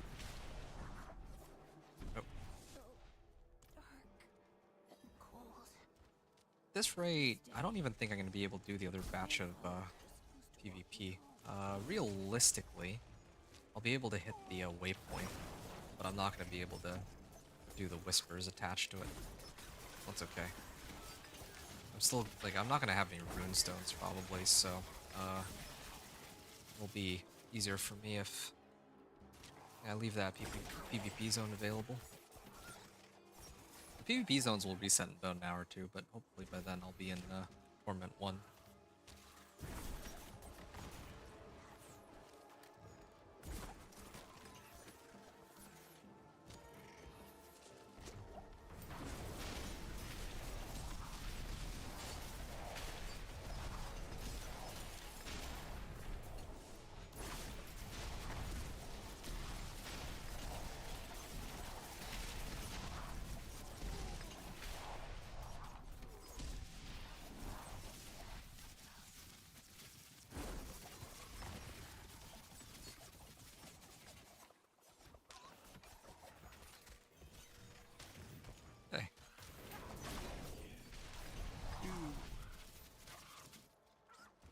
Oh, slay remaining enemies. How many more minutes? 2 minutes? Okay. So, this is actually perfect. So, now that I've finished this, how many obols do I have? 1700? Wow. Yeah, I want to save them for when I make it to Torment 1, though. I feel like with my current level of equipment, I could probably break into Torment 1, and then that's where I should burn my obols and actually start gearing up. Because then the items will be 750 item power, like, guaranteed. Minimum, of course. Be like Ancestrals. But, I mean, most, yeah, ideally I need all of my equipment to be Ancestrals, but if I start gambling in Torment, then, you know, them being 750 item powers is kind of huge. And a chance for the items to be Ancestral is like, yeah, that's where I should be using my obols at. And again, right now, I've been nonstop getting rares and legendaries, which don't at all help me. So, that's been a problem. Oh, actually, I should be using this one. That's a sizable increase in my damage. Tree of Whispers. Go Tree of Whispers. I think this should level me up, right?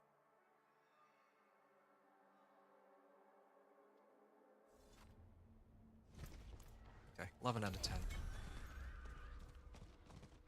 It is done. Collection of materials. I have a feeling I'll need that more than one-handers, but to be honest, having one-handers is actually quite helpful. I do have to say, I'll just go to the Legion event, whatever. I'll just run there.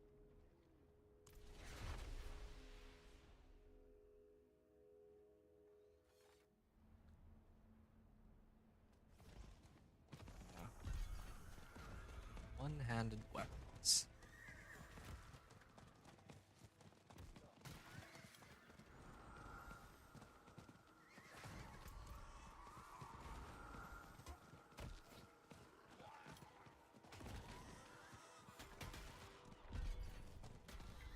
Okay.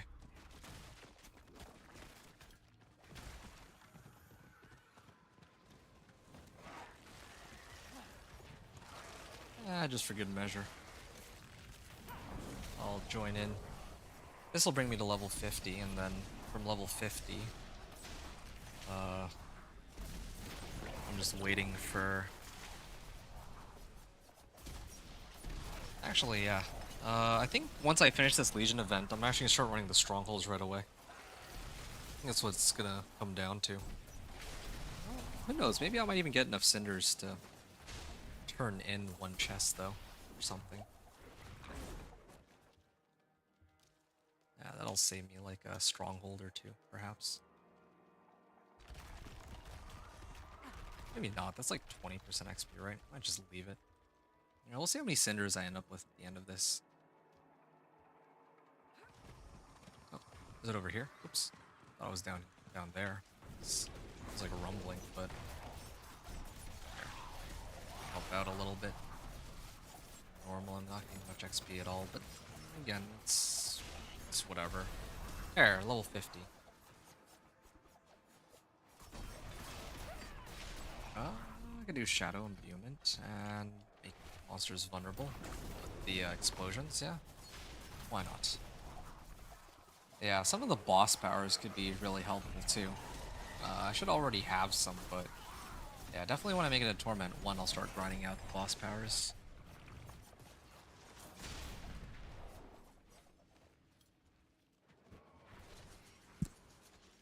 Oh, my health tide's ending in like 3 minutes.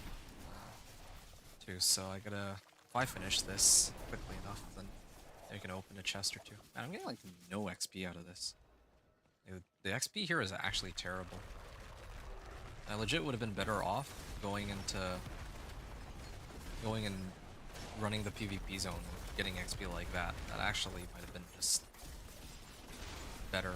Like, you know, I was trying to, like, the main reason I'm even here in the Legion event is just for fun and to switch things up, right? But to tell you the truth, like, this feels kind of bad in comparison to leveling anywhere else.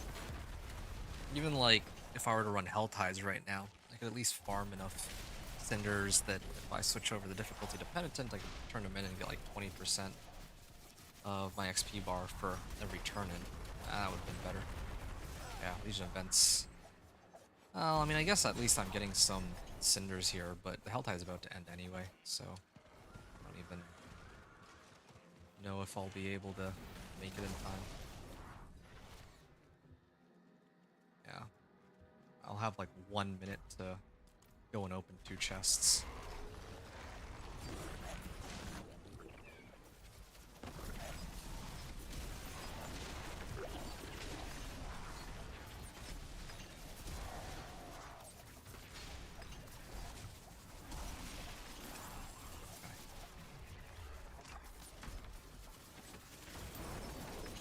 Minute 17 remaining.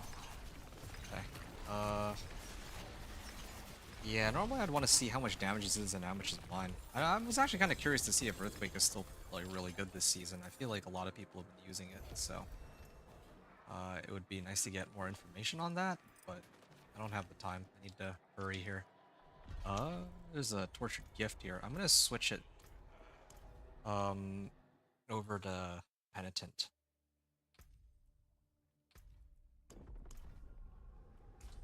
I'll start it. This is like, it should give me like an extra 20% XP, right?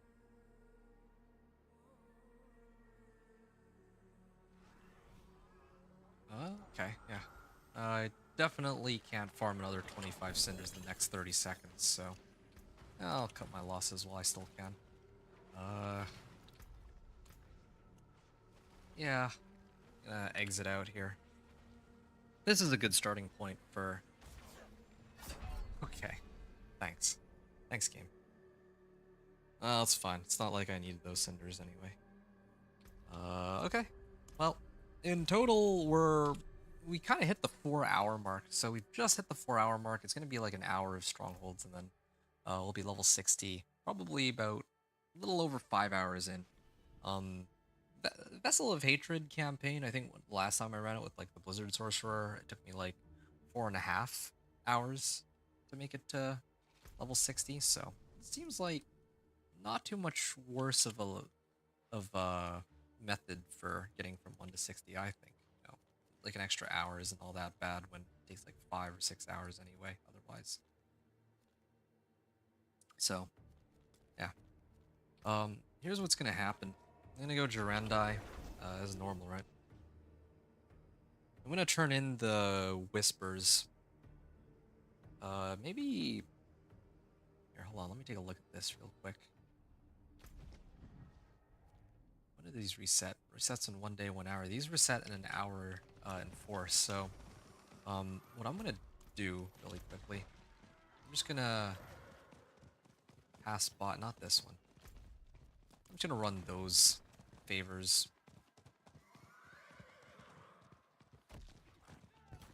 Just to get a little bit of extra XP to make sure that I can... Well, it's actually more for the, like, once I make it to level 59, then I turn in my renown rewards. Like, I had this issue with my druid where I didn't have any rune stones, so if I have my whispers lined up, then at least I don't have that issue. That's kind of what I'm hoping for.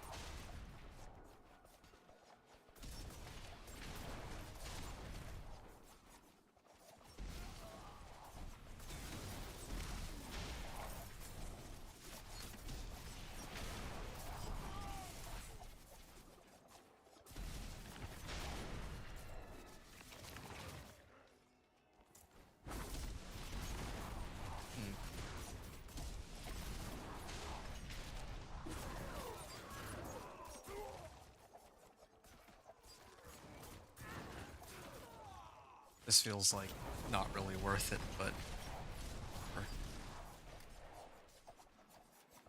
come to think of it, I think I would have been better off doing the 3 Grim Favor Whisper. That's actually quicker than this one. Yeah, normally I'd hold out for the other one, but After this one's done, I'm set here, right? Yeah, there. Now, I could just purify, sure. Might as well. I'm already here. I'm kind of tempted not to, just because I don't want to be, like, over-leveled. Or have more Grim Favors than I actually need. But at this rate, I don't think I really care. Actually, it might even be okay, just because, I don't think these monsters do that much damage. I might be able to just chill and look through my items real quick while I do all this.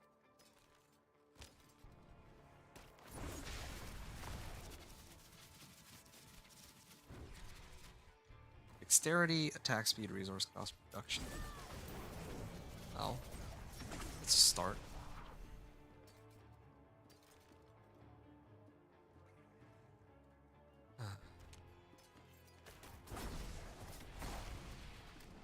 Fair collection of materials.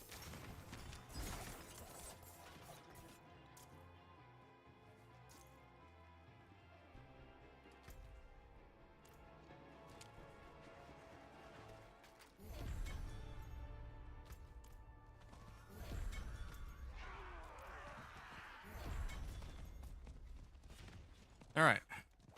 Ritual of Hatred completed. Now we are at, or I'm at 8 out of 10 on the Grim Favors. I can always come back here and hit the Seething Abomination if I need. I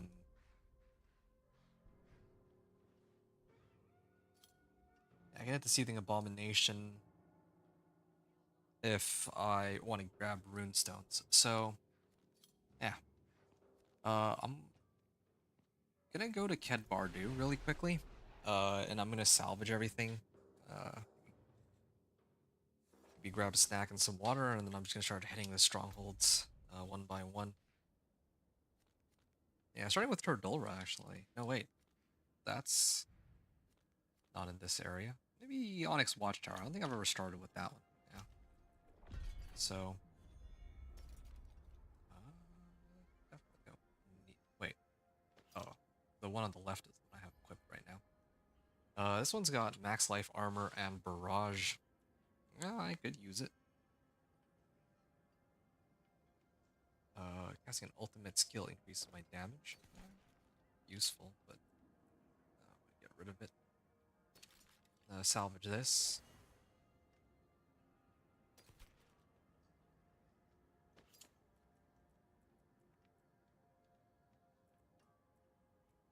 Thought I had more rings than this, unless I threw them all in my stash. Maybe I shouldn't even bother looking at this. I'm gonna get like upgrades for everything anyway. I might just leave it. Only thing I should really consider upgrading are my weapons, but I didn't find any better one-handers, so My skills are mad. I'm just gonna start it up. Like, this is such a waste of time trying to sift through all these items. Oh, one of the things I should do though, should actually up my potion at least. I do have some bundled herbs. I don't think I can go all the way, but can't even cap out. But well, I can actually, but I don't. I'm not the right level for it. All right, it's a start. Level 50. Drink potion or elixir. I mean, I don't have any incense, but it's fine. I've salvaged everything. I have plenty of room to pick stuff up, and I can go to Onyx Watchtower when I return from my short break. Yeah, it'll be like 2 minutes, not even 2 minutes.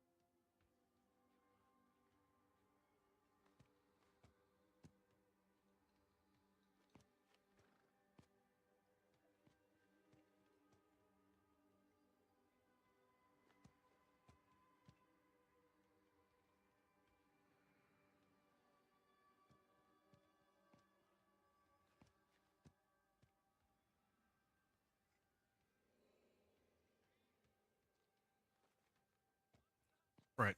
I'm ready to continue here. So, yeah, I made sure to set it to normal mode too, so no, I'm not gonna be fighting these strongholds on Penitent or anything like that.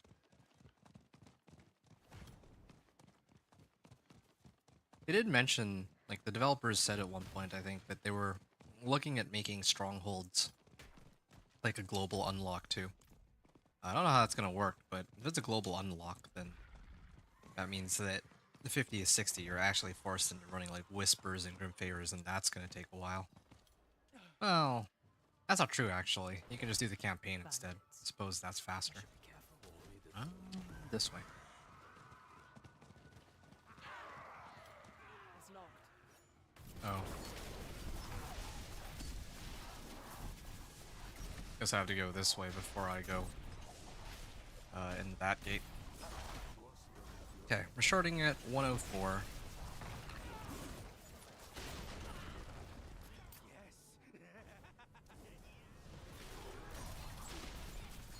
And yeah, we'll see how long this takes. As always, I believe that it'll take like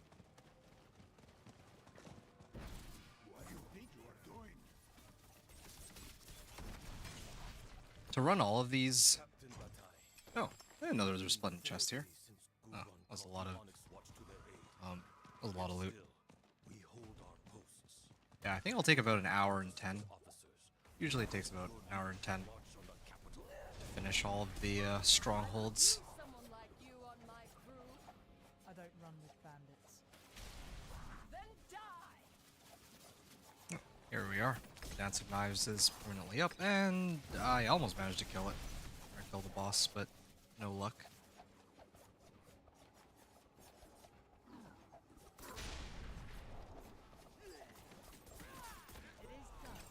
There we are. Picking up a bunch of trash. Oh, and of course, gotta make sure that I actually pop the Wanderer's Shrine. Last time I missed that. So that's the starting spot. I can go to Temple of Rot next. That's a short run away from here, so I might do that. Grab this too.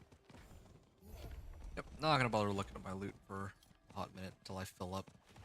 My weapon, unless I get like an upgrade for my weapon, but so far they haven't given me an upgrade for my weapon in quite some time. Well, actually that's not true. Mine are like level 49 and 45. That's actually still pretty decent, I would say.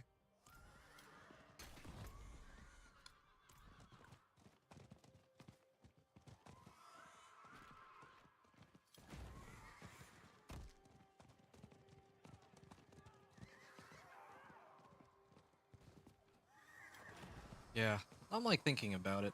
If I think there's a lot of ways I could have shaved off time on this run. Because with my Helltides earlier, I actually died at least twice, right? So that slowed me down around 20 minutes. I did some events and whispers that I probably shouldn't have. Yeah. I think there was one other thing that I did. I can't remember what it was, but there's some other way that I could have saved some time too. Well, that's something worth thinking about.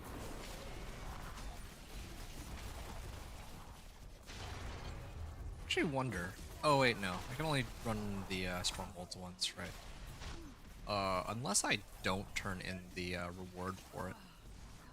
I kind of wonder about that, because doesn't that mean I can just keep hitting the resplendent chest? I've never actually tried that. I wonder if that could work in Torment. Just repeatedly spamming the resplendent chest. Try to get better loot. Nope. 6.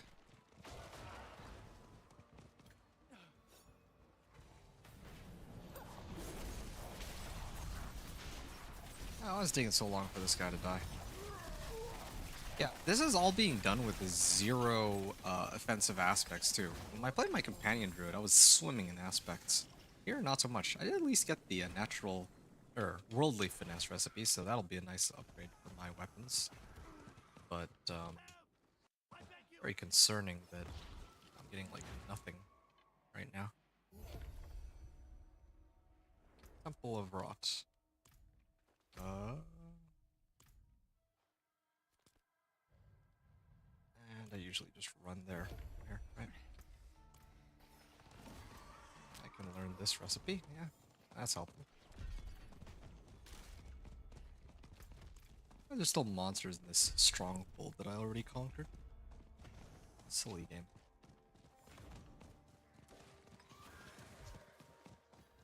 Okay.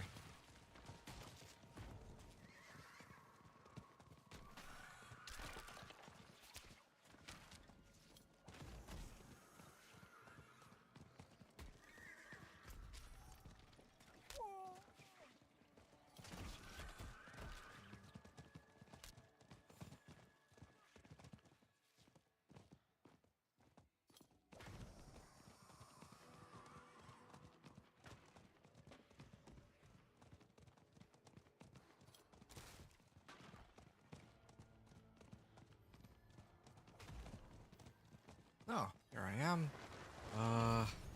And yeah, they knocked me out of my Dance of Knives.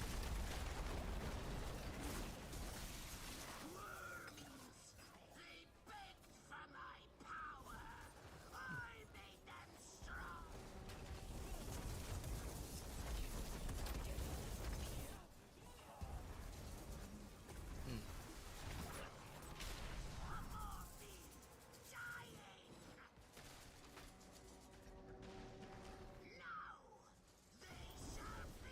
Okay. I think I'm pretty much done here. So I can slide down from here, yeah. That was easy enough. And I think if I go up and to the left, I can fight the boss. Yeah, it's like a record for how quickly I cleared all 3 strongholds in this area. Like 6 minutes, right?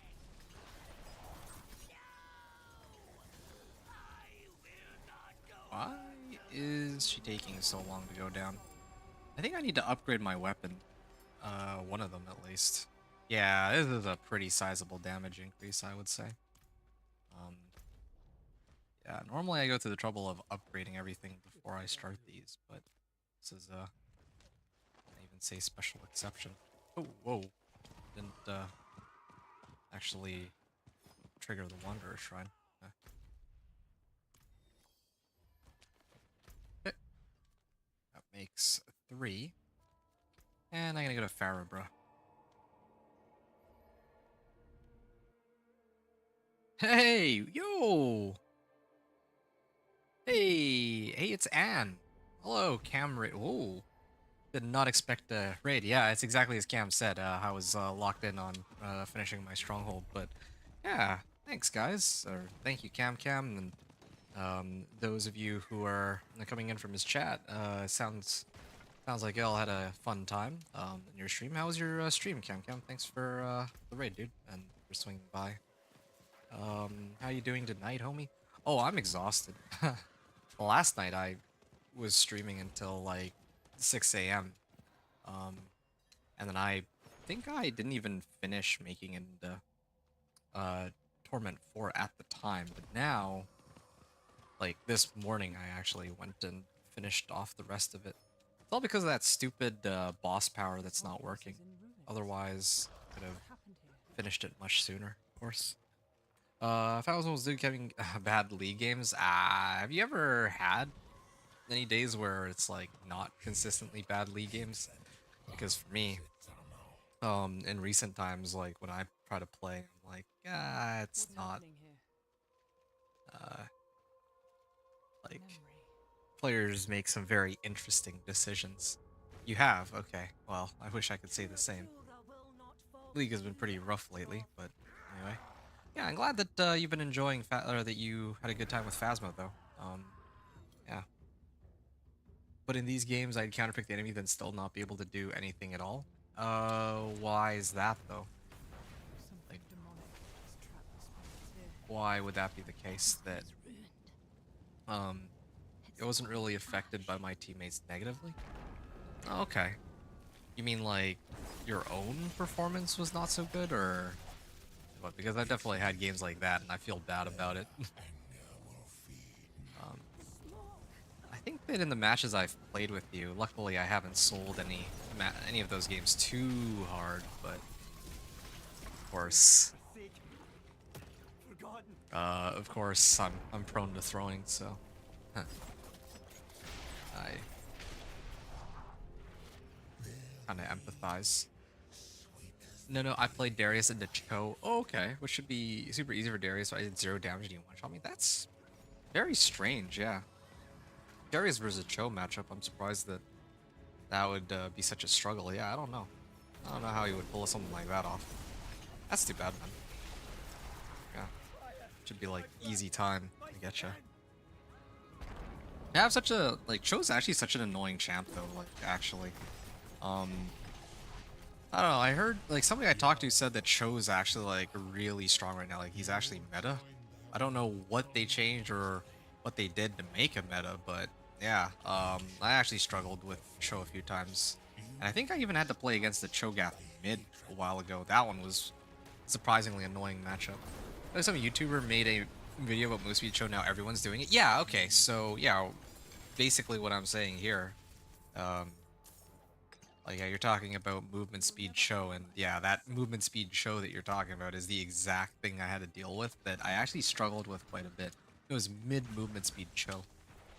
Basically just used Doran's shield to prevent himself from dying in lane until he could afford Moby boots, and he started whacking me with it. Gonna counter to it though, Mundo breaks that build. Okay, I can get behind that, yeah. I mean, Mundo's tanky enough to withstand it, but it's so annoying. It's actually so annoying. It's an entirely different champ, basically. Yeah, that's so bizarre that that would work. I guess it does make sense though, because Cho is like pretty consistent as a champ. Like, it's not like one of those champs where it's like full-on feast or famine, right? Like, if I don't get a few kills early on, then I'm like useless in late game. Like, Cho can still get by, even if he has like a rough time early on. So, yes, yeah, getting Moby boots is, I can see how that would work. I mean, I had to play against it myself, and that was super annoying. Mono, but you have to get Giants, Belt for Hearthsteel, then Rush Swifties. Oh, that's funny. So basically, both of you run Rush Swifties. Yeah, I still don't understand how or why that works, but yeah, it's super annoying having to deal with Cho'Gath. It's funny. Yeah. Is that why you were having a hard time? Like, is that what you were having a hard time against with Darius? Like, did he go like Moby boots and then just made things difficult for you or something? I would guess not. You were the Darius? Yeah, I know you were Darius, but what I'm saying is, like, did he himself go mobility build against you as Darius? Cho goes AP movement speed. Yeah. But the boosts his damage. Is healing from his passive movement speed boosts his damage? I did not know that movement speed would AP does. Well, yeah, AP, yeah, but I mean the movement speed specifically. I'm just trying to figure out where that fits into his build. Like he just adds it on and like that's it. I'm trying to understand it because I can understand it being like me having a hard time with it, but like straight up, yeah. I was talking to others about it, and it's just like, oh, like Torment 1 or not Torment 1. Boots of Swiftness are like as soon as you get Boots of Swiftness on Cho, it's like that's apparently supposed to be the meta way of playing him right now, and it's an ability spam build. Okay, movement speed because he isn't tanky, so he has to run. He isn't tanky. He felt tanky the last time I went up against him. I mean, he has Feast. That's the other thing, too. Feast gives him like not only does damage, but I mean he has like permanent. Well, he has like a extra chunk of health for like no reason. Um, so I don't know. I don't ever feel like he's not tanky. He always feels tanky to me, but sure. Not with AP. Ah, interesting. Well, either way, yeah. Cho'Gath. Maybe Cho'Gath is actually kind of like so annoying. There we go. Now we're starting to get the legendaries here. Hope it's like any one of these aspects are the one that I'm looking for though. Mundo Q is percent life damage. And his R heals him back to full almost. Oh, I see. Yeah, that makes sense. Um, I mean, who would you like? I feel like most of the time most of the time I've seen you play Mundo. Uh, you seem to be doing just fine, like regardless of the matchup. Like, what would be your weakest matchup for Mundo or your weaker matchups? So you spam him from a distance and chase him down when you have old Heartsteel and some of Warmogs at least. I see. Yeah, that makes sense. Just play like really passively and regen. Makes sense. I think I mentioned before, but yeah, like when I play up against Cho'Gath, I'm not. I mean, I'm not playing tanks, so maybe that's why I have a harder time. Not entirely Sounds like sure. a bloody struggle. And with percent life damage, Strange. percent life damage. I guess that would make sense. Yeah. Wanted Um. So like Vayne maybe. Well, Vayne's true damage, but I don't remember if it's like percentage max health damage or anything like that. What am I doing here? Why am I still killing stuff? I'm just playing on autopilot right now. Let's just this up.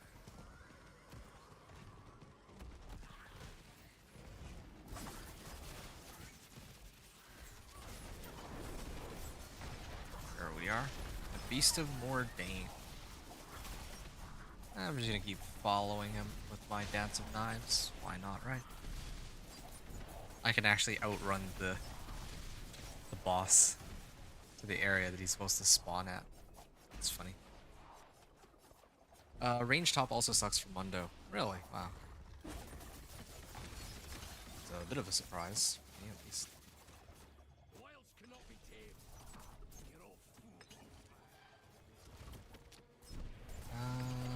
Went from werewolf to human form to a werebear. Oh, I'm like maxed out here. Might have to go back to town in a second. Just picking up these recipes here. Oh, Ordained Lodge. Well, this is actually perfect timing because I just hit the cap on items and I finished 2 areas for strongholds. So yeah, this is perfect. That was 2 areas, right?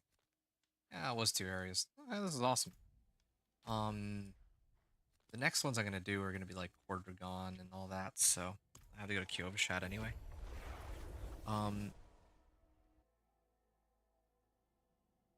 To win with Mundo, you just play safe and CS as you can, don't trade. Okay, yeah. Then once you have Heartsteel and Warmogs, you own the game.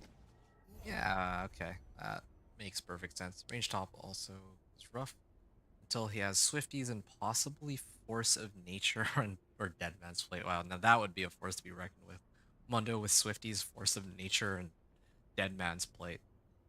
Oh, man. Yeah. Range top matchup, though. I'm trying to remember, like... Oh, you know what? The set, right? The set, I think, is would be a pretty rough matchup for you, wouldn't it be? Like, most of the time, set is kind of annoying for me because, yeah, his percentage life damage, and I think some of his damage could be true damage if you, well, if you hit it right. So I've seen him just one-shot EDCs before, and, well, that's painful to see whenever that happens. This could be a nice boost, but I don't need it. At least I'm saving myself the trouble. Ooh, this one I might throw on, though.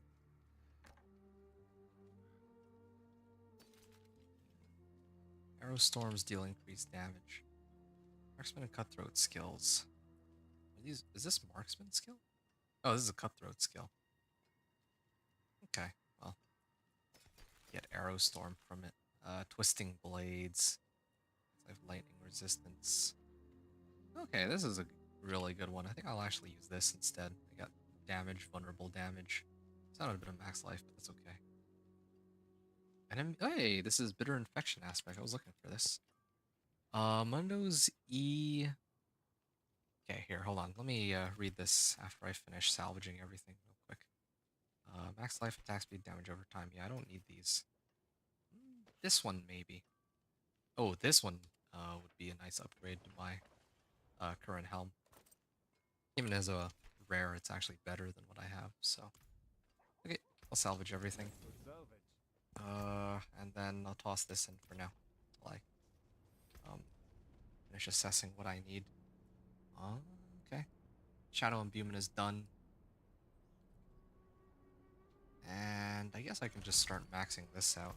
I'm gonna start picking up the less important nodes at this point. I'm gonna go to Ministad and I'll run up to the next stronghold. Alright, those are my build items. Swifties, Heartsteel. Okay, yeah, makes sense. Warmhogs, then Manslave Force of Nature, Titanic Hydra. Honestly, yeah, I could see that if you have that setup, that you'd be pretty much unstoppable. Yeah, fair enough. Yeah, like, what do you even do against the Mundo with those 6 items? Like, he's basically unkillable. Yeah, that's a quick way of... I can't think of a more immortal setup than that, aside from, I don't know, maybe like... I would say, like, Titanic Hydra and, like, Jack's Show for Titanic Hydra, but, probably Titanic Hydra, you're running that for, like, lifesteal too, right? Isn't that the one for lifesteal? Like in body set late game, yeah. Mundo's E gives him 80 based on max health. Mundo's E. Oh, right, yeah. Mundo technically can break 1080, right. Run or build Bork. That's true. That is actually true. Bork is... I was thinking about it. One of the problems that I have... Oh, not really paying attention to what's going on in game. One of the problems that... like, I've mentioned this before. Like, one of the issues that I have with Yi is that... Or one of the champs that I have a lot of trouble dealing with is Yi. And, yeah, like... Wait, no. I think... Does he? No, actually, he doesn't usually build, Bork. I think about it. It's usually Bane. Sorry, I'm mixing the two up. No, it's usually Bane that, runs Bork, I think. Bork and Silver Bolts, those two together might actually be a problem for you, I guess, but... Yeah, Titanic is damage based on max health. Oh, yeah, okay, I see. Now, Crit Mundo also works, but he's insanely squishy. Wow, a squishy Mundo. I don't think I've ever seen that one before.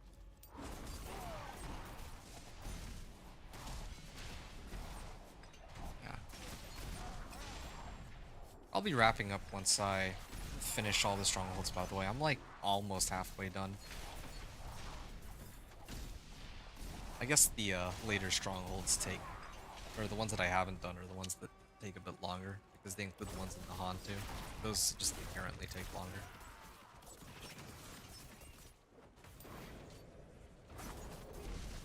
Okay.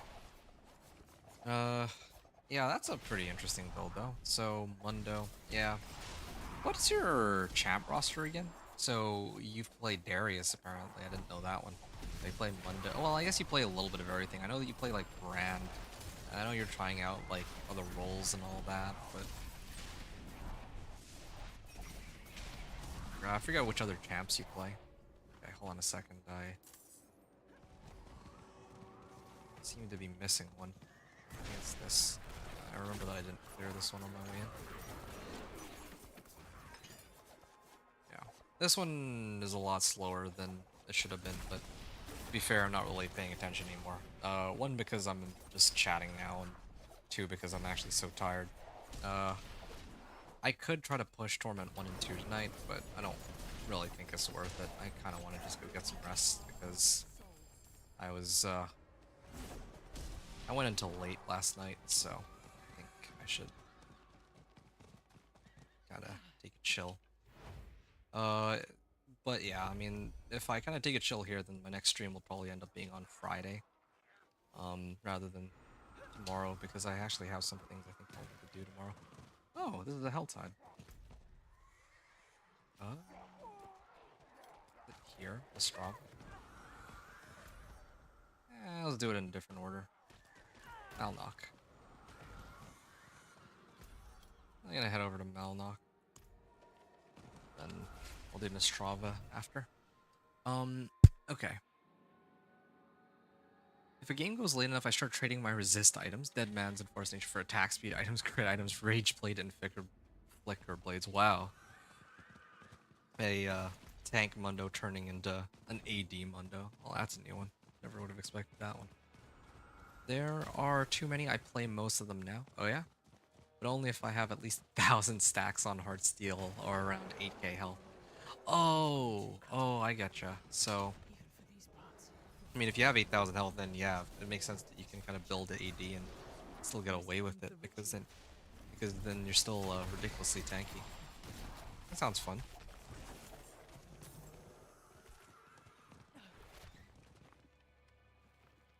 Yeah, I need to upgrade my weapon. Oh, I can still upgrade it right now, even.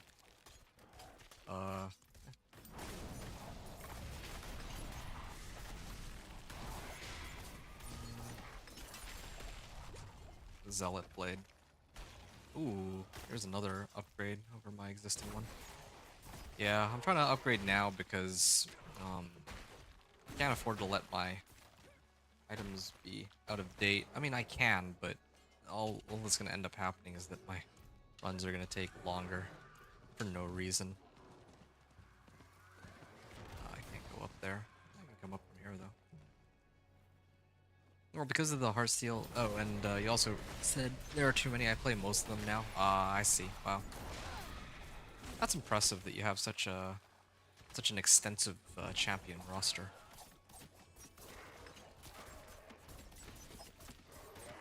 Yeah, crit is painful.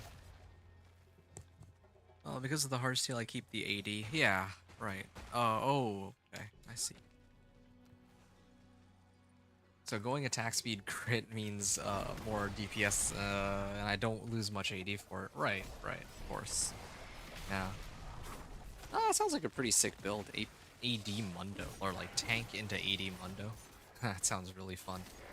Because then you're tanky and you hit for insane amounts of damage. Maybe even like ADC levels of damage. Because, like Mundo, well, I mean, with Heartsteel, you get like so much value out of it.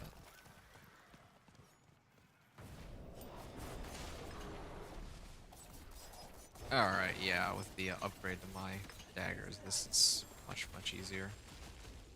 Sharpened Finesse. Oh, actually, I already have 2 of these. I should have learned the other recipe outright. But...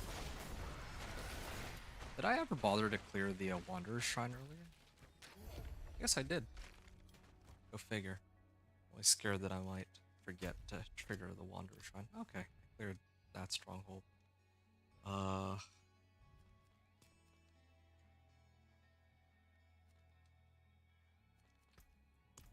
Stat. Alright. I'm also really good at picking up new champ and running them well enough. I mean, that would make sense. It seems like your macro is really good. I mean, you know what decisions to make, and also you're you're far more knowledgeable about the game than I am, at the very least, from what I've seen. Like, times we play together, I'm like just doing my own thing, and I know that you're just like, you know more about what champs do than I do, for sure. Like, for me, I know generally what most champs do, but I feel like you're much more familiar with them overall. Oh, wow. Yeah, I'm gonna keep this bag of O-balls. I don't want to open it now because I am already pretty, like, loaded. If I open this bag, then that means that I'll actually have to start using up some of the obols, and I want to save all these obols for when I make it into Torment 1, since then there's a chance for me to get Ancestrals, like I mentioned before. Anyway, yeah, Well, with 8k health, I do more than an ADC. Yeah, that's kind of what I was thinking. Yeah, I said ADC levels of damage. That's not quite accurate. It's like beyond ADC levels of damage, but obviously you don't have range is the main issue, I think, there. And well, I want to say squishiness, but I mean 8k health kind of speaks for itself.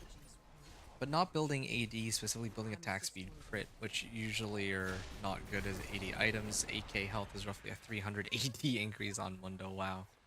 That's kind of nutty. Wait, why am I clearing this bound prisoner? I keep falling for that one. Attack speed crit.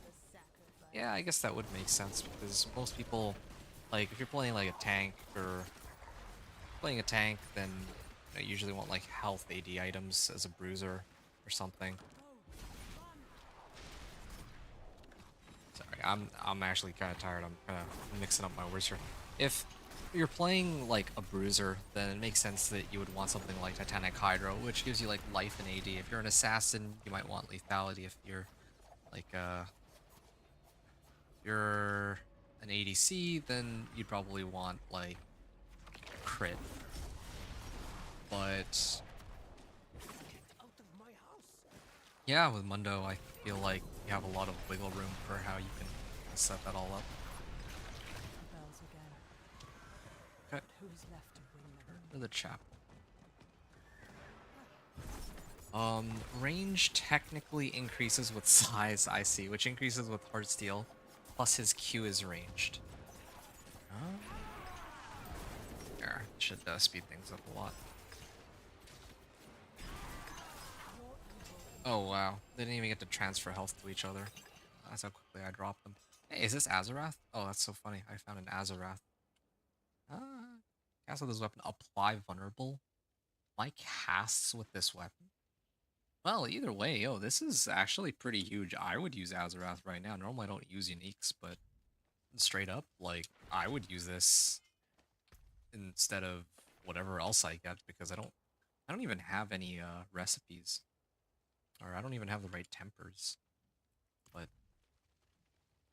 yeah, I don't have the right like sorry, I don't have the right aspect or offensive aspects to boost my damage. So, you know, I'll take what I can get right now, really. Okay.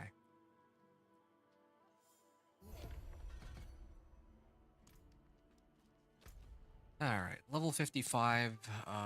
We've cleared all three, all the whispers, or strongholds on this side. So I'm gonna do Zarbinzet now. Aramin's Pyre. Oh, these three. Yeah. Okay, starting with Crusader's Monument. That's a pretty easy one. I found a...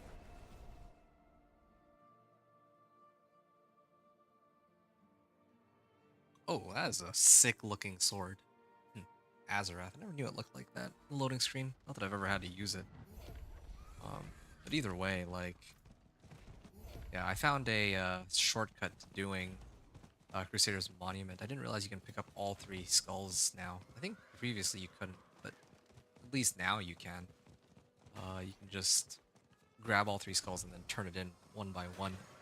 So it's like super fast. Probably faster than all the other ones even. That's all you need to do on it. Anyway, not Mundo, he builds straight health items. Right, yeah.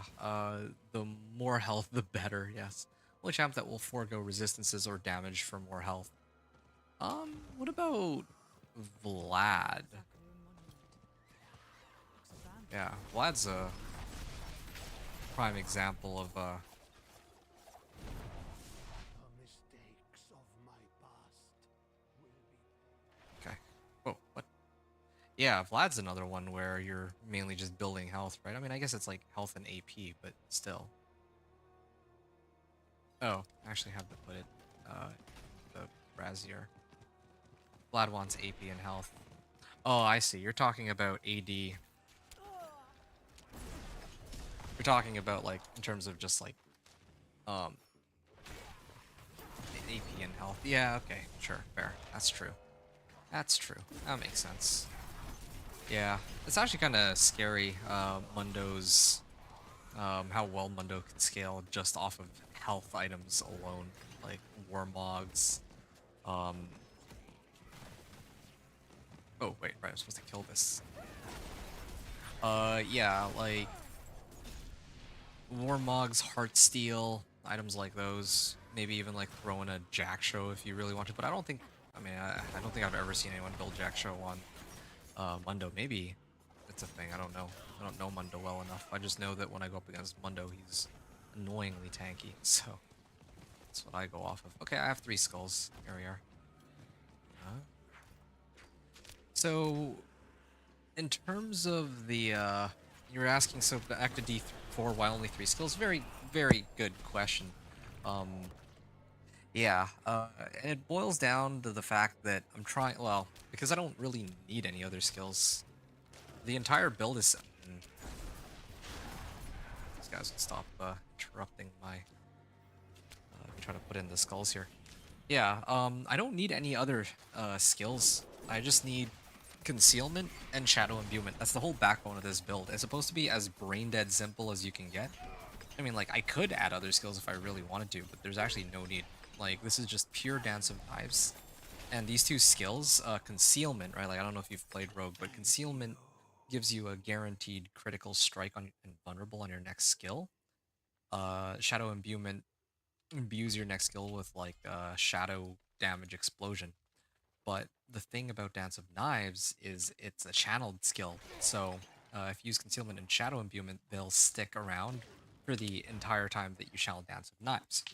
And as fate would have it, Dance of Knives you can channel infinitely, or indefinitely, rather. So because you can channel Dance of Knives indefinitely, I think I would rather go this way, yeah. Actually, no. I should do this one first. I'm gonna start running there now, because I should go in from Tree of Whispers so I can salvage everything to save myself some time and space. Okay. So, yeah, that's why I'm running 3 skills. Like, basically, the skill rotation for this build, it sounds kind of boring, but the overall playstyle is a lot of fun. You just trigger Concealment for Crit Strike, guaranteed. You trigger the Shadow Imbuement for Explosion, and then you just hold down Dance of Knives, and then you're, like, it's like snapshotted. So, yeah. It's still pretty far away. In terms of gold economy, Vlad builds more AP than health. Okay, I see. So each stat has a gold value. Health is worth less per than AP. Vlad's ratio is probably 1k to 500. AP to health ratio. I see. Mundo is 1k to 0 health. To 80 or AP. Okay. Interesting. Yeah. Well, I mean, all I know is Mundo just scales like crazy off of health. That's really the biggest thing for me that I'm aware of. And all the math is lost on me. All I know is when I try to deal with a Mundo, I have a very, very rough time. Even with something like Leandries.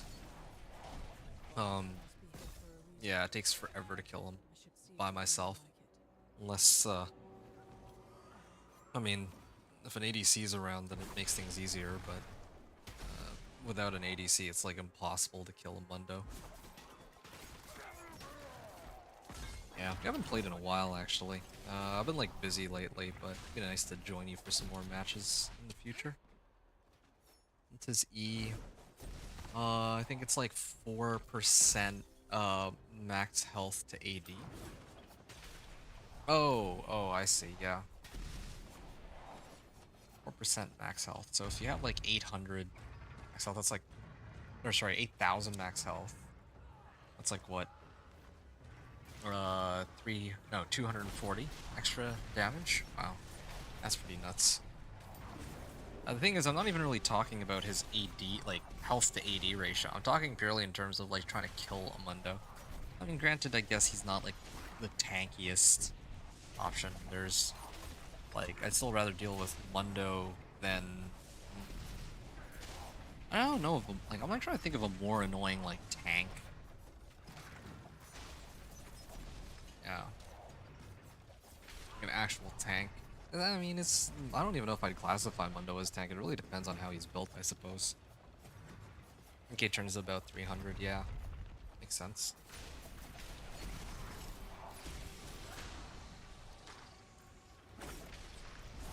Okay. And got this.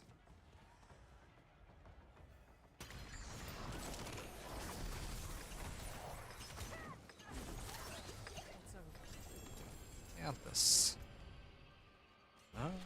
Alright. Just picking up some more recipes while I can.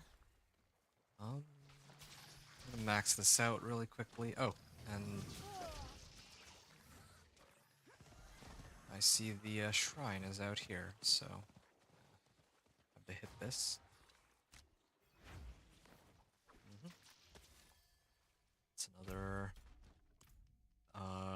stronghold completed. I can go Airman Spire, and well, I'm not really maxed out on items though, so yeah, I want to do this last as a safety precaution in case I did max out on items, but yeah, I think I'm still plenty fine.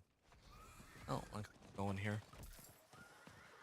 Our steel stacks based on max health, right? If you have a 1k stacks and hit someone, you get like 100 plus stacks from it. Really, wow.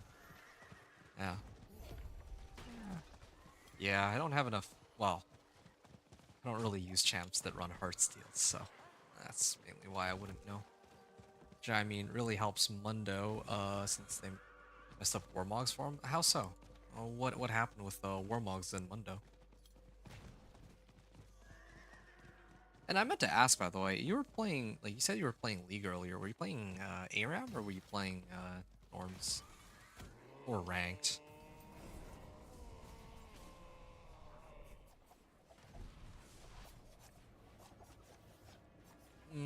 Oh. I'll sift through my items while I wait for the dialogue then. Oh, here's a nice upgrade. This one doesn't have armor on it. Hey, this one has armor on it, but I do lose out on life. It's got life. This one... I don't really think it's a direct upgrade. Well, actually it would be. It's got more... I lose out on Juggernaut's aspect, I'm gonna need to re-imprint it later. That's still better than what I have right now. We were doing Summoner's Rift normally, just normal drafts. Okay, okay, that's nice and chill. You said we, so I'm gonna guess that there were you and others, other people that I mean, I've only played with you and like one other person from your crew, I think, right? No, I'm gonna go this way.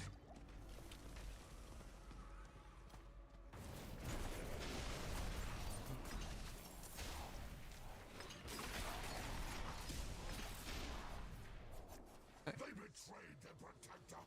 They deserve damnation.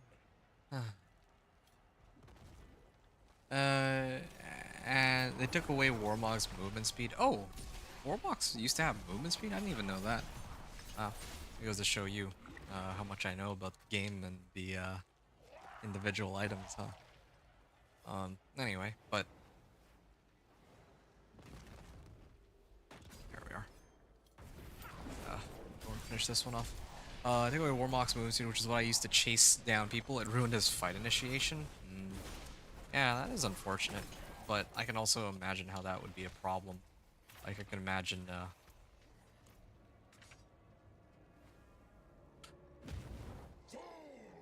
imagine, like, how would I even deal with, or how would anyone on my team, if ever I were to play up against the Mundo, like, deal with him? How would you CC him down? It'd take, like, forever, honestly. All this discussion about League is making me want to play it, but I can't. I'm just tired right now.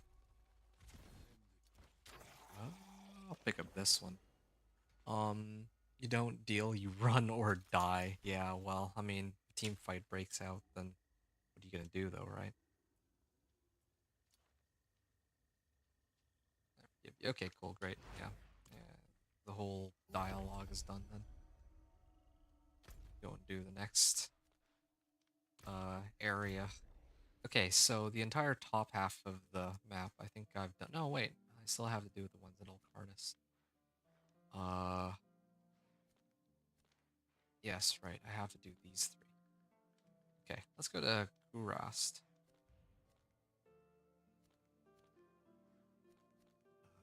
Ketchuk. Let's start with Ketchuk, I suppose, but I'll go Kurast first. Mundo doesn't usually team fight much, he split bushes. Yeah, true, but like imagine if a team fight breaks out and Mundo just happens to be there.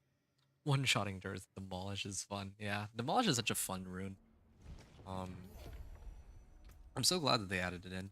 Like, in the past before uh Demolish ever existed, like man, it was a trying to push turrets was a completely different experience that I don't really ever want to go and revisit, let's just say.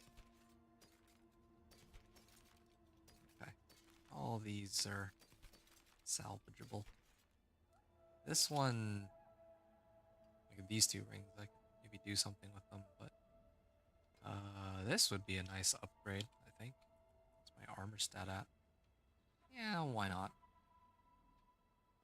Lose out on a bit of dexterity. That's okay. Ah.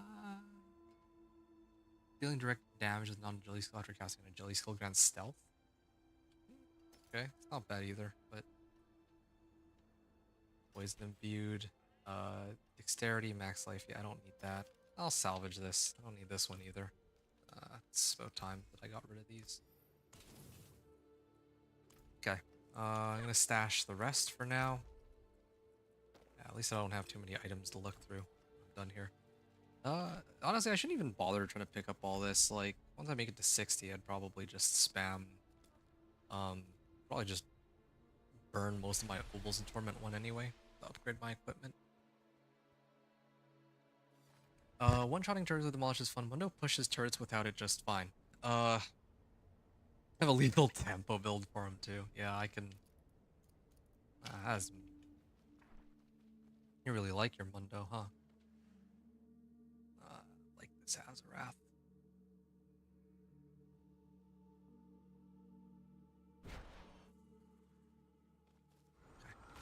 We're almost there. Just another 6 strongholds.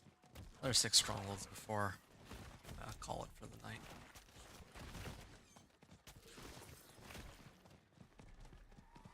You like having options? Yeah, understandable.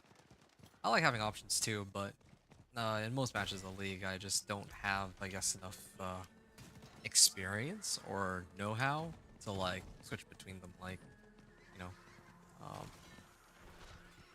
it's kind of like for me, if I were to play Mundo, I think I would intuitively think to myself, yeah, what's the point of playing anything other than tank Mundo, right? That's the way I would see it anyway. But of course, I mean, my name is Inventor for a reason. I would always encourage these weird sort of build. I wouldn't even call them weird builds, but you know, very creative builds, I would say. Yeah. I mean, a lot of people can push turrets just fine without Demolish, but Demolish just make things so much more fun. Like, I like having options. So in the case of, well, like before they added Demolish, right? Like the really, really olden times. All I could really do is just team fight. That's really it. Like, yeah, okay, I could try to split push with certain champs, but at least now, even if I'm, you know, regardless of what I'm playing, like if I'm running Demolish, or as long as I'm running Demolish, I can still, like, if things are going badly, I can split and then try to like take like a turret or two to kind of even out the golden balance between me and my opponents. That's pretty nice. Okay. Like most people play Dark Harvest or Arcane Comet Teemo. Yeah, that's another example too, right? Like, I think Teemo was traditionally played as a top, but now people are finding ways to give him some use as like a support pick or in the jungle, and so on. Dark Harvest, Arcane comment. You play Grasp, Timo. Wow, Grasp with that's the Undying Timo. Mundo has a demolish in his E every 6 seconds. Oh yeah. It's been a while since I looked at Mundo's kit. I just know that he's got Cleaver. That's like the main thing. If I had to go up against a Mundo for some reason, I'd probably just go and Google his kit and see what I could find.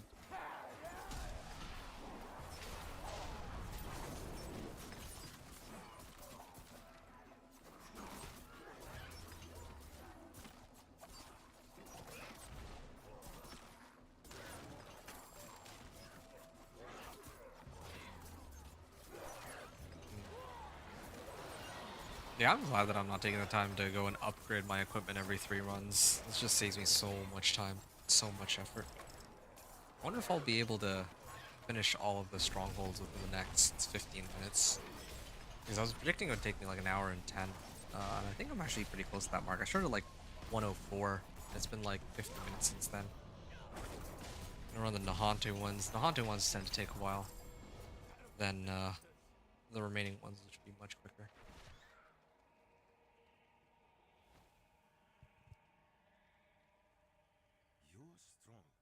Stronger than the rest of us.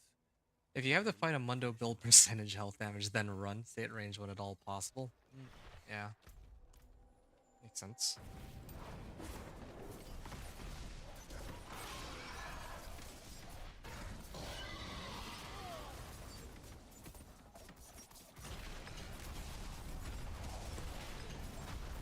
Wow.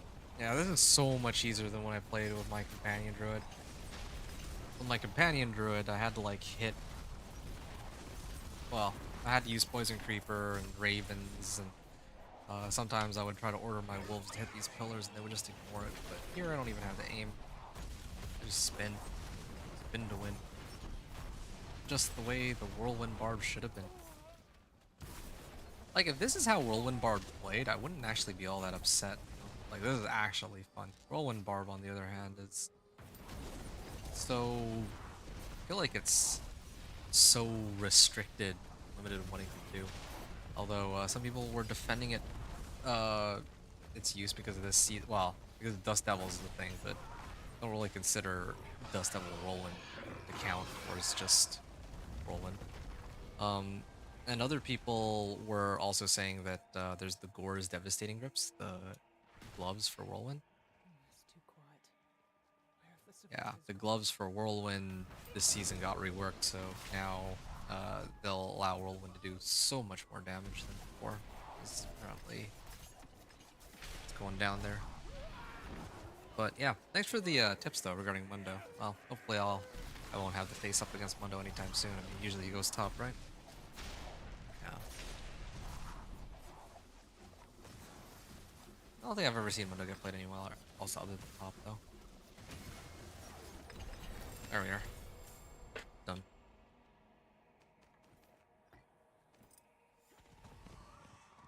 Rekindle the Wanderer Shrine.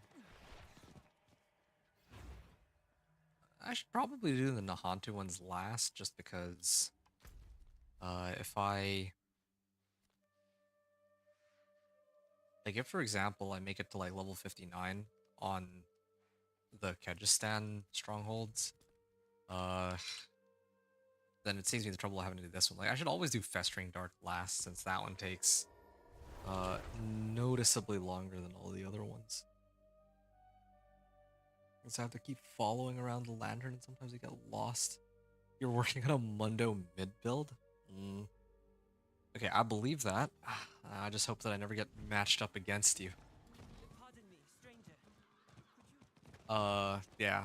If, like, who knows, maybe, what's the saying that people have? Imitation is the highest form of flattery, I think. Yeah, if somebody goes out of their way to imitate your build and then use it against me, honestly, I wouldn't even be all that upset.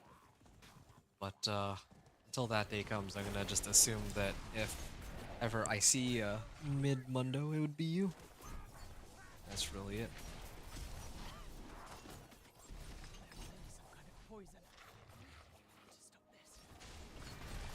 Alright. Well.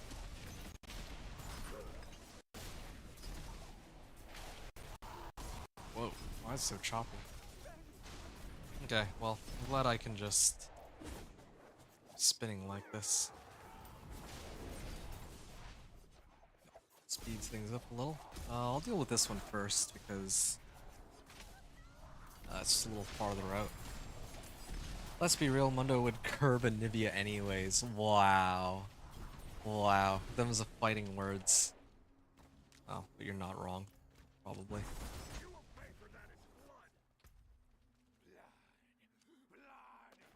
That's a mean matchup. Nivea versus Mundo. I want to 1v1 about it. Oh, tempting, but nah. I feel like this is one of those. That just sounds like a miserable matchup for me. Like this is one of those times like, I love my bird, but this I'm gonna have to concede to you about it because that just sounds like such a miserable matchup, and I don't want to deal with it. Never mind the fact that I'm way too tired to play a match right now. Well, or just generally speaking, I'm not really in the league mood at the moment. Like these days. Wait, slay the Cauldron Keepers. Did I mess up somewhere? No, this is the Cauldron Keeper. Oops. What? Oh, oops. Been doing this all wrong. Yeah, see? These are a little slower too because I'm not as familiar with these strongholds.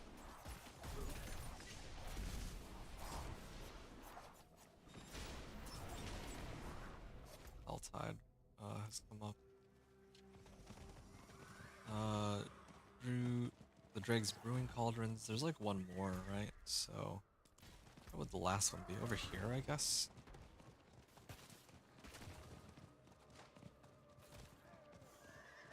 Yeah, here it is.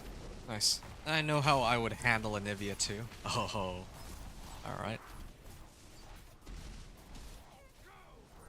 Look at you go with your crazy off-meta strats. Maybe I should be naming you Inventor, and I should just be the bird, you know? The opposite. Because ironically, when I play with you, I'm just playing my Nibia, and that's it. Just the one champ. Do the exact same build as usual, but skip Deadman Slate and bring in Kainic Recurrent. Yeah, no, I don't want to deal with you, man. Like, that just sounds like such a miserable game. Luckily, League is 5-on-5.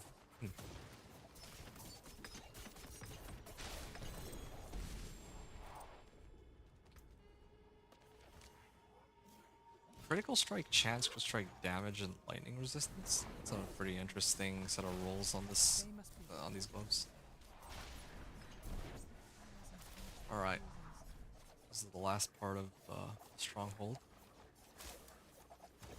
Okay, I refuse to do this Stronghold before I do all the other ones because I want to know if I can get away with not having to do that Stronghold. Since it takes forever. It really does. I normally do all the strongholds in one area and then I move on to the next, but I'll make an exception to just this once. Also, yeah, I did get Agile Augments, which is a direct boost to my Dance of Knives. I was like half a level.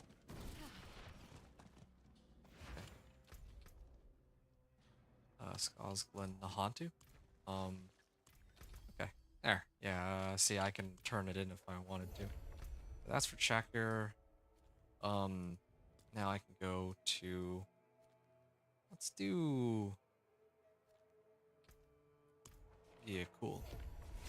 Kainic would give me a health shield scaling my max health. Oh, yeah, so instead of 8k for you to go through, you'll have to take down 14k or so. Yeah, like, I'll be honest with you. Whenever I see somebody build the Kainic Recurrent, I just cry.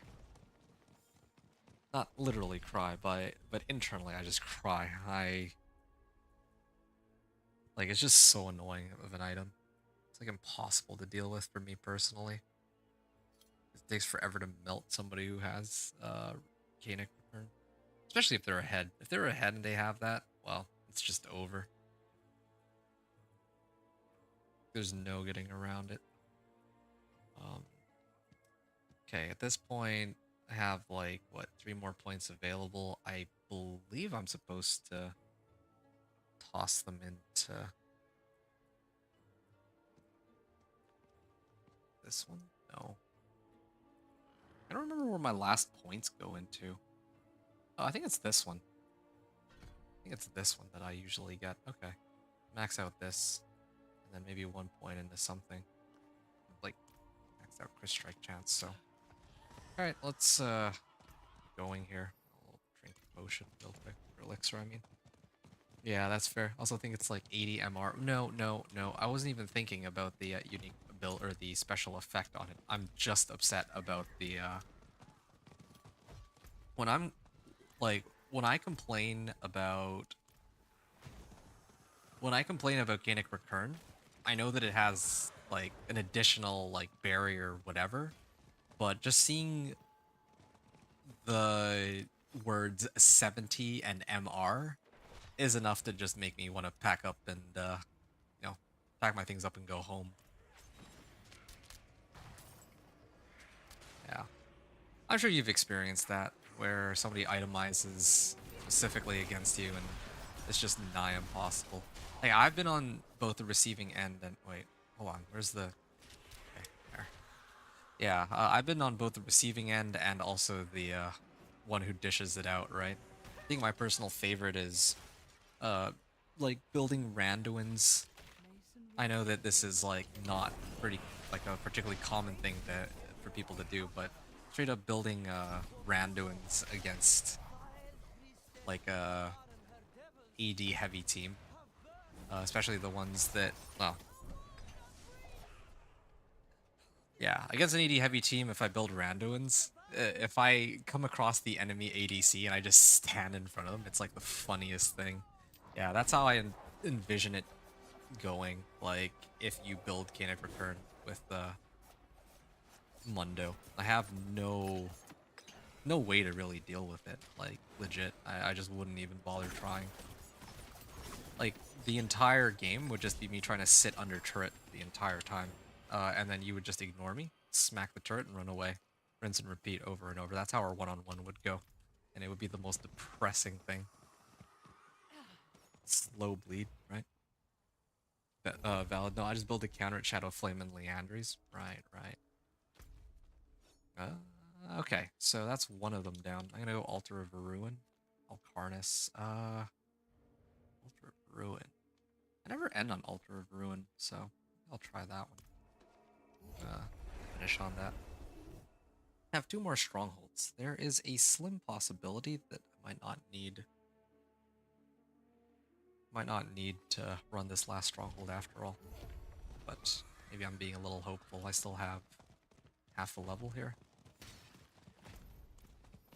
Yeah. We should do it. What, 1v1? Yeah, we should do it so that you can feel good about yourself. Because you know what the end outcome of that's going to be. Even if I were better than you, which I'm not, but even hypothetically if I were, like, micro and macro, like, slightly better, it wouldn't even matter. Like, that's just a horrible matchup. I'm sorry, but that's the simple truth. Like, it's a horrible matchup for me.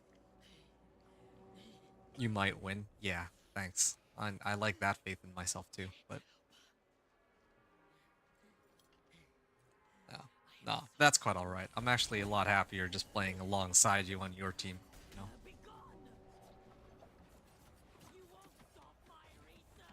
All right, now 5.5 hours. We're actually coming close to the end. Oh, that's too bad. I started at 104, right? So I'm a little past the 1 hour mark. But originally I guessed it would take about 1:10 anyway. It usually takes about 1:10 to run all the strongholds. Granted, I could have gone a little quicker, but I am not really paying as much attention as I should. It's not because of our conversation or anything like that. It's just I'm just so exhausted. And like, last season was refreshing in that I didn't have to do the strongholds to level from 1 to 60. Like, I wasn't locked into that, which is nice, but now I'm back to the whole stronghold routine. I mean, I guess I could do the I can also do Vessel of Hatred campaign leveling. That's probably what I'm gonna end up doing, but like when the season goes live. But yeah, I don't always want to rely on campaign leveling, so I do end up having to run Stronghold 50 to 60 on a lot of my characters even now, if they don't give like some alternative leveling method, and that's kind of what's happening right now. So yeah, this is probably the what 14th, 15th time I've done this Stronghold, because unlike other people who usually just make 1 or 2 characters in a season, maybe push it to Torment 4, maybe grind pit with it and they're done. Well, in my case, it's quite the opposite. I make a lot of characters trying to go 1 to 60, so because that's what I enjoy, and that takes, well, that takes forever. Hour 50 or an hour and 10, so yeah, okay. 58. Harness. Okay. Kyrgyzstan, I have the reward for it. Now let's finish things off by going to Altar of Ruin. And then I think that might bring me to 59. If it brings me to 59, then it's perfect. I can turn in all my renown rewards, and that's that. Mundo's super weak early, so if you win before I hit 14, you got it. Yeah, right. Let me just hit 14 before you know? Why don't I think of that sooner? Wait, what? Oh. Oh. This is the goblin that splits into little goblins. Okay. Let me go and these ones real quick. Oh, what? You actually escaped. Man, they were fast. I shouldn't have started trying to pick up the items until after. Oops, that's on me. Agility cooldown reduction. Doesn't even really help me for Dance of Knives, but anyway. Yeah. I mean, yeah, hypothetically, I guess there are some things I could do against the Mundo, but no matter what, I just don't really. It doesn't sound like a fun matchup. It's not like Zed, another treasure goblin. It's not like you're suggesting like Zed versus Talon, or I don't know. It's another fun matchup. Like matchups where both sides have comparable kits or something of that sort. Not like that. What's happening? Well, it's always a pleasure hanging out with you, but I need to go get some sleep tonight, homie. Yeah, you and me both. I'm actually probably hopping off in 5 minutes myself. If you wanted to stick around to the end, but I'm guessing that you're gonna be hopping off. Yeah, I'm probably, like I said, I'm just trying to make it to level 60, and level 60 is very close. I just need to, wait, what's going on here? Why? Oh, I'm supposed to kill this. See, this is what I mean. I'm like so exhausted right now. If not for the fact that you and I were chatting, I probably would have passed out already. Straight up. Me. That's 2 of them. Yeah, if you're hopping off though, you have a good night. But yeah, if you want to hang around for like the last 3 minutes of the stream, then yeah, do feel free to. I think this should be the last 3 minutes. Let me just put the last ritual chamber keystone, and once I finish this, we'll see.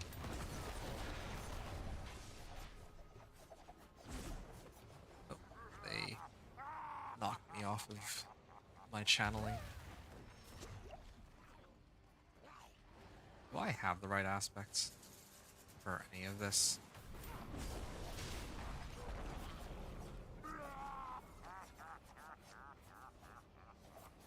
Alright.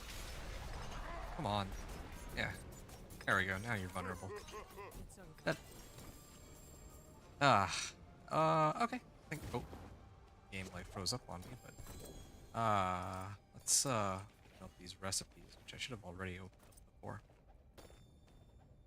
Flatbow Weathered Tunic. And. I think if I turn this in.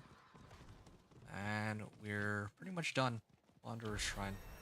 Okay, level 59. This might have actually just been just the right amount, where I don't have to do this stronghold right here. So, now that I'm level 59, all we need to do at this point is turn in all my renown rewards. So, here we are. There's for Kyrgyzstan. Here's, oh, you actually see the progress here. That was like 20%, and I have think like 5 more regions, right? This is like a little under 20%. 367k as opposed to the 2.3 mil I need. Yeah, that's like 1/8. No, 1/7. There we go. Dry steps. Yeah, I'll be like really close. Oh, that's good. Oh yeah, I'm actually barely gonna be able to reach it. Oh, I'm so glad that I don't have to run that one stronghold. Oh, okay. I don't have to run the one stronghold, but I have to kill like... You know what? I know just the place to go. I'll head on over. That might not be a good idea, actually. Well, it might be. Here, I'm gonna head on over.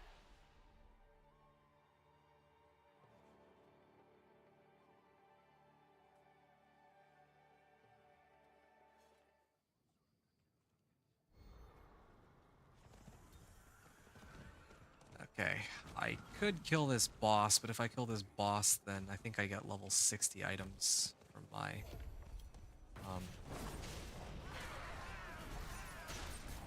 from the Tree of Whispers, so let's not do that.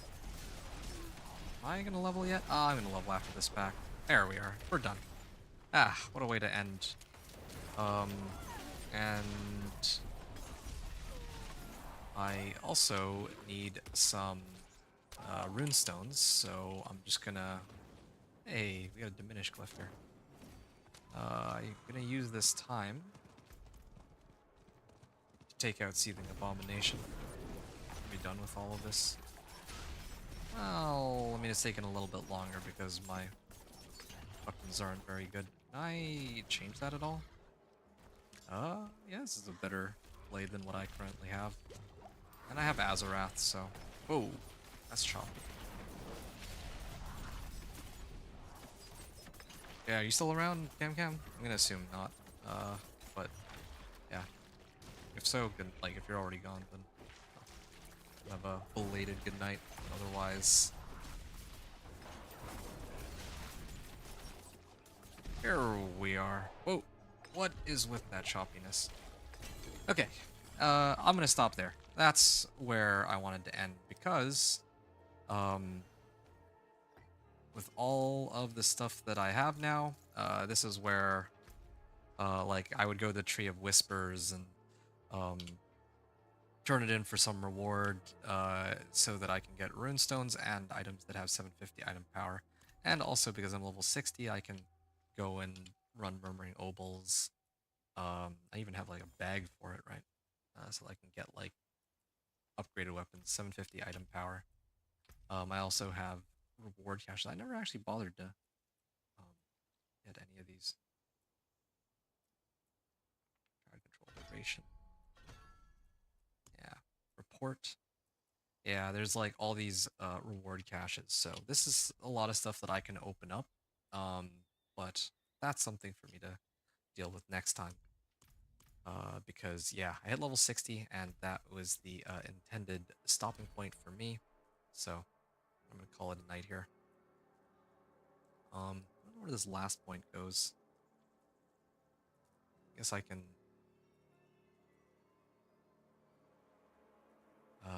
toss it in here. I think I was supposed to have puncture. Actually supposed to have... Oh, no, not forceful arrow. Like my build says I use puncture. I think I use puncture for one of my paragon nodes or glyphs or something. But whatever, I'll just do reactive defense. I don't think any of the other ones are necessary. Yeah, I've checked like 5 times, but anyway. Alright, that's the end. It's been a blast. Truly it has. But I do need to call it a night here because I'm pretty dead exhausted and honestly, yeah, I've made a lot of progress today on the Dance of Knives rogue. Pretty happy with the overall outcome. It took like 5.5 hours to reach this point, despite the fact that I was kind of messing around here and there. So, yeah, I'm gonna show my gear real quick before I end.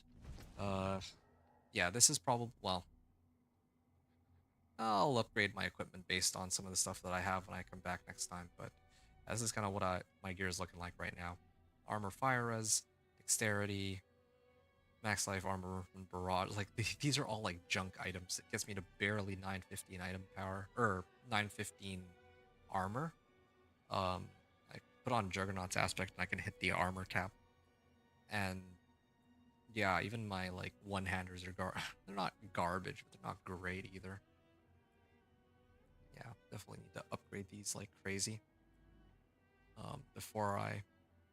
What are my resistances too? Yeah, my resistances are terrible. If I were to attempt Pit 10 right now to unlock Torment 1, I don't know if I would survive, truth be told. So, yeah, we'll see next time what happens. But yeah, again, the goal was to reach 1 to 60, and also have to clean out my inventory too. But yeah, the goal was to reach 1 to 60. I've done that. So this is where I'm going to call it a stop, or I'm going to call it. The next time I come back, I'll gear up for Torment 1, and then I'm going to probably push for Torment 2 is the plan. So, hope you enjoyed watching. Hope you had fun with the run. Here we go. Just as a formality, setting it to the next difficulty, but soon we will be reaching Torment 1 when we come back on our next video. So thanks everyone for watching. Adventure out. Well, I'm not going to do that again. Okay. Hope you enjoyed the run. Thanks everyone for watching. Adventure out.